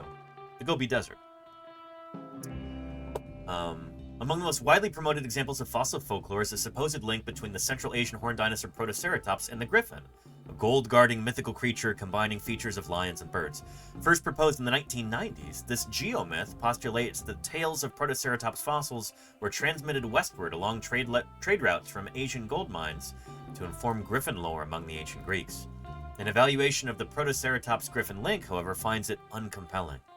Not only does it ignore established histories of griffin art and myth, but no convincing connections occur between Protoceratops and central aspects of griffin lore, such as gold guarding. In fact, Protoceratops fossils occur hundreds of kilometers from the nearest gold deposits, subverting suggestions that they inspired the griffin's association with gold. Interpretations of ancient literary references to griffins as pertaining to Protoceratops are unconvincing, and suggested anatomical similarities between griffins and Protoceratops are selectively identified. We regard the Protoceratops-griffin link as an ex post facto geomyth, an effort to find significance in superficial, inconsequential readings of geological phenomena in mythology. We posit that the allure of ancient cultures, sharing our modern fascination with dinosaurs, has denied this idea due skepticism. Yeah. Interesting stuff. Here's a link to that right here. And that's literally what you said. There you go. Okay, Hibiscus, yes. You were spot on. Science is like a blabbermouth who ruins a movie by telling you how it ends. Well, I say there are some things we don't want to know. Important things. Yeah. Ms. Vesper Prime, thank you for the follow, and welcome to Paleontologizing. It's good to have you here. But yeah. And Rainbow says, what I do like about these kinds of theories, I call them more hypotheses, but yeah, is that they take seriously the ways that ancient people sought to make meaning of the world. They weren't just pulling this stuff out of nowhere. They really tried to understand what was going on around them. In some cases, sure. Yeah, but there are myths that are just made up without any basis in actual reality. Not everything has to be... And I'm not saying you're saying everything has to be based in reality. But yeah, I don't know. Maybe you're pushing back against the idea that, like, ancient people were dumber than everybody today, which is certainly not the case. Sure, they knew a lot less about the world around them from a scientific standpoint, because the scientific advances that we take it for granted today hadn't occurred yet. But, I don't know, people certainly knew a lot about their world back then. It's just... might be like a different sort of knowledge. More experiential. Less, I don't know. Less concrete and universal, I would say. Yeah. Anyway. Sweetie Pie, you're back. How are you doing? It's good to have you here. What's shaking? Yeah. And Rakadactylus says, professional historians will tell you that the great academic sin in history to commit is anachronism, viewing the past through the lens of today, rather than understanding the past and the people of the past in its own context. I like that. All of human history is contextual and culturally bound, and that is necessary to understand our past. Beautifully said, Rakadactylus. Yeah. And holy cow, stats bloke, holy moly. A dinosaur? What? What? Look, and their 261 raiders don't know what they're in for. Stats bloke, how are you doing? Dinosaurs came in all shapes and sizes. Med Techfire, thank you for the follow. Welcome to Paleontologizing, everybody. It is good to have you here. Here, we're going to fire up our cat cam briefly. A moment from prehistoric time. Bait Lava, thank you for the follow, too. Welcome to Paleontologizing. It's good to have you here. Your Sweetie Pie is playing camera operator right now. Welcome, everybody. This is Sweetie Pie. She's one of my landlords here. My name is Danny Anduza. I'm a dinosaur paleontologist. And I'm here on Twitch doing some good old-fashioned science outreach. We're getting distracted a bunch by all kinds of cool questions and stuff from the chat, but we're watching a documentary from the 1990s about dinosaurs, too, and kind of seeing where that leads us discussion-wise.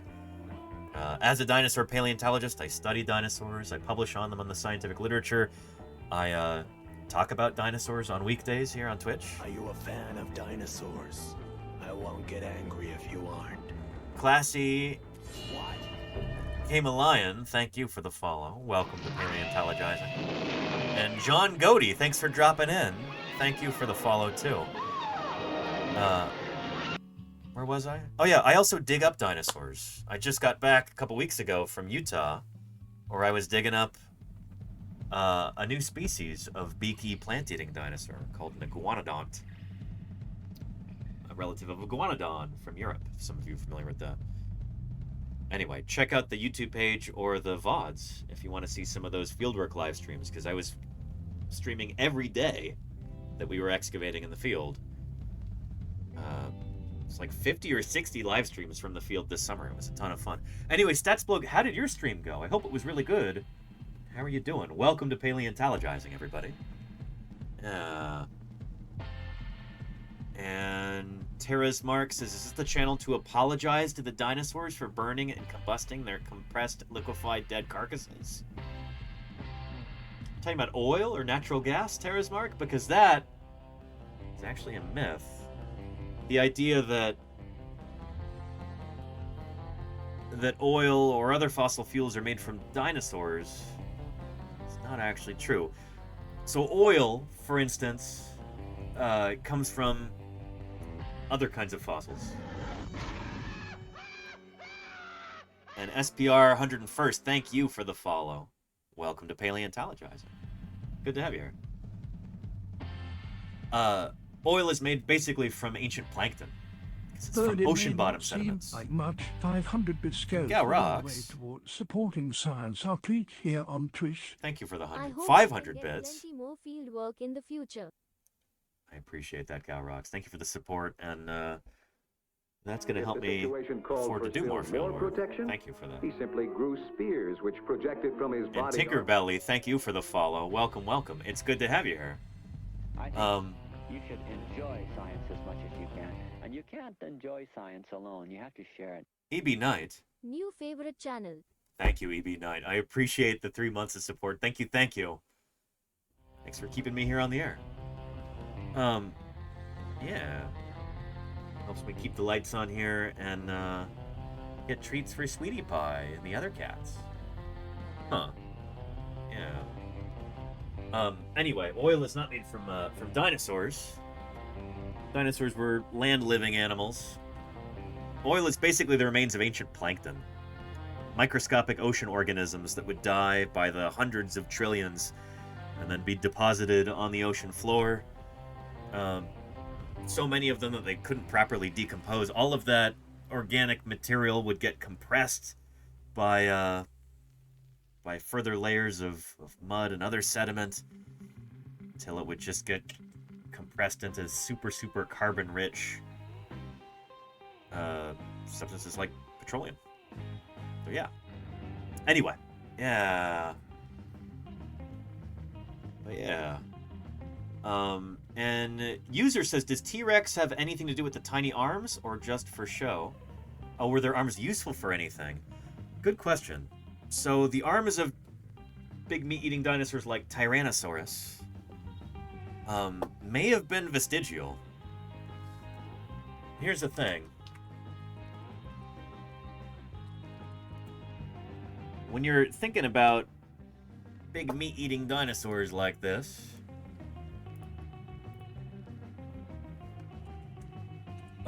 they all walked and ran on 2 legs. So here's a skeletal diagram of T-Rex with a person for scale. With an animal like this, since they walk on 2 legs, they've got a balance.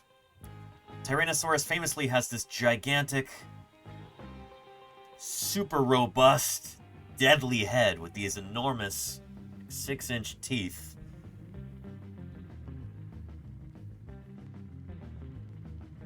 Having a bigger, deadlier head makes them a more, capable animal. But since they're balancing on 2 legs, they've got to do something to reduce the weight at the front of their body. If they also had big, heavy, muscular arms, it'd fall right on their faces. So tyrannosaurs developed smaller arms as a means of developing a larger head. So having small, underdeveloped arms like this made them more capable carnivores. This is one of the reasons why they were so tremendously successful. Tyrannosaurs were very successful in the late Cretaceous period. Holy cow. They were the dominant large carnivorous animals in their environments. So yeah, it could be that these animals would have lost their arms altogether if they'd been allowed to continue to evolve. But instead, we had this giant asteroid that struck the Earth 66 million years ago, and their evolution was cut short. I kind of suspect they would have lost their arms altogether, given enough time. They seem to be moving in that direction. But, well, since they didn't get a chance to do that, I guess we'll never know, Yeah. Anyway, yeah.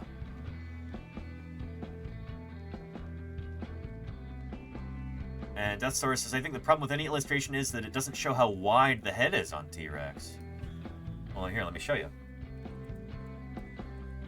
Oh, and Sweetie Pie is... Oh, she is loving what's going on the screen right now. Sweetie. Ooh. She's following the cursor around.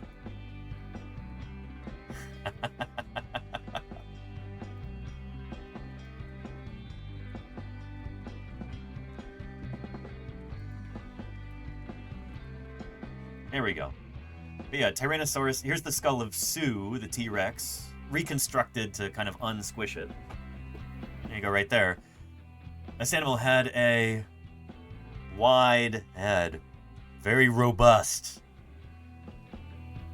Wider than that of most predatory dinosaurs. Most predatory dinosaurs had kind of narrower skulls from side to side, kind of laterally compressed. With Tyrannosaurus, they get kind of broader skulls like this. And, yeah. Probably for tackling larger prey. Here's a lovely illustration of that right there. Gives some sense for how wide that is.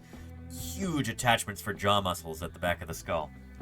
When Tyrannosaurus was younger, it had a much narrower skull. But as these animals grow and develop, the skull broadens like that. Let me show you a young T-Rex skull here.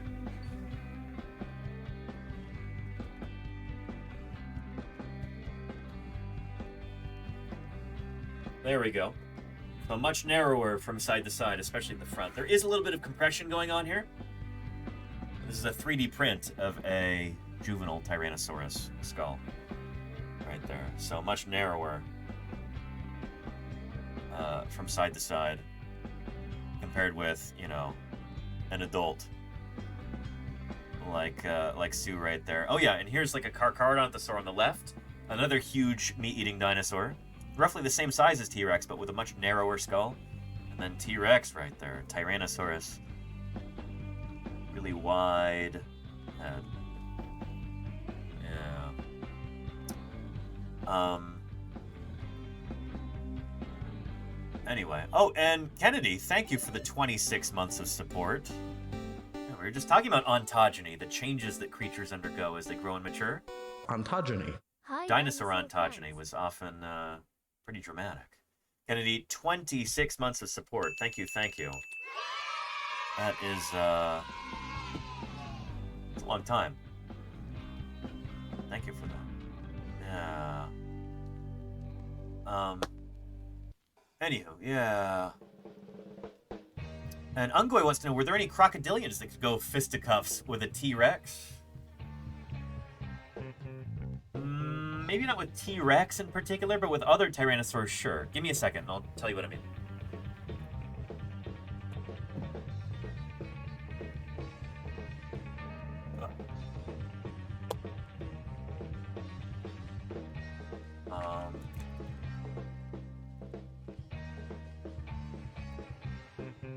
So there was a giant alligatorid called Deinosuchus that lived in the late Cretaceous. And I'm trying to find you... There we go. So there's Deinosuchus versus, I think that's supposed to be Gorgosaurus right there, which lived a little bit before T-Rex. Deinosuchus probably goes extinct before T-Rex evolves. Because we don't have Deinosuchus from the very end of the Cretaceous period. But yeah, there were gigantic crocodilomorphs that would have certainly been a threat to some of these Tyrannosaurs earlier in the Cretaceous. Slightly earlier, you know? So yeah, Deinosuchus is a big animal. Bigger than any of the crocodilians we have today. And would almost certainly have made a meal of certain dinosaurs from time to time. But Deinosuchus seems to go extinct before T-Rex shows up on the scene. So yeah. And could Deinosuchus go on to land? Presumably, yeah. Yeah. It would have had, you know, very similar anatomy to modern crocodilians like alligators and stuff. Just kind of supersized. And with distinct differences to its skull, but... Yeah. You can see a cast replica Deinosuchus at the museum in Salt Lake City, in Utah. Rob Gaston produced this. We toured Rob Gaston's workshop back in a few weeks ago. But yeah. There's Barnum Brown and some other fellas looking at this back in the day. Here's the guy who discovered T-Rex. That's Barnum Brown there. And he found parts of this gigantic Deinosuchus skull. So here it is reconstructed in the American Museum of Natural History, if memory serves. So yeah. Yeah. And is there a theory as to why Deinosuchus possibly went extinct? It could be the shrinking of the Western Interior Seaway.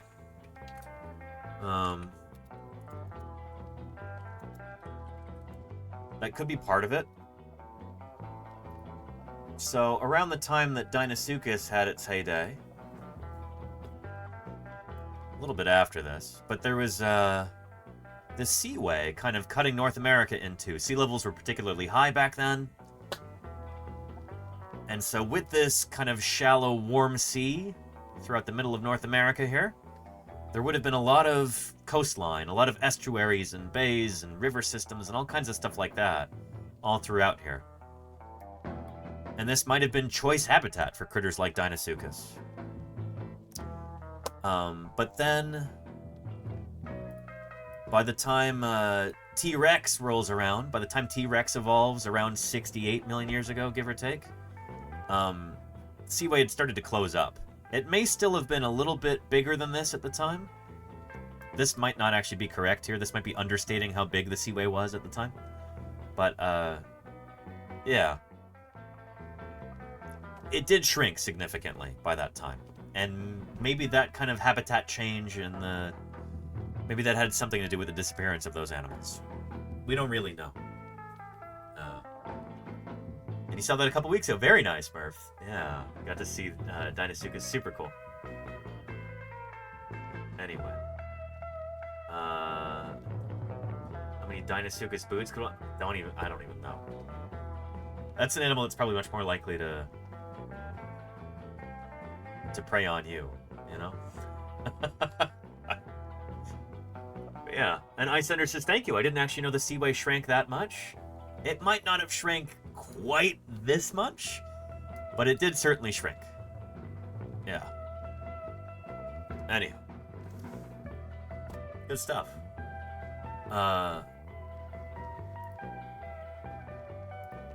Anyhow, yeah.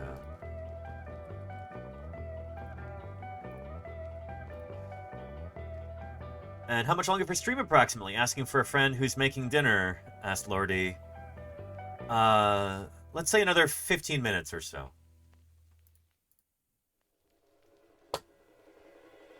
Let's continue with our documentary here. We're talking about reconstructing dinosaurs. Some of those first reconstructions. Yeah. For over a century, That sounds good, Lordy. Cool. displayed their discoveries Yeah. to an admiring public. Even as they struggled to understand what So these are some of those first reconstructions from Crystal Palace Park. discoveries. Sydenham Park, rather. Outside London. These are still standing today, but they were kind of an The early first public display of dinosaurs was attempt in 1854. at reconstructing dinosaurs, based on very limited fossil Palace remains. Park, just outside of London. Some 40,000 people came to see life-size sculptures of long-vanished creatures. On the banks of a man-made lake stood replicas of many ancient animals. And on islands lurked the most popular sculptures by That's far, where you grew up, Stats the Bloke? dinosaurs. Outside London? Very cool. And hulking. This is like South London, I think. For the first time ever, scientists had collaborated with artists to put flesh on their bones. Remember that park very well? Each Very cool. reconstruction Yeah. represented the best that science had to offer. They're still there. So we do a special stream about this every year for New Year's. Yeah, because, well, there's the famous dinner in the Iguanodon. New Year's Eve, 1854.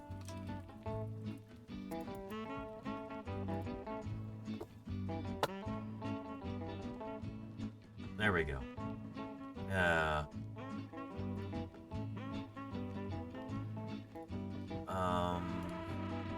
It's probably the best one we're gonna find.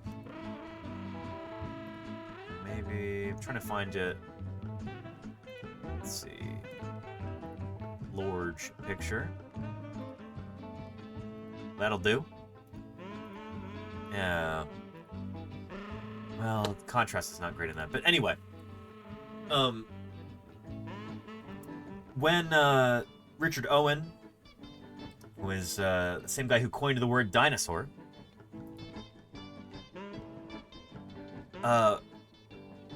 when he was trying to like unveil these creatures to the public through the magnificent work of Benjamin Waterhouse Hawkins, the sculptor who envisioned and created these.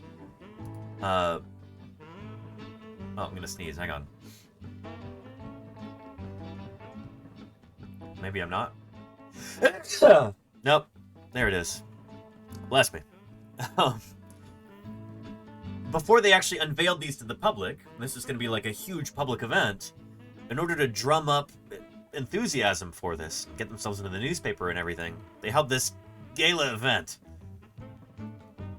where they invited a bunch of the, current natural historians at the time, leading naturalists, people studying geology, people studying fossils, people studying animal anatomy. They invited them here for this lavish dinner, and they held it in one of the unfinished models of one of the iguanodons. And this is on New Year's Eve, 1854.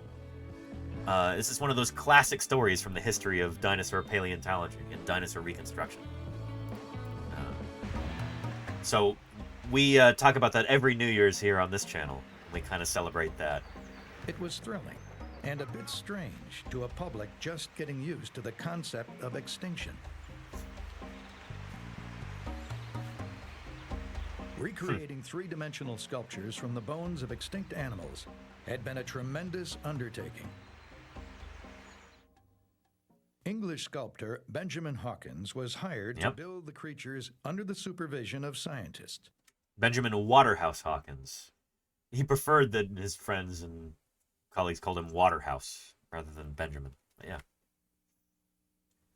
But very few dinosaur bones had been found by 1853. They didn't have a lot of So the material yet. sculptures required some educated guesswork. Yep.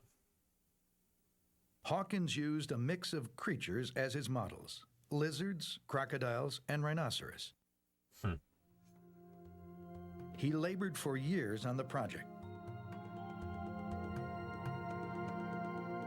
As it neared completion, he held an unusual dinner party. Yep. Distinguished guests were served inside the belly of an unfinished dinosaur model. Hawkins had good reason to celebrate. The Crystal Palace exhibition became the crowning glory of a new science that was just beginning to understand dinosaurs. Through the ages, people had probably always come across dinosaur fossils, but had no idea what they were. In the 3rd century AD, dinosaur bones discovered in China were thought to be the remains of dragons. But this is not like a Chinese dragon, and those are mostly not dinosaur fossils that were found. They were ancient mammals. Anyway, the whole like dinosaur-dragon connection is very tenuous at best. Ancient Greeks believed they were from a race of giants. It wasn't until the 18th century that Europeans, on the brink of the Industrial Revolution, There you go, Casey. Yeah, I know, started to right? question what the strange bones found in their mines and quarries were all about. And its descent says, any interesting stories or facts about horseshoe crabs? Not a dinosaur, but they've been around since around the same time, I believe. Horseshoe crabs are older than dinosaurs. They evolved, like, their lineage split off before dinosaurs existed. Yeah, horseshoe crabs are really, really cool critters. I don't want to get too sidetracked here because I'm going to try and wrap up the stream within half an hour. So, yeah. But horseshoe crabs are really, really cool.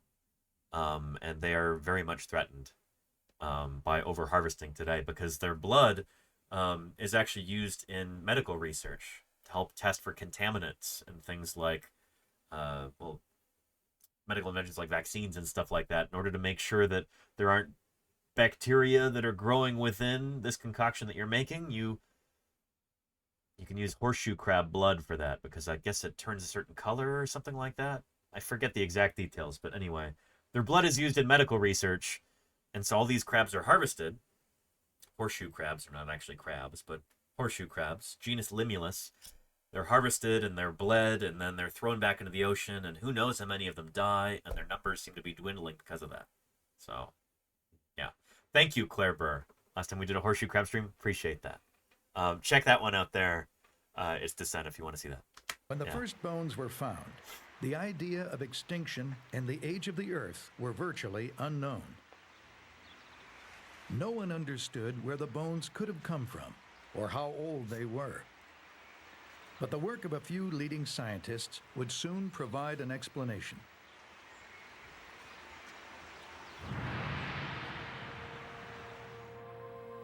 In 1799, French anatomist Georges Cuvier began comparing the newly discovered bones to those of living creatures. He noted similarities and declared the bones were very old and the animals they came from no longer existed. It was a radical idea that launched the science of paleontology, the study of ancient life. Cuvier is sometimes called the father of paleontology. In 1818, Oxford professor William Buckland applied Cuvier's ideas to a partial skeleton he found in an English quarry. He noted the similarity to bones of modern reptiles and named this new creature right here. Megalosaurus, or Great Lizard.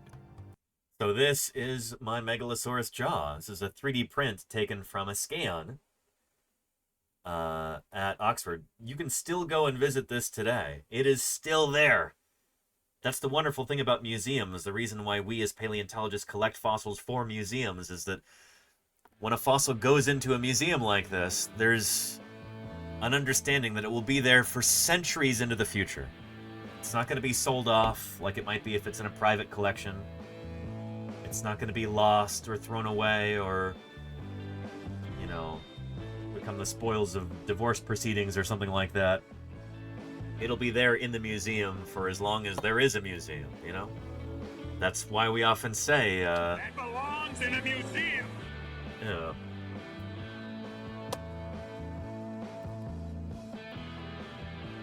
Here, I can show you a clip. There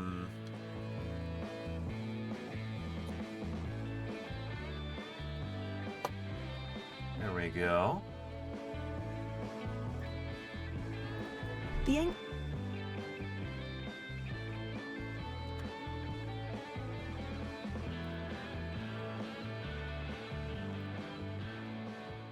There we go.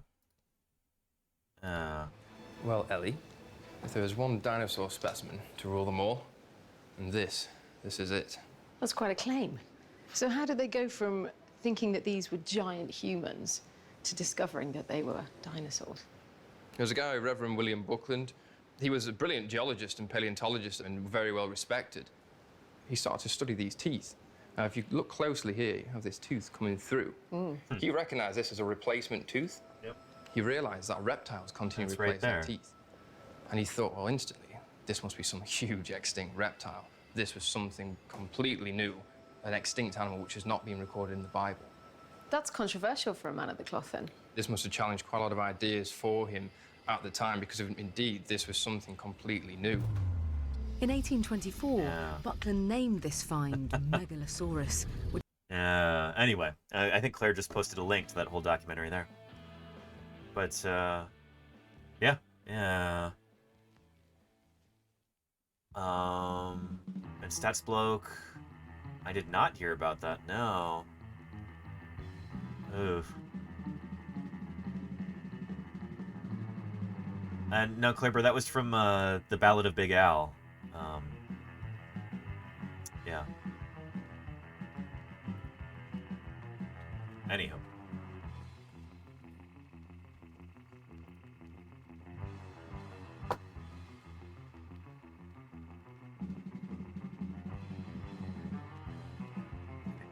This. 5 years later, English doctor Gideon Mantell found a huge jaw. The teeth resembled those of an iguana. So he called the creature Iguanodon. As more discoveries came to light, English anatomist Richard Owen in 1841 published a paper in which he classified these new creatures in a single group called Dinosauria, meaning terrible lizards. So 1841, it was 42 that it was published. From then on, they would be known as the dinosaurs. Later, Owen would supervise Benjamin Waterhouse Hawkins as he recreated the new discoveries at Crystal Palace. They were works of tremendous imagination, but were based on limited information and riddled with inaccuracies. I mean, they had such so few fossils to base these on. No one had ever seen a dinosaur. A scaled-up version of a generic reptile, ambling on 4 legs. And that is not fair. I mean, the model of Megalosaurus that Waterhouse Hawkins crafted was very speculative and is very, very inaccurate, but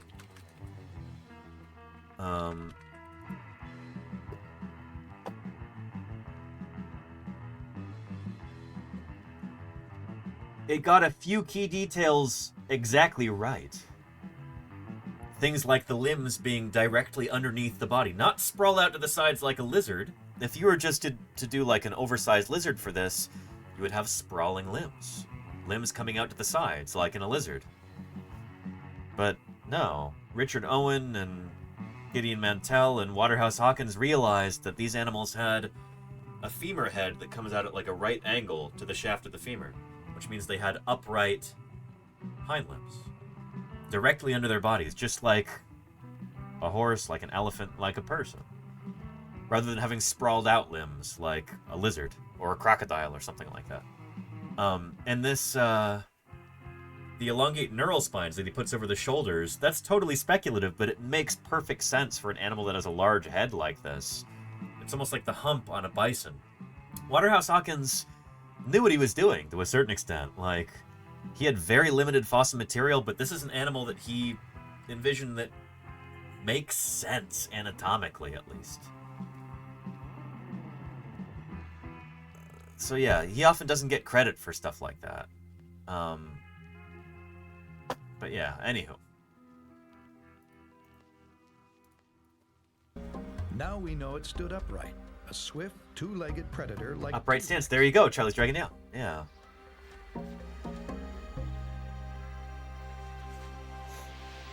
Iguanodon was also shown as a four-legged behemoth with a spike on its nose. Today we know Iguanodon ran on two legs. The horn on its snout was actually a defensive spike protruding from its thumb. Yep.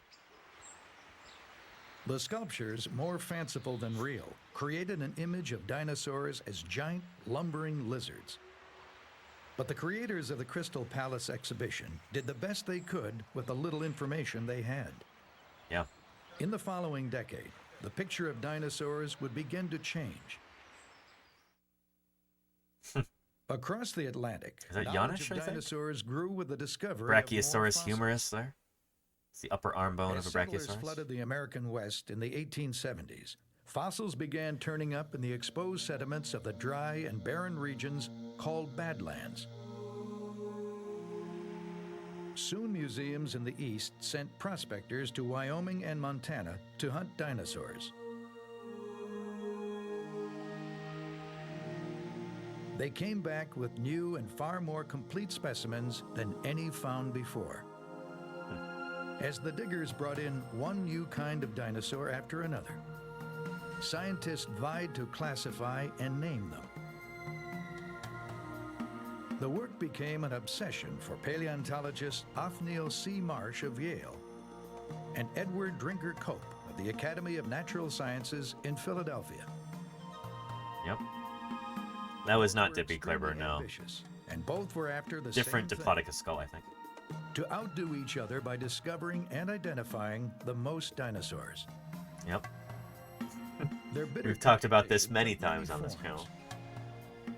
In 1868, Marsh pointed out that Cope, in a scientific journal, had put the head of the giant sea reptile Elasmosaurus Yep, on the wrong end. Mortified by his mistake and raged at Marsh, Cope tried to buy back all copies of the journal before they reached his peers. Yep. When a new fossil bed was uncovered in 1877 at Como Bluff, Wyoming, both Cope and Marsh sent crews to stake their claim. Rival prospectors were said to engage in fistfights, even smashing fossils in the opposing camp. Yeah. On one expedition, Marsh hired 2 Army scouts as escorts.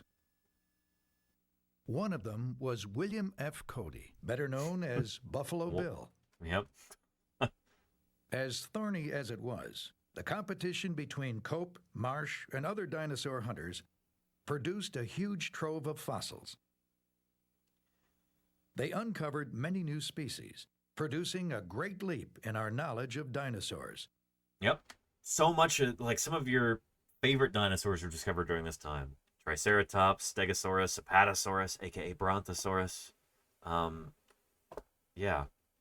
It was, in some ways, kind of a golden age of dinosaur paleontology. Some people call it the first great dinosaur bone rush. There'd be another one after the turn of the century.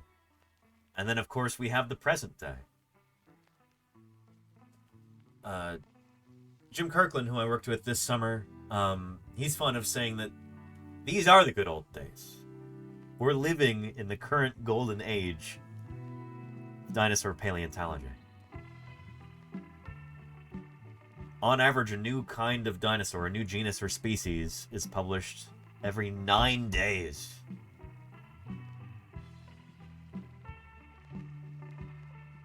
That pace of new discovery is astonishing. It's especially astonishing when you realize how few resources we often have as dinosaur paleontologists. Well, let's work on the cheap. But, yeah. Anyway. It's a privilege for me to be able to bring some of these new discoveries to you here on stream, and I appreciate your viewership, everybody. It's going to be dinner time pretty soon here, so I've got to wrap up this stream. We're going to go right into somebody else, maybe somebody doing some science here on Twitch. So let's go ahead and commence our wrap-up procedure, shall we? There's an Archaeopteryx to run our credits over.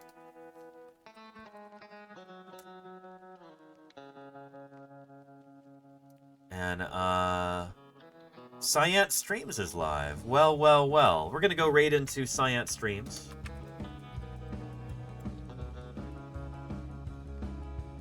Who just got ambassador status here on Twitch. The only status higher than partner status, if you look at it that way. So, we'll go check in with Belanted Science Streams. Everybody, thank you for another wonderful stream. Everybody who's being mentioned by name here in the credits, and everybody else too. Viewers and lurkers and question askers, cheerers and gifters and subscribers and resubscribers. Moderators, thank you for helping keep things sane and safe and fun around here. Appreciate your hard work, mods. I really do. You know I do, but I like to say it anyway. And thank you, new followers. Thank you, raiders. Thank you, everybody. Again, it's such a privilege to be able to bring science to you. Thank you for celebrating the history of life on Earth with me today. I'll be doing more of this tomorrow. Then I'm taking the day off on Thursday to work on my Spinosaur paper. And then we'll be coming back on Friday, too. Might have a fun surprise on Friday, also. Anyway, everybody, you take care of yourself.